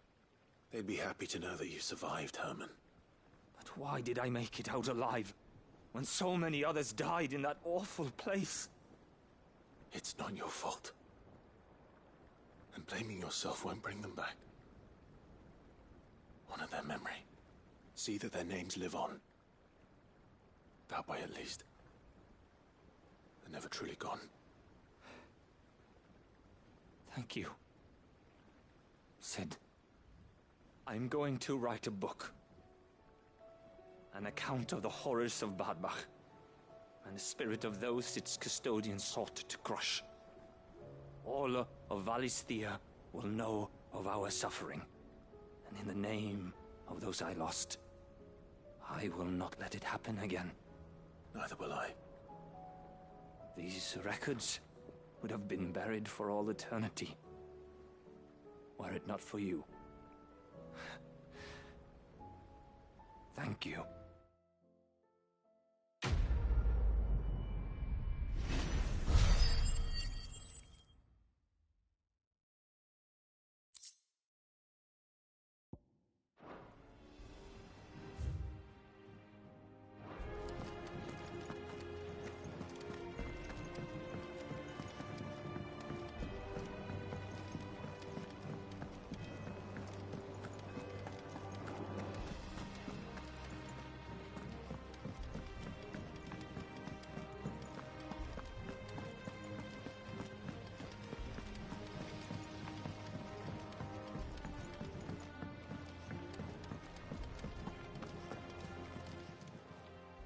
How are you doing?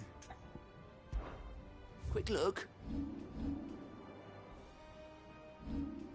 Always something in there.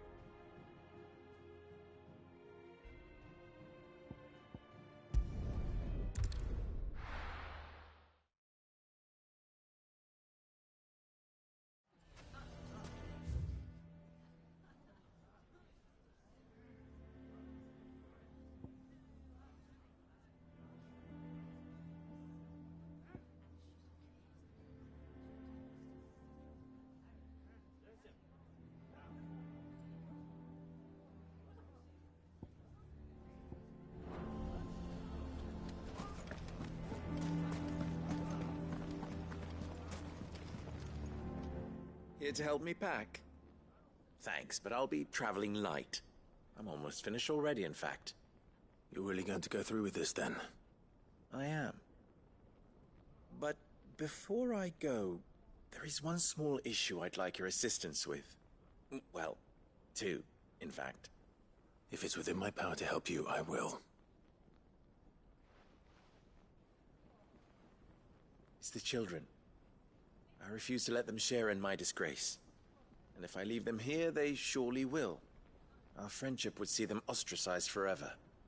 But I can't take them with me either.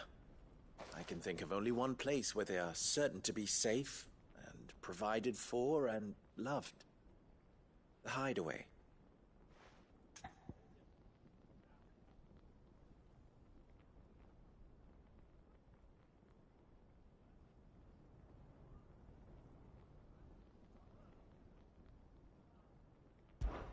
Of course. The children would be more than welcome. Thank you, Clive. I will not forget this. Lubor, are you still here? What is it, Ferda? You look pale. There's been a flood in the Velcroy, a damn big one. The League of Outlaws encampment was completely submerged in ether. What? Every last one of the bastards has turned, and they're headed this way. Bandits are one thing, but Akashic bandits are quite another. The town guard won't stand a chance against them. We need to evacuate. There's no time to lose. Ferda, gather the men. The Akashic may strike at any moment. We must make ready to cover the townspeople's escape. Well, what are you waiting for? Yes, my lord. Clive, change of plan. The children stay with me for now. I need you to find Conrad and Natalie. Tell them to prepare for a full and immediate evacuation. Understood. I'll do what I can to convince everyone else. Wish me luck.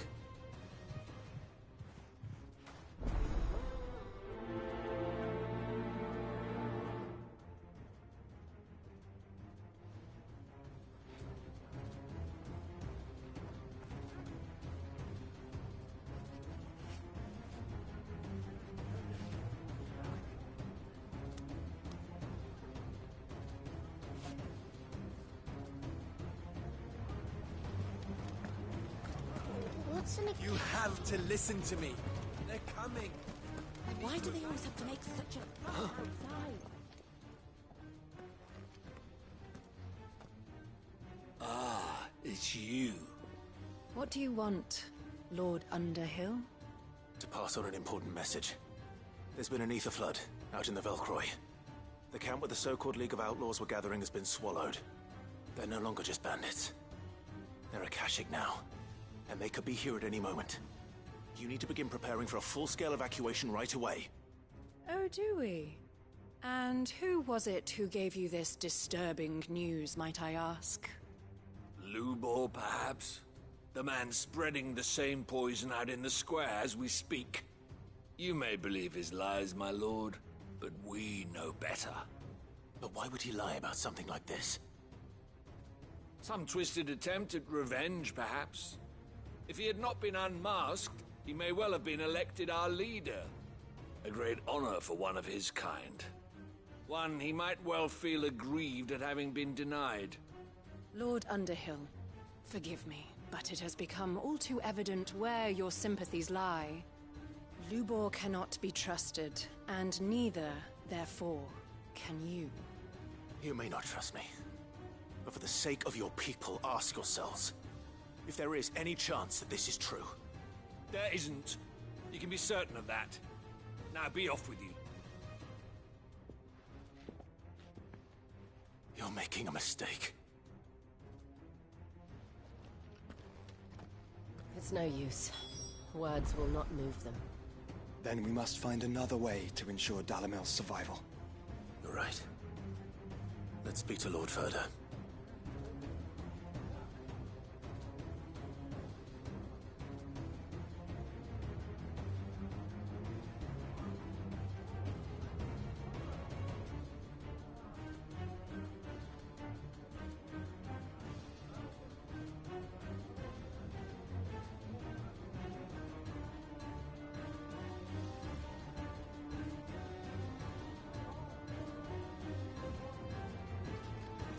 Why do they always have to make such a fuss outside? It's driving away our customers.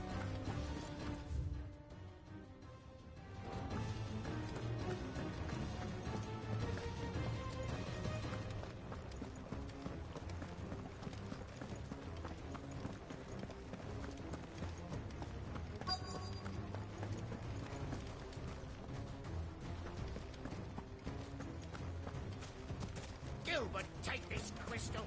It's no more use than the bearer are sold to buy it. Lord Furder. Sid, what's wrong?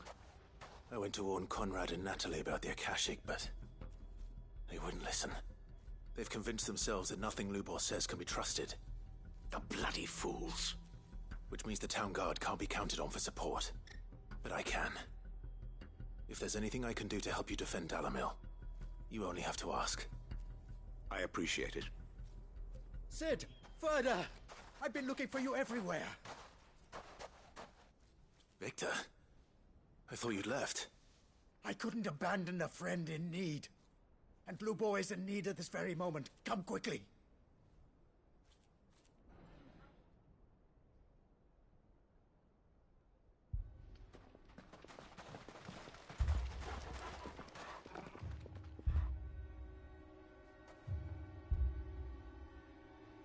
You have to believe me! The Akashic are coming! They don't eat, they don't sleep, they don't tire, and they don't care who they kill. They're unlike...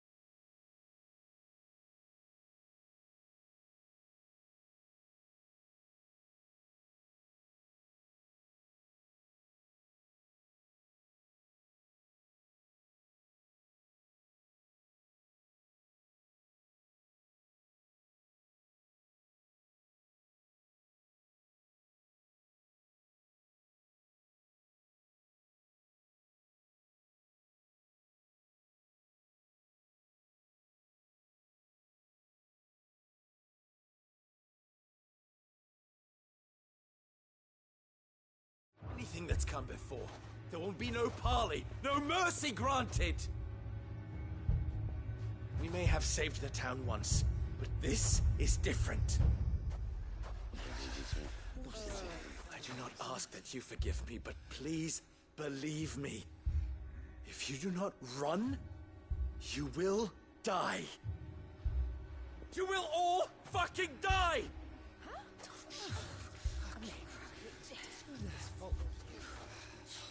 You'd like that, wouldn't you, bearer? Yeah, with us out of the way, your kind will be free to claim Dalamil for yourselves. You should run! Run, bearer! Yeah, run! Run! Far away! Run! Just go. Yeah. Yeah. Yes. Go on then. Go on. Just go. Lubor. Wait. Someone's coming. Stop! You're hurting him!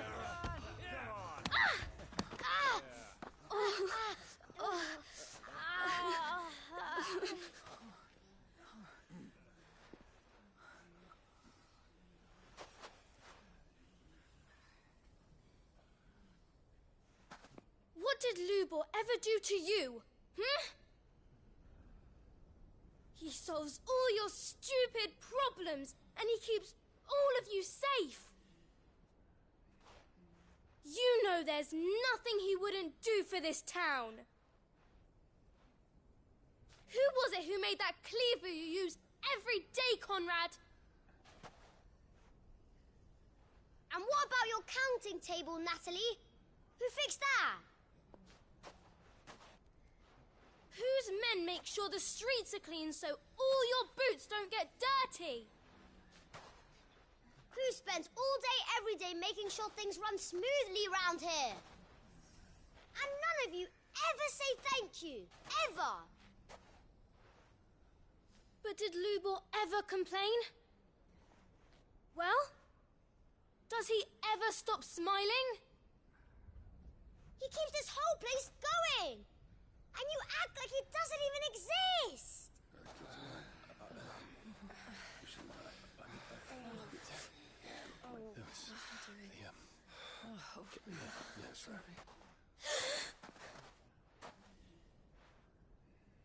Lubor, we've heard enough. Wait! We will not run.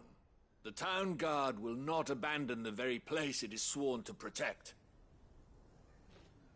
And I will not give up for lost the stores that we labored so hard to fill.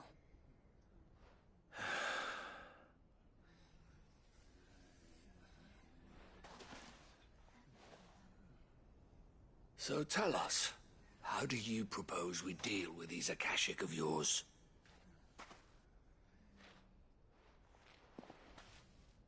We won't run, but we will fight. All right, then.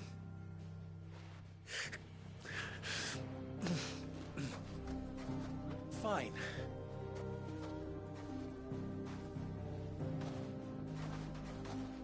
Gather round if you don't want to die.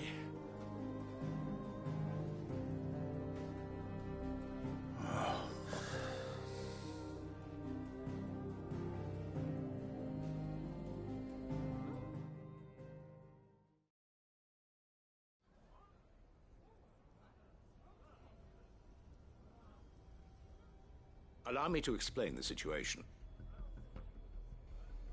The ether flood occurred near the village of Cheratina, deep in the Velcroy.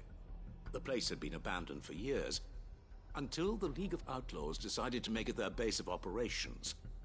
Now they're all turned, and if the scouts' reports are correct, heading in this direction. They are mindless monsters, driven only by hate and rage, and they are utterly unpredictable. With the bandits, we at least knew how and where they were likely to attack.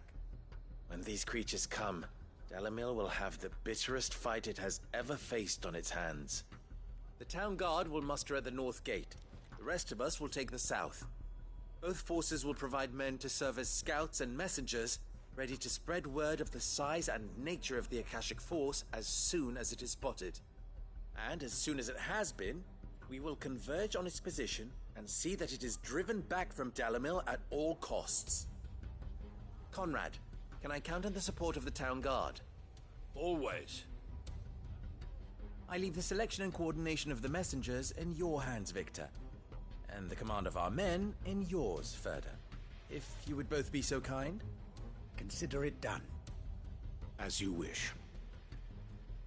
Natalie, I would ask that you and your people have the townsfolk barricade themselves inside the bathhouse.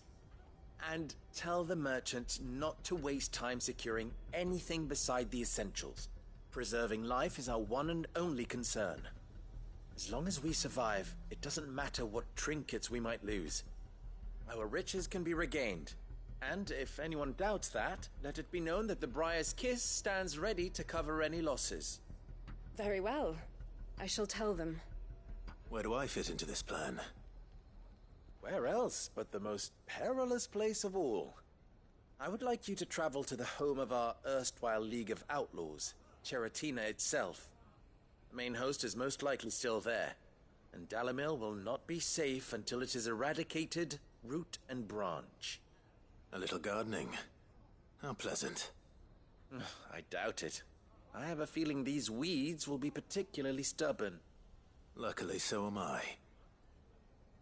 So you are. All right then, we all know what we have to do. Now it's simply a matter of doing it. For Dalimil.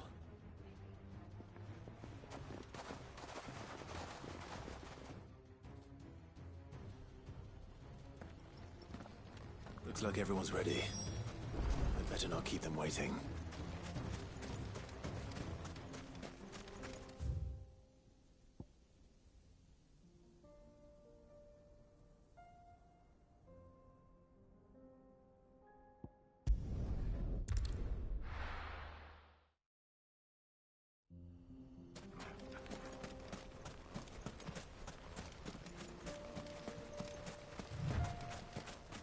There it is. The flood. But what's waiting for us inside?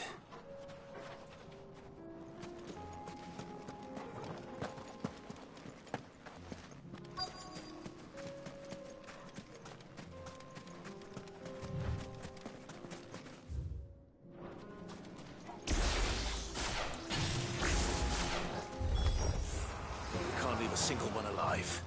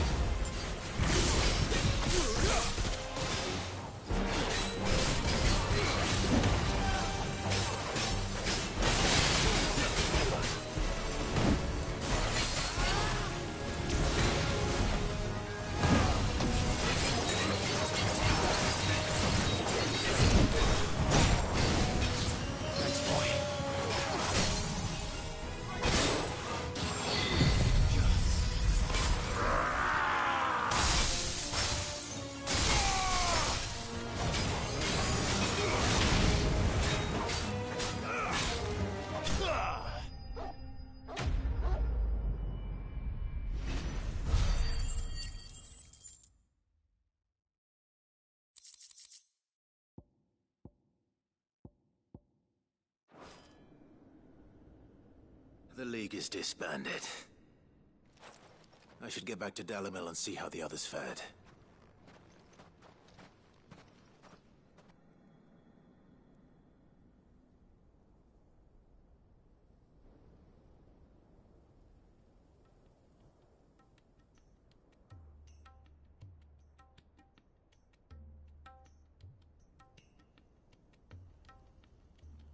All the Akashic we were able to find have been dealt with.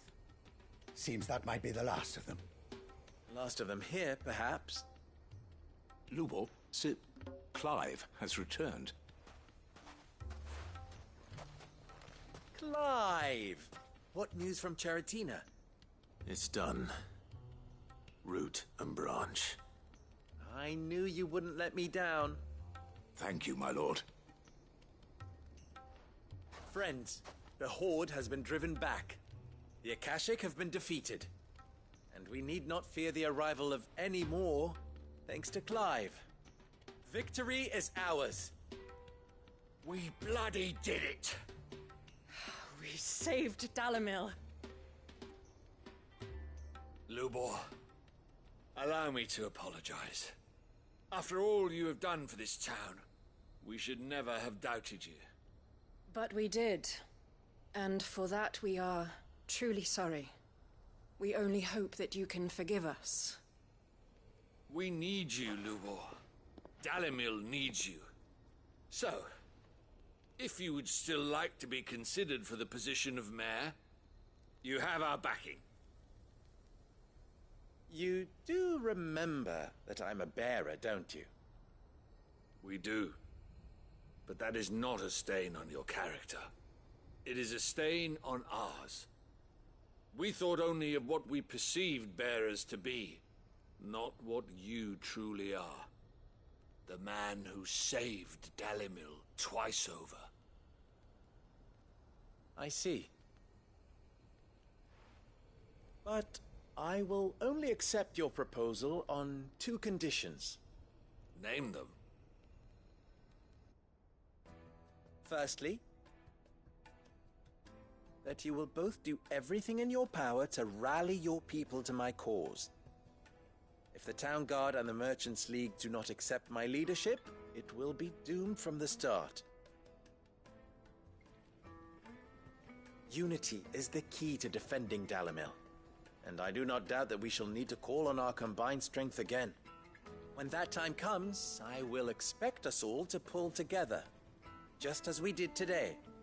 Of course. You have our word. And secondly, you will accept that if I am to lead you, the mistreatment of bearers must end here in Dalimil. Any bearer within our walls shall be afforded the same rights as any other citizen. They will not be judged by what they are, but who they are. As we failed to do, and came so close to losing everything. We agree to your conditions. And we have only one in return. That you continue to work for the good of Dalimil, as you always have. Condition accepted.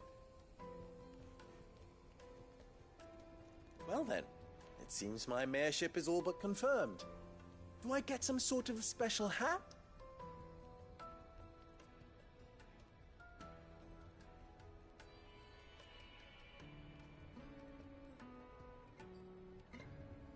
How fickle fate can be. Not so long ago, I had resigned myself to leaving Dalimil in disgrace. And now, I find myself her leader. Here. For everything.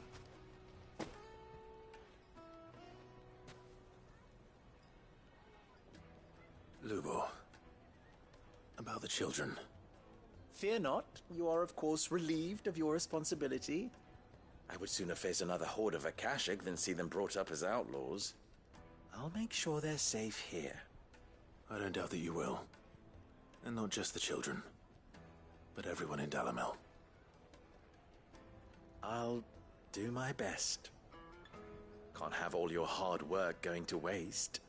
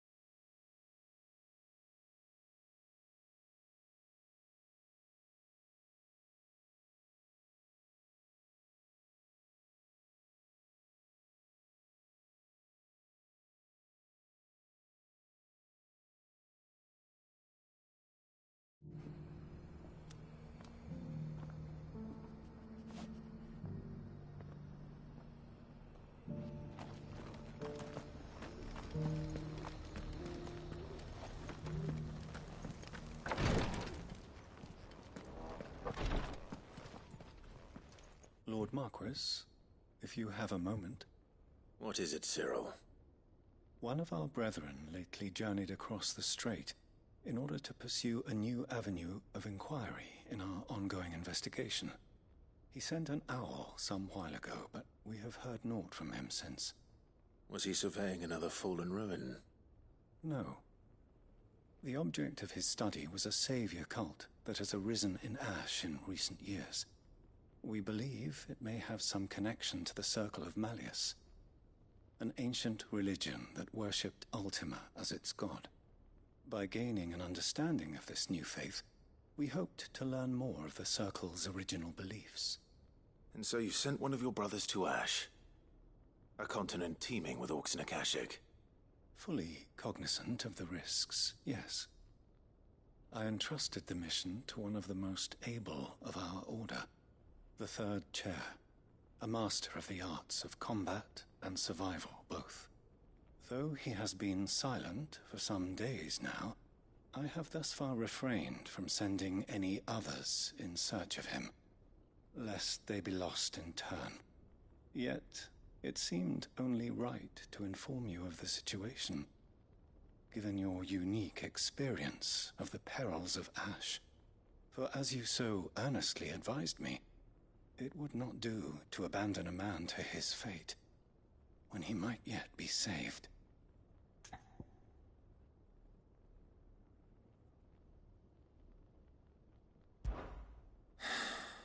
It would not. But Ash is a big place. Can you be any more specific? Perhaps. The last owl I received from him mentioned a village where he had heard the cult were wont to assemble. Mickleburg was its name. It lies in the southern reaches of Waloed. If aught ill befell him, I expect it did so there. Right. I'll see what I can do. You are much too kind, my lord. Go then, with my hopes, and may the Firebird's flame ever burn in your heart.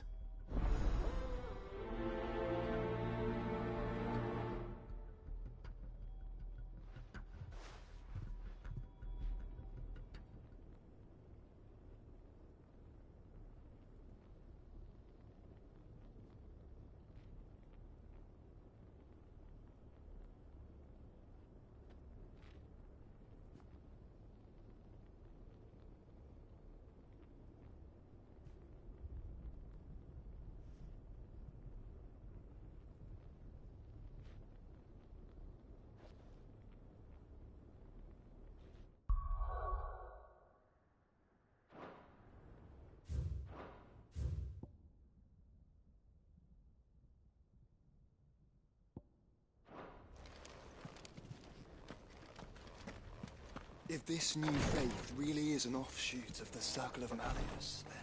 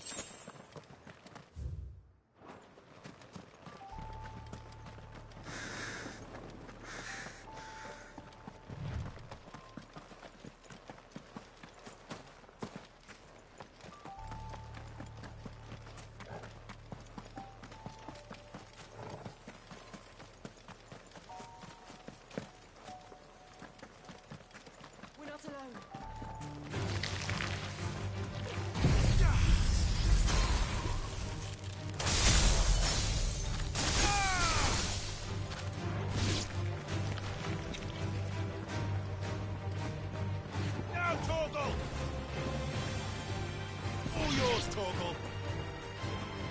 Now, Torgal! All yours, Torgal! Go, Torgal! Now, Torgal! All yours, Torgal! Might this be Nickelbug?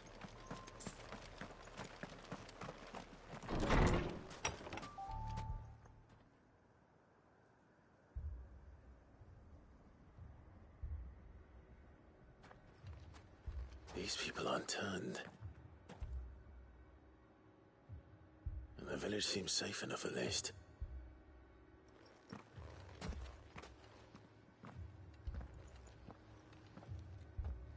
What is going on here? Ah. Did you too heed the call? Heed the call? No, I came here looking for someone. To be honest, I wasn't sure I'd find him here. Let alone all of you. Is that so? What are you doing here? Is this where you live? It is my home. The others, they heeded the call. You keep saying that. What do you mean? They came here to perform the rite, just as King Barnabas instructed. This village is their altar, where they shall cast their shoals upon the gentle waters and give themselves to the Lord. Give themselves? Oh, Lord, cleanse us of our sins. Let us be reborn in your loving arms. Free us from the torment of this mortal realm. They want to be saved. Forgive me, but did another foreigner like me come here? He was probably wearing a cowl. You mean the traveler from Storm? Yes. He's staying at my house, toward the rear of the village. Thank you. If you don't mind, I'll go and greet him. They seek the same salvation Barnabas did. Bring us salvation. At least the third chair still lives. Let's go and find him. Let us be made pure. Let us be made divine.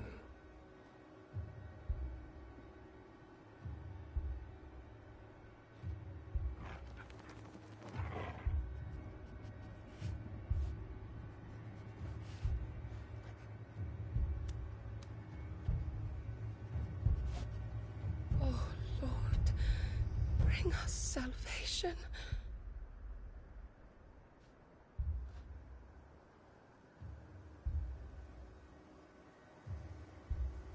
Let us be made pure. Let us be made divine.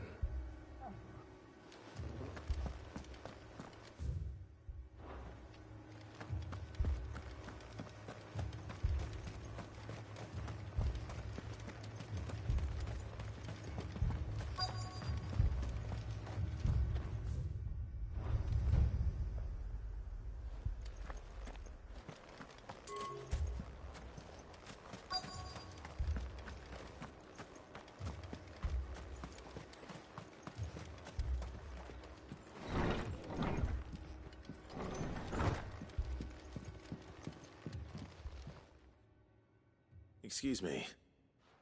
Are you with the Undying? I am.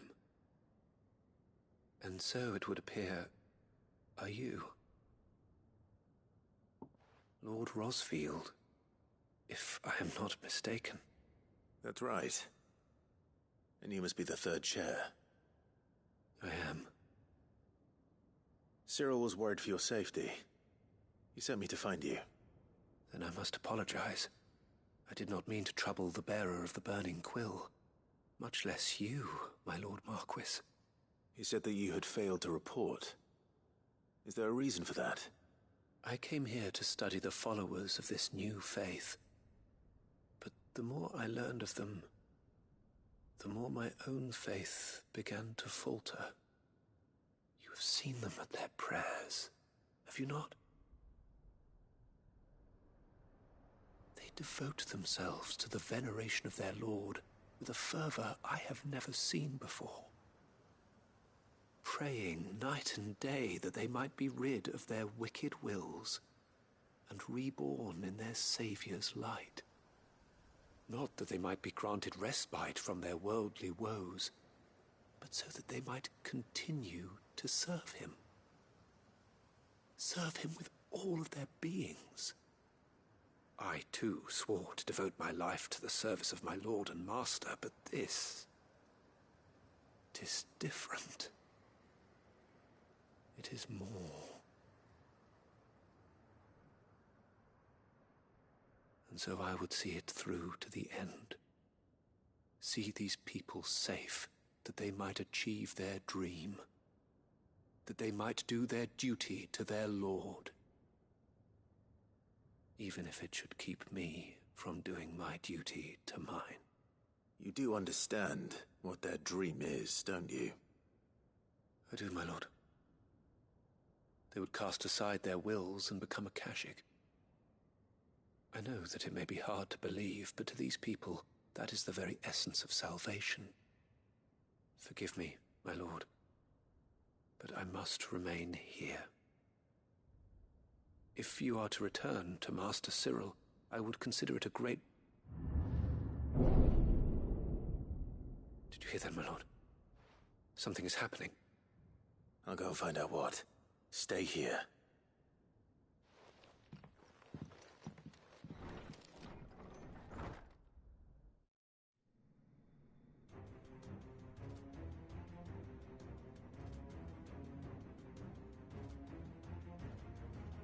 Beneath the flood.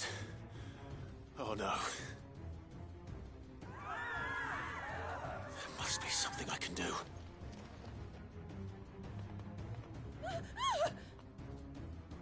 Echoes as well. Found her.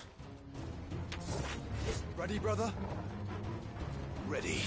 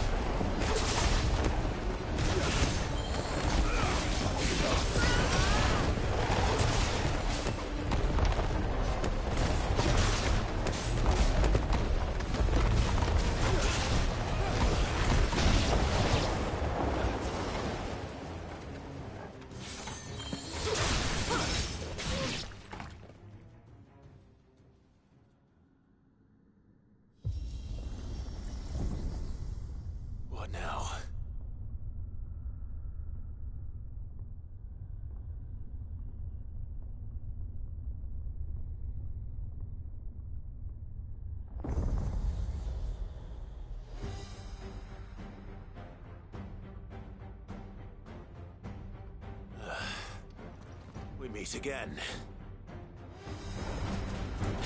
I've killed your kind before.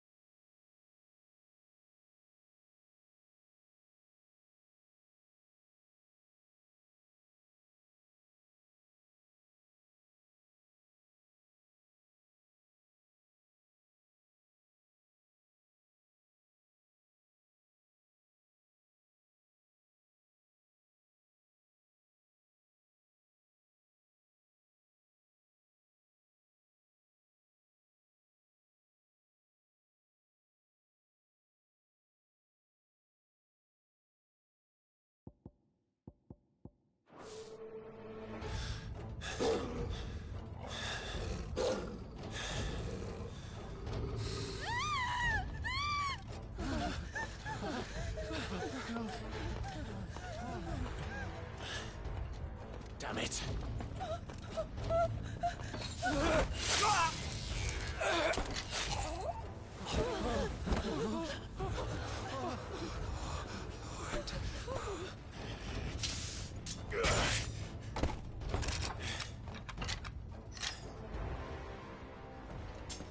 Don't you die.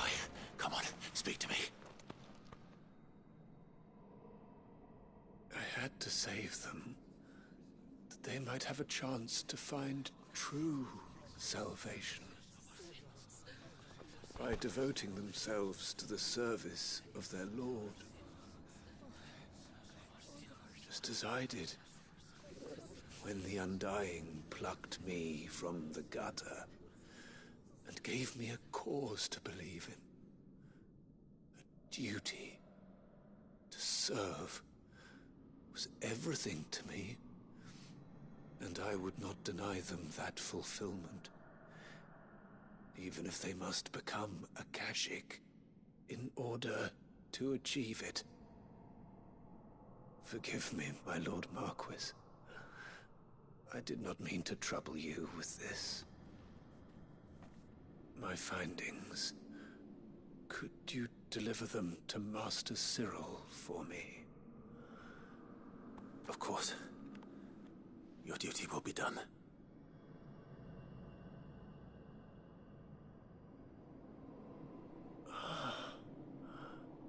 Look, my lord. They are saved.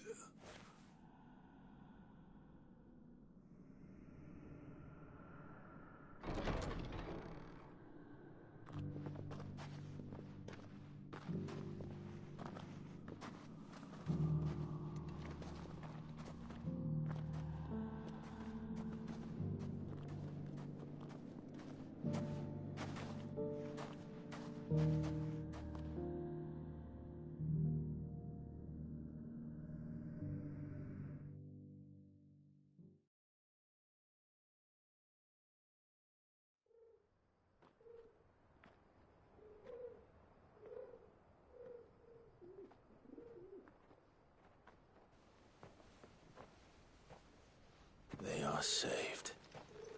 Found her. I should get this report to Cyril.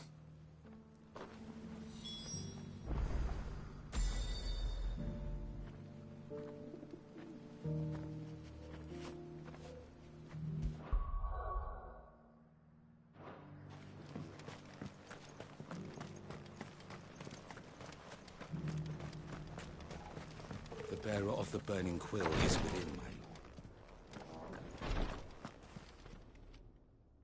My Lord Marquis, welcome back.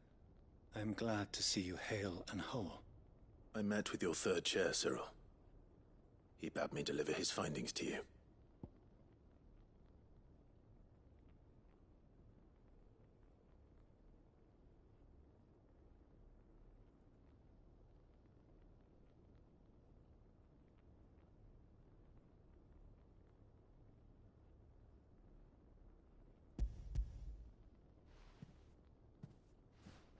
Thank you, my lord.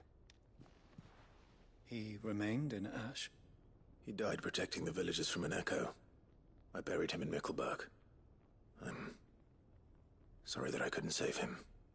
If you could not save him, no one could. The villagers, they were believers in this savior cult.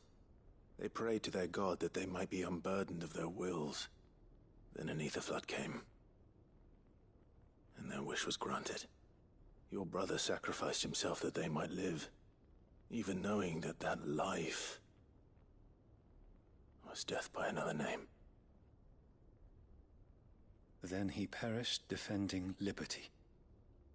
A hero's end. For the right to choose how one dies is no less sacred than the right to choose how one lives. Sid would agree. He wanted to build a world where people could die on their own terms. A noble ambition. To die for one's cause is the most perfect expression of one's faith. It matters not how misguided others might judge one's decision to be, only that the decision is one's own. We live according to the teachings of our order. We believe in them, we protect them, and yes, we die for them. For better or worse, that is our creed.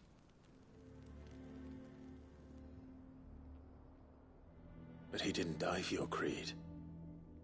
He died to save them. And you still believe that what he did was right. I believe that he believed it was. We of the Undying are not slaves, but willing servants. And this was his will, the ultimate expression of it. All right. I'd like to know this man's name, Cyril. To know the names of all the Undying who've fallen in the line of duty. They died serving my house. It's only right that I remember them. That is my duty. Of course. I shall fetch the Book of Martyrs at once. My lord, it has been, and shall ever be, the greatest honor of my life to serve House Rosfield. Though our duties may differ, yours is no less important. I pray with all my heart for your success.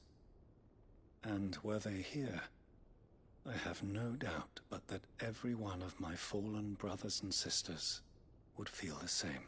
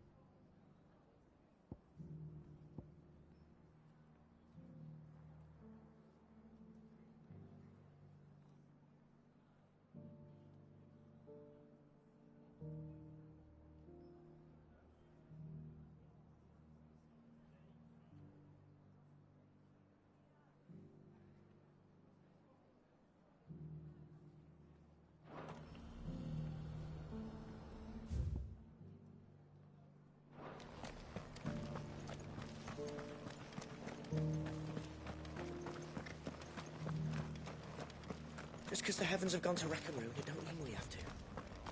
Now, let's get this stall set.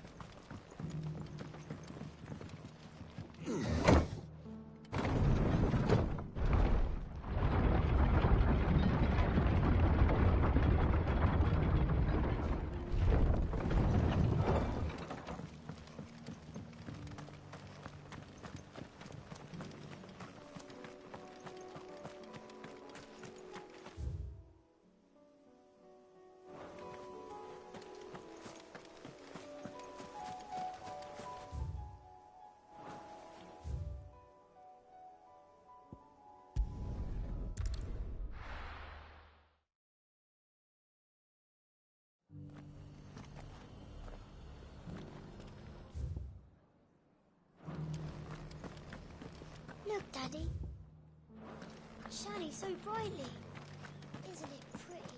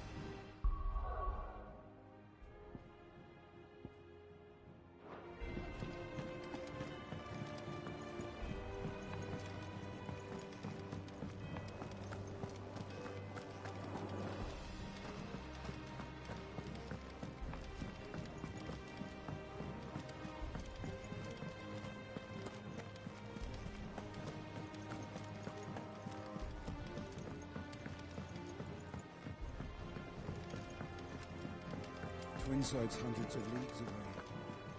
That'd mean the crystal... Welcome to the Patron's Whisper. Come to claim your just desserts?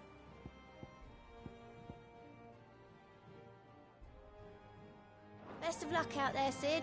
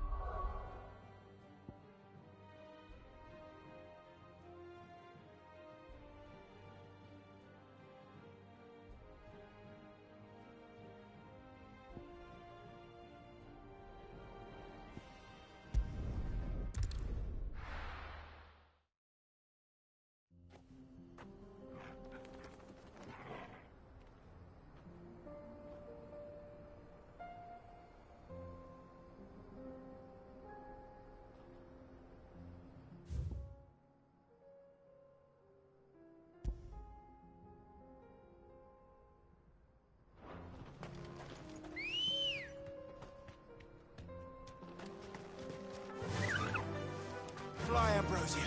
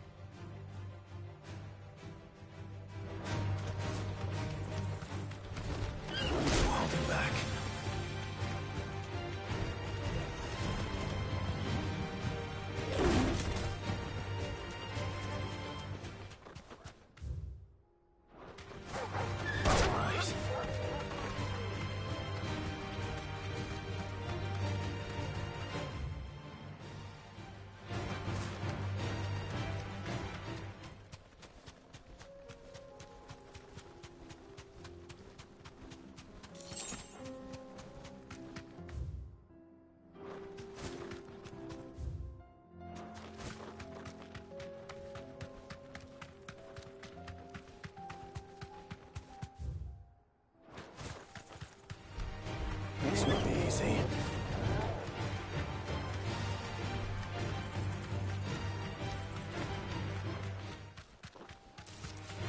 Time to fight.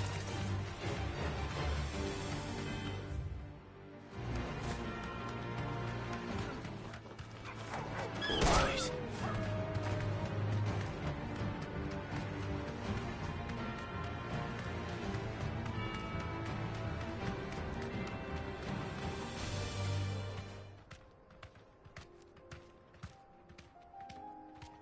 You deserve a rest.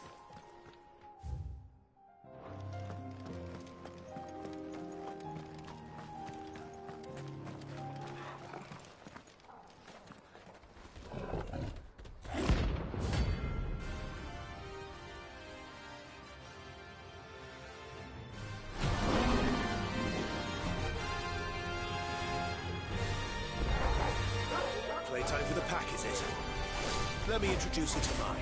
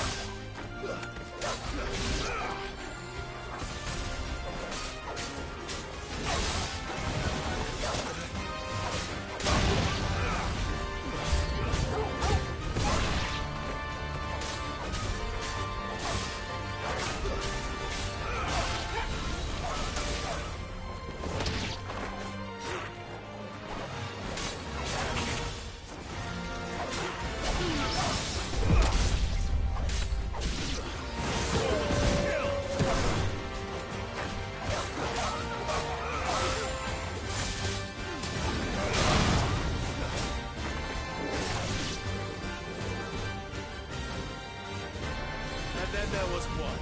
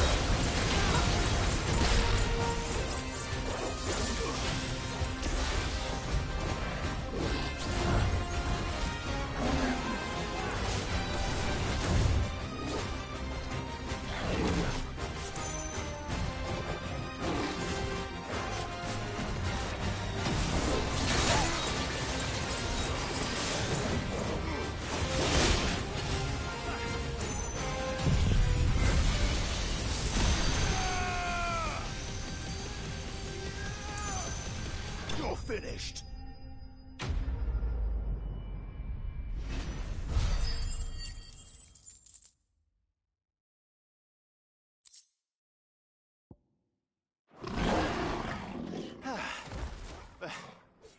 That wasn't too bad, was it, Torgal?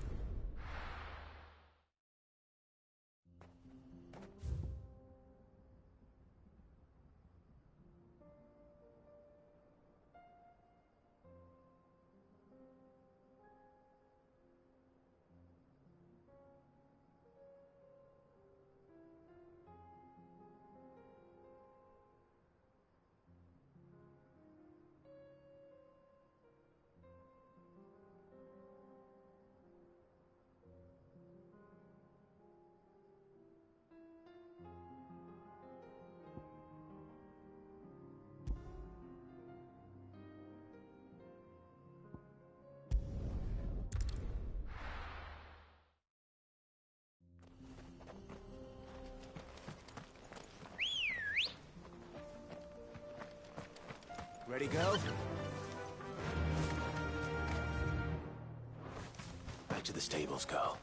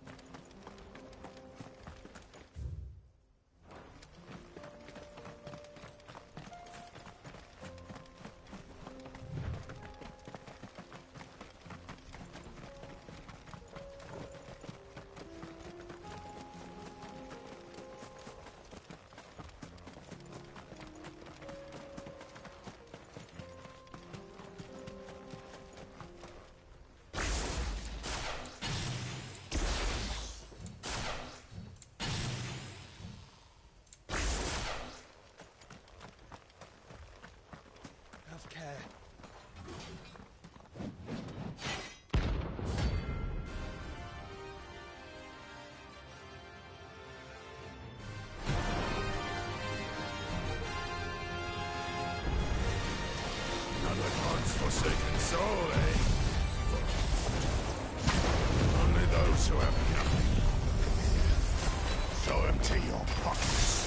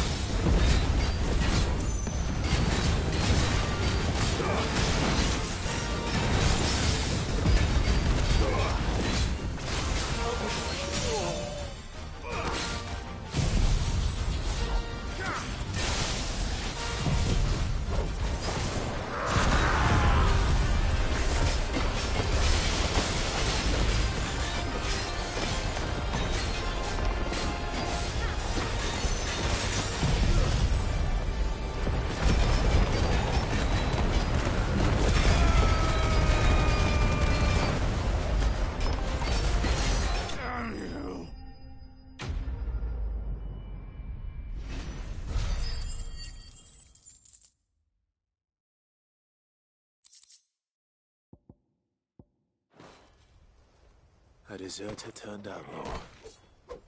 We were more similar than he knew.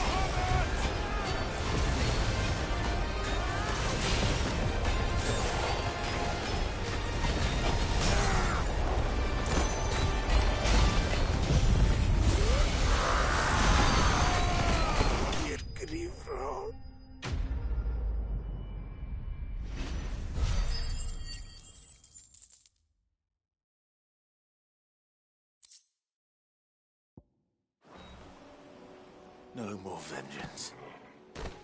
No more war.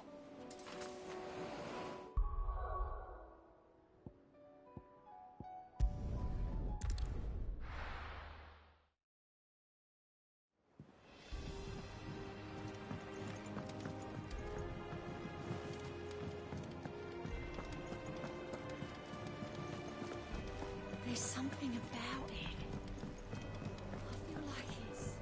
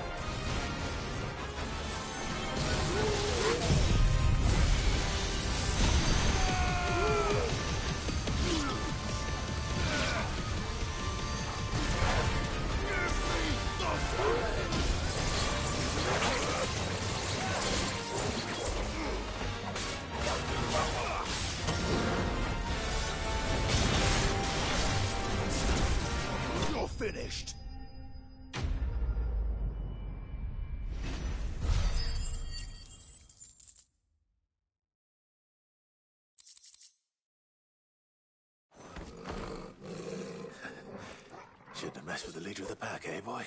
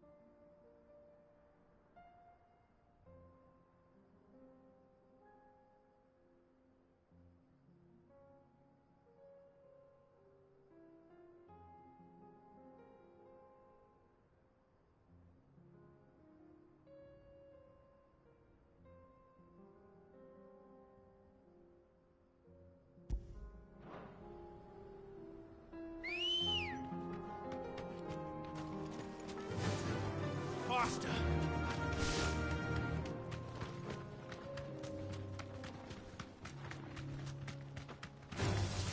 Time to fight.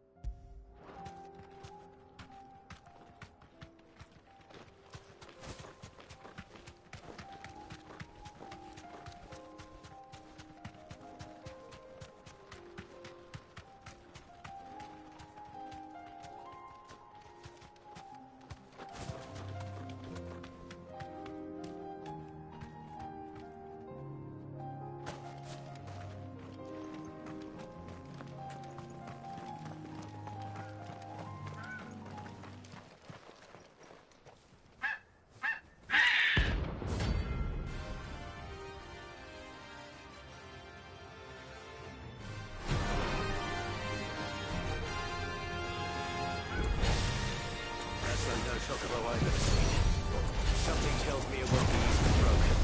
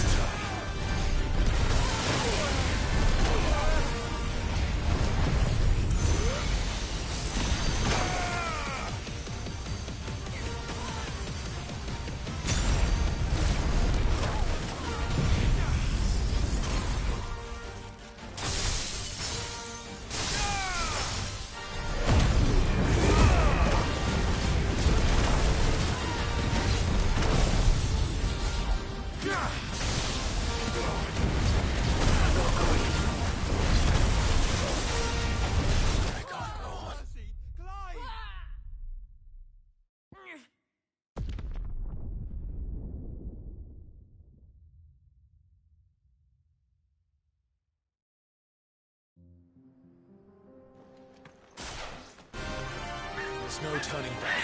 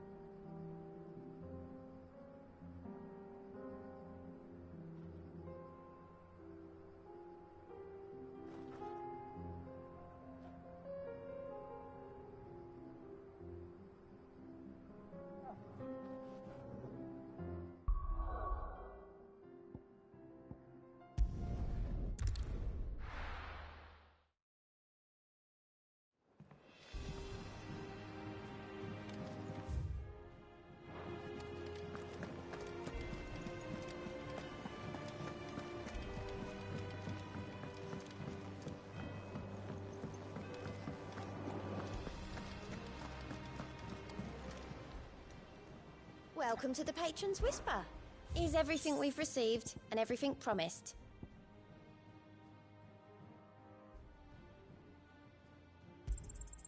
You earned this.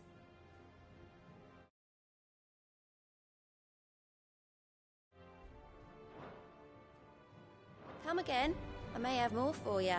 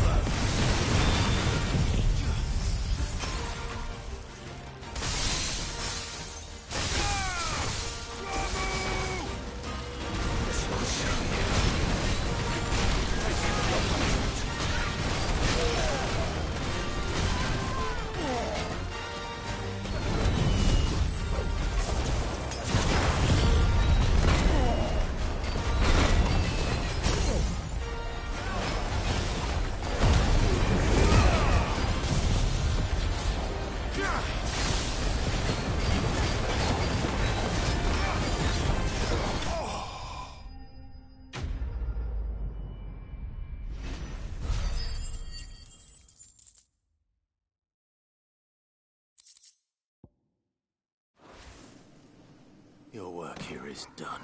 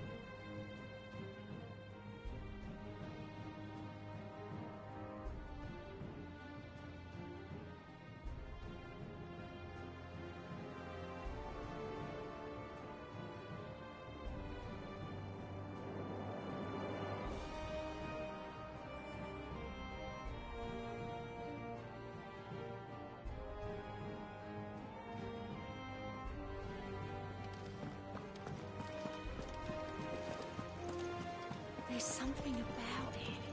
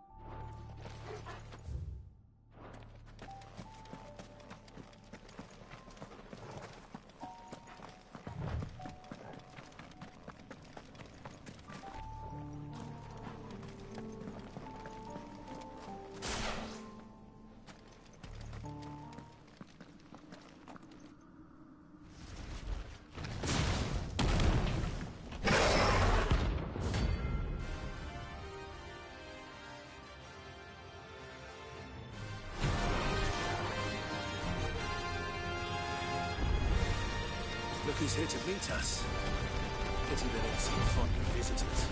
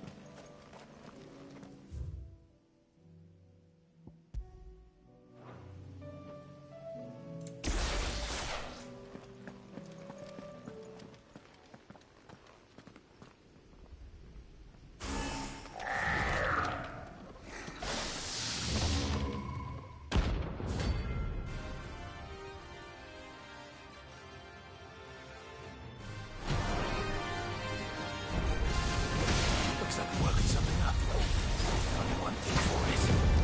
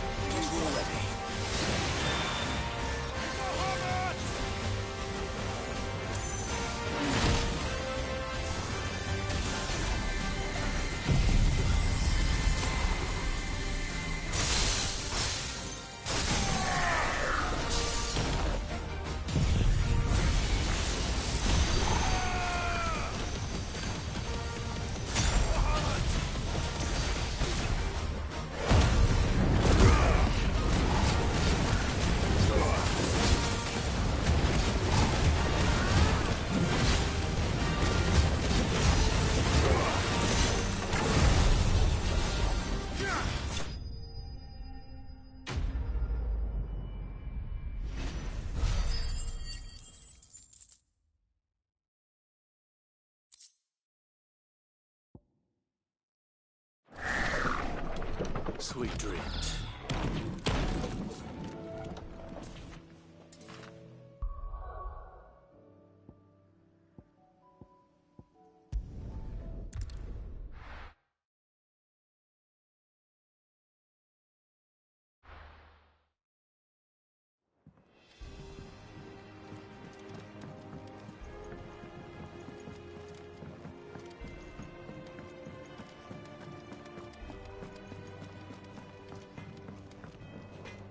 Trouble with your gear, or...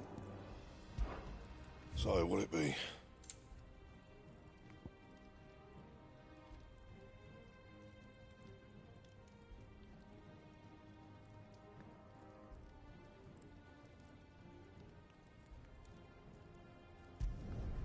Should last you a good while.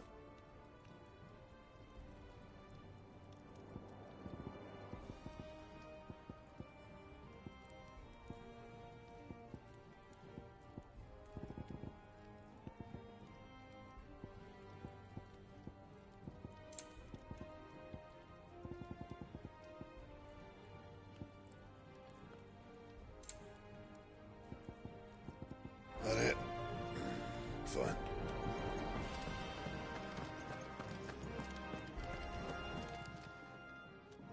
It's a dangerous world out there.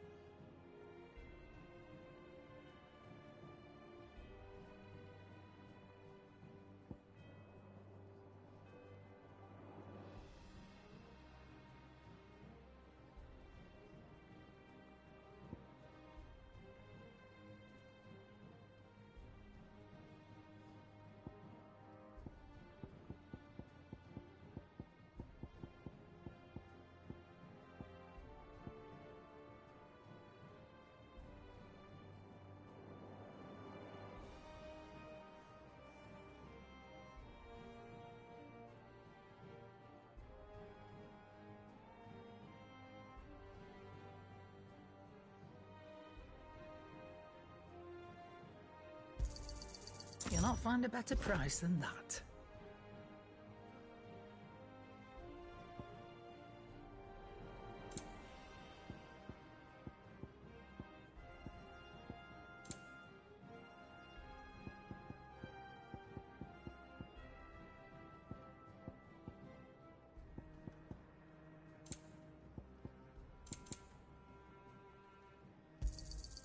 You're rubbing me blind, you know. You'll not find a better price than that.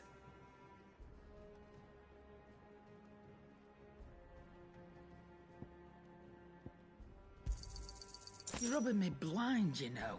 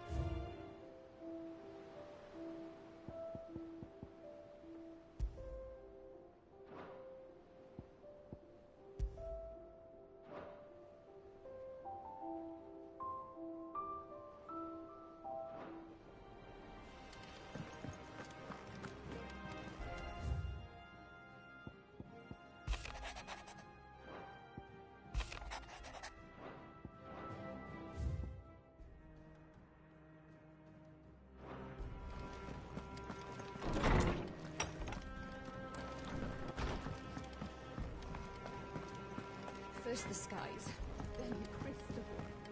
What next? The advent of Great Griga herself. I'm sure we'll be fine. Sid's back, isn't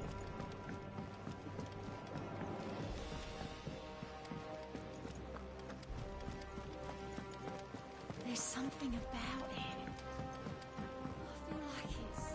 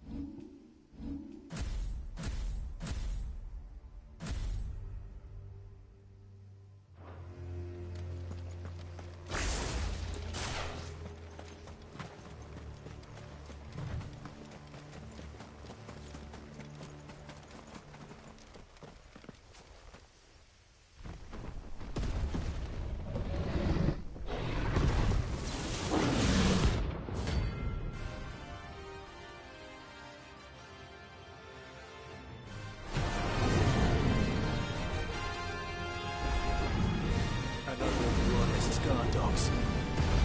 Quite a specimen it is, too.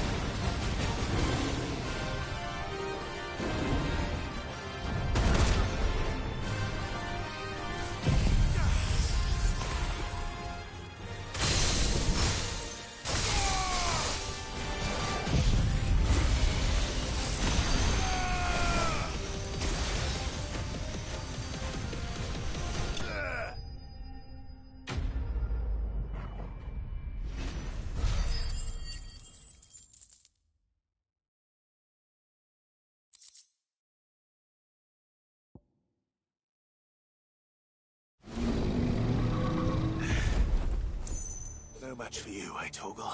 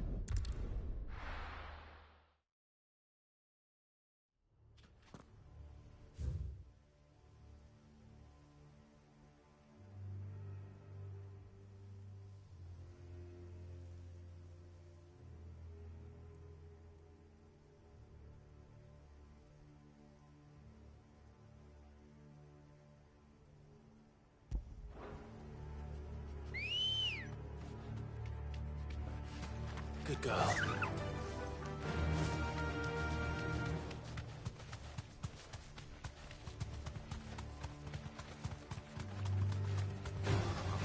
This might take a while.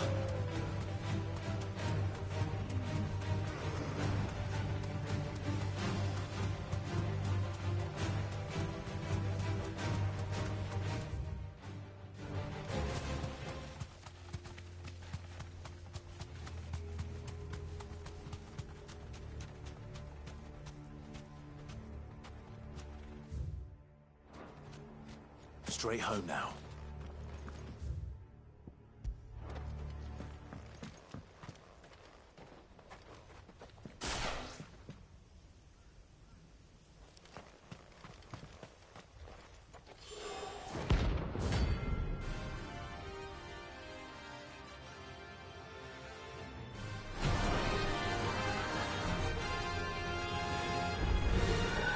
Harmon's madness lives on.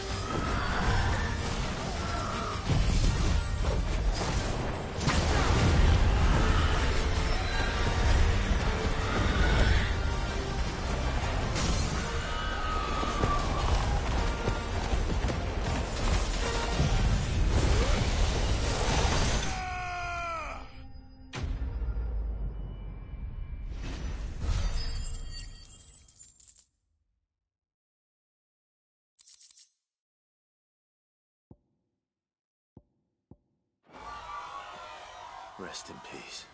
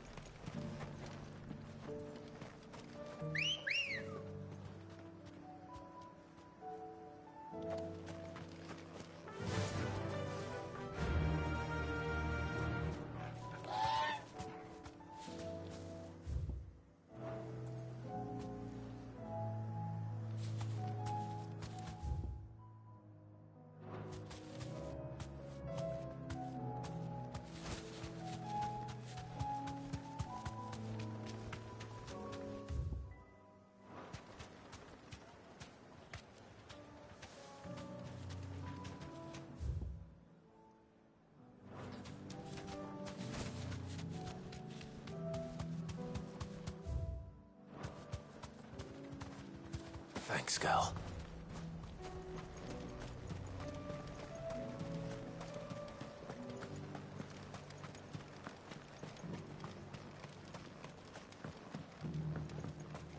That fool of a Duke.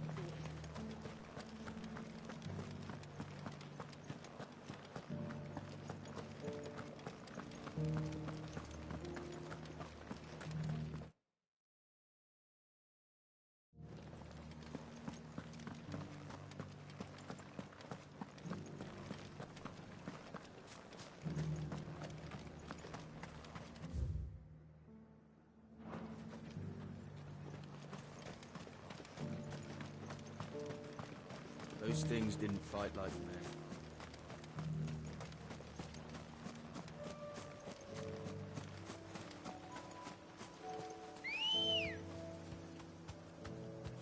Good girl.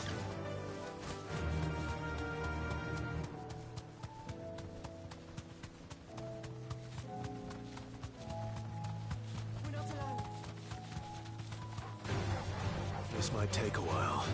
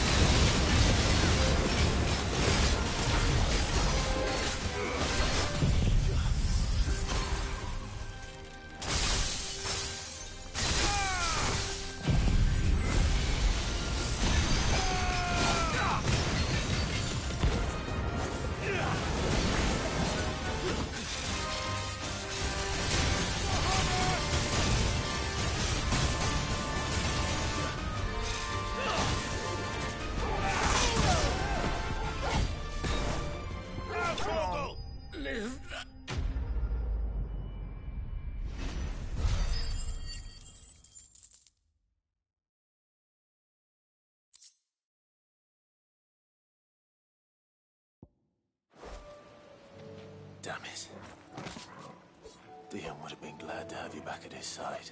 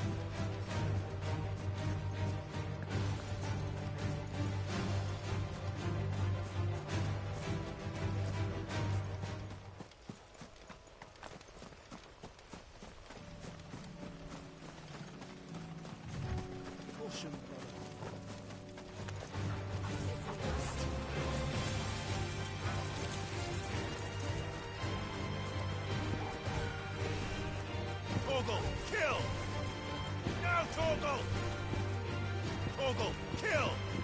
Now, Torgal! Go, Torgal!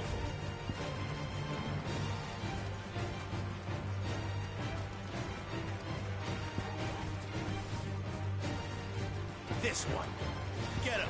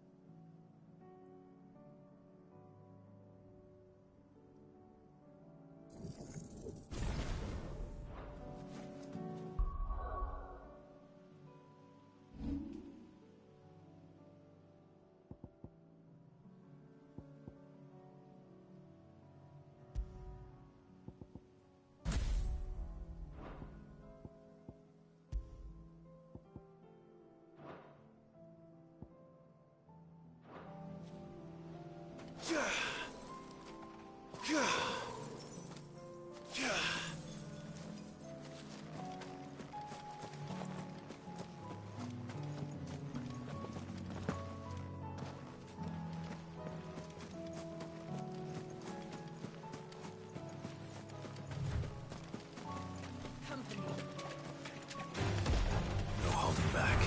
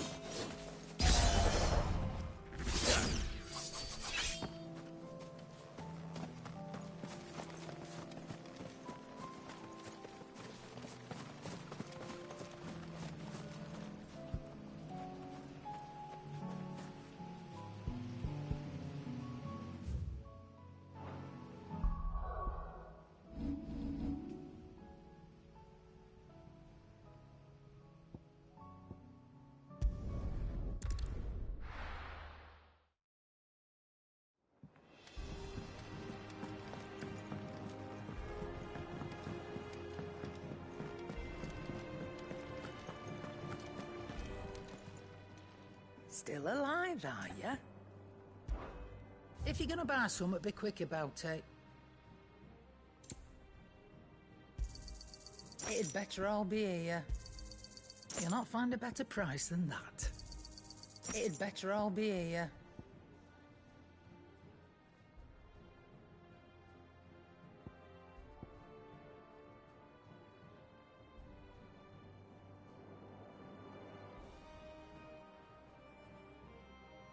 Is that all?